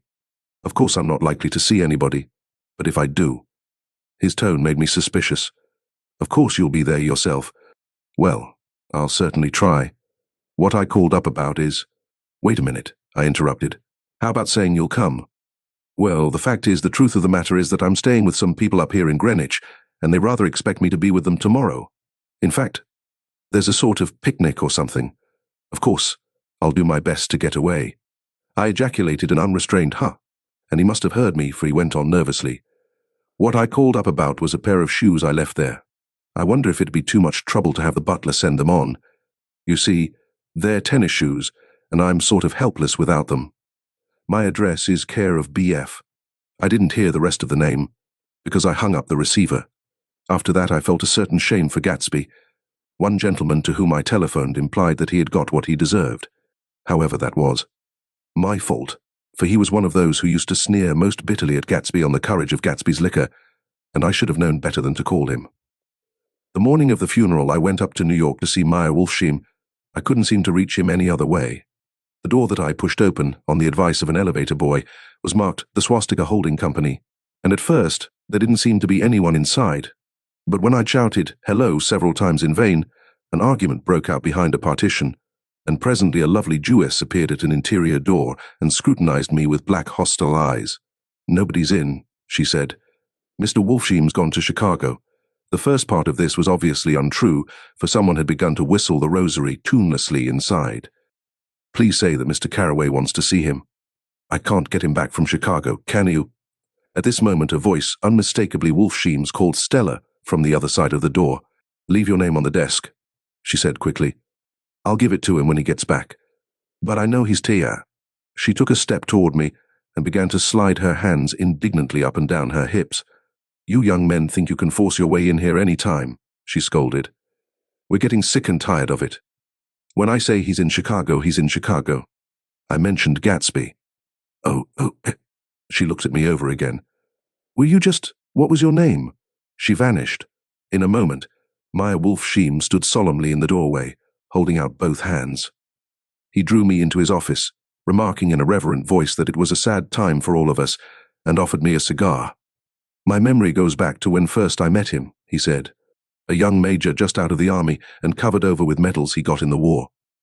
He was so hard up he had to keep on wearing his uniform because he couldn't buy some regular clothes. First time I saw him was when he came into Weinbrenner's pool room at 43rd Street and asked for a job.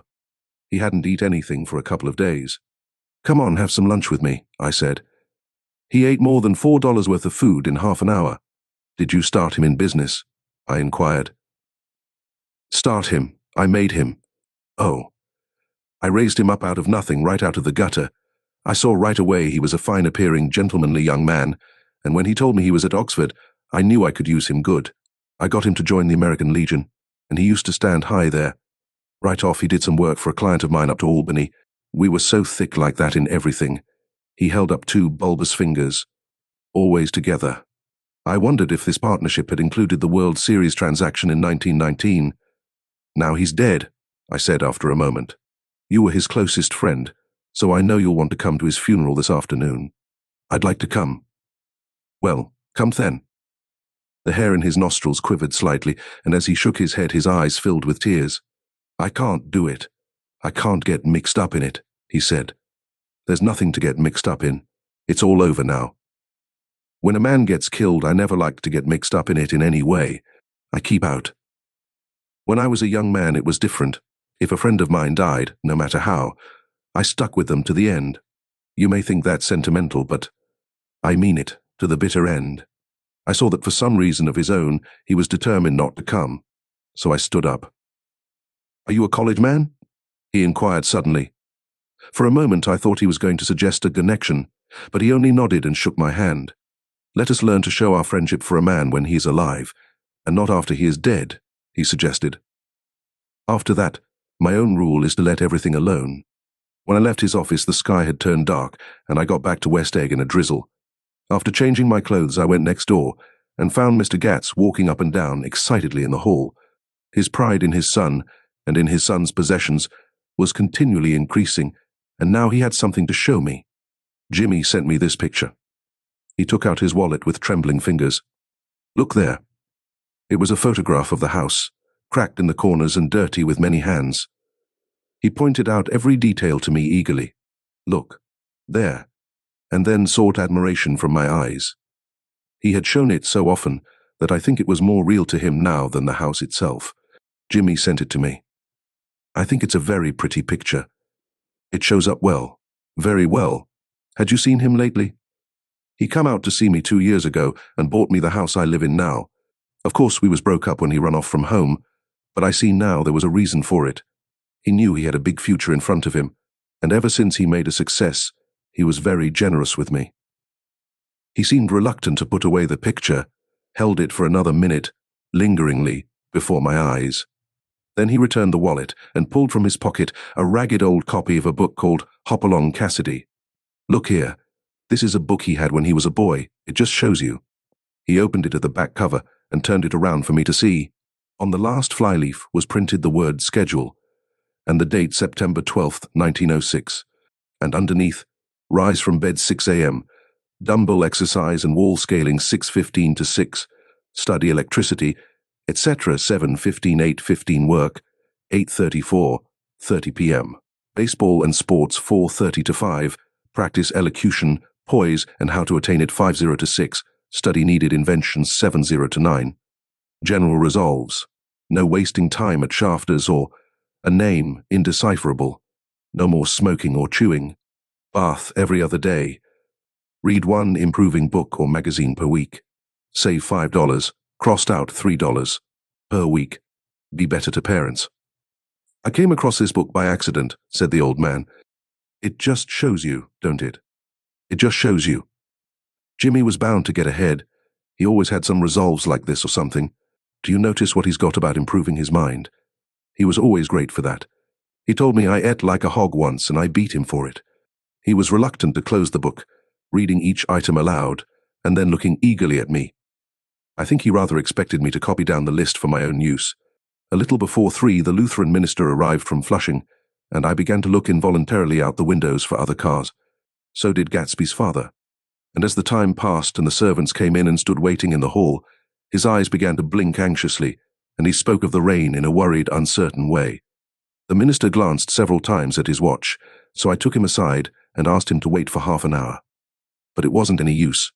Nobody came. About 5 o'clock, our procession of 3 cars reached the cemetery and stopped in a thick drizzle beside the gate. First a motor hearse, horribly black and wet, then Mr. Gats and the minister and me in the limousine, and a little later 4 or 5 servants and the postman from West Egg, in Gatsby's station wagon, all wet to the skin. As we started through the gate into the cemetery, I heard a car stop, and then the sound of someone splashing after us over the soggy ground. I looked around. It was the man with owl-eyed glasses, whom I had found marveling over Gatsby's books in the library one night 3 months before. I'd never seen him since then. I don't know how he knew about the funeral, or even his name. The rain poured down his thick glasses, and he took them off and wiped them to see the protecting canvas unrolled from Gatsby's grave. I tried to think about Gatsby then for a moment, but he was already too far away, and I could only remember, without resentment, that Daisy hadn't sent a message or a flower. Dimly I heard someone murmur, "Blessed are the dead that the rain falls on," and then the owl-eyed man said, "Amen to that," in a brave voice. We straggled down quickly through the rain to the cars. Owl Eyes spoke to me by the gate. "I couldn't get to the house," he remarked. "Neither could anybody else." "Go on," he started.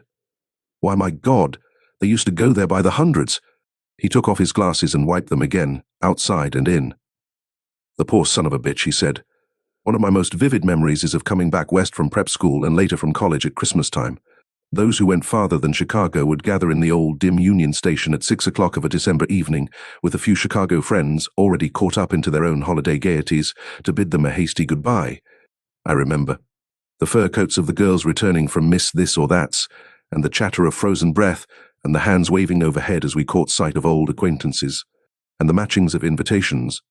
"Are you going to the Ordways?" The Hearses, the Schultzes, and the long green tickets clasped tight in our gloved hands, and last the murky yellow cars of the Chicago, Milwaukee, and St. Paul Railroad looking cheerful as Christmas itself on the tracks beside the gate.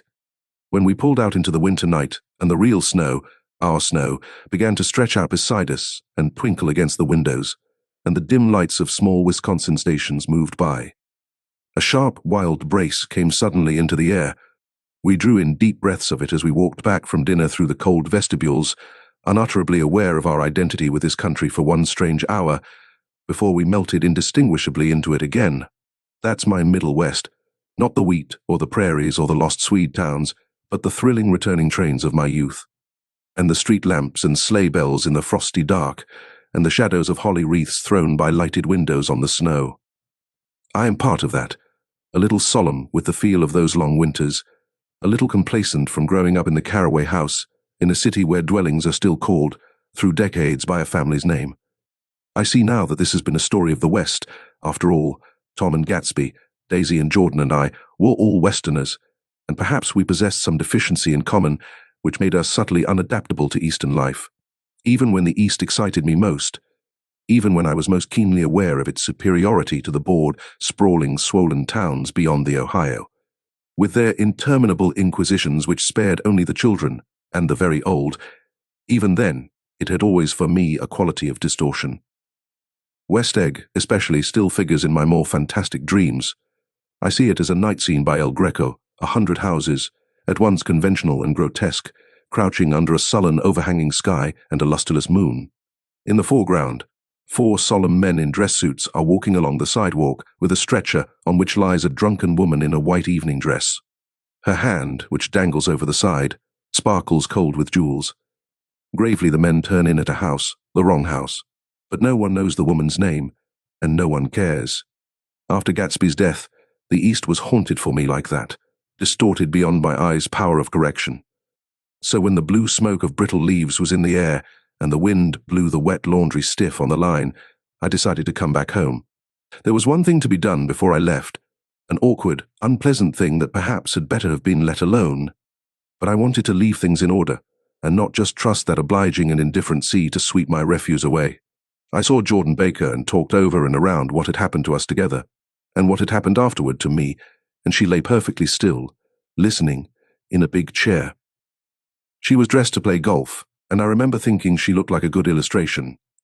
Her chin raised a little jauntily, her hair the color of an autumn leaf, her face the same brown tint as the fingerless glove on her knee.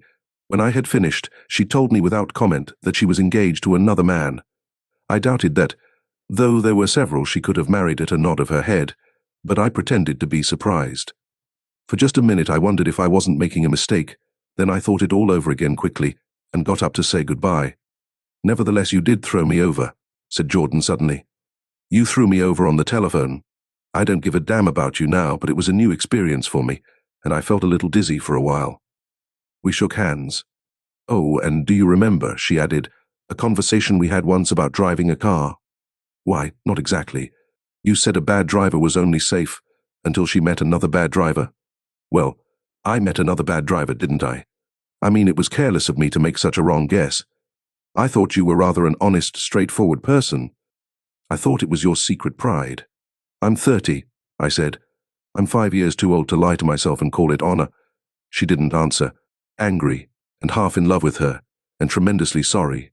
I turned away. One afternoon late in October, I saw Tom Buchanan. He was walking ahead of me along Fifth Avenue in his alert, aggressive way, his hands out a little from his body as if to fight off interference, his head moving sharply here and there, adapting itself to his restless eyes.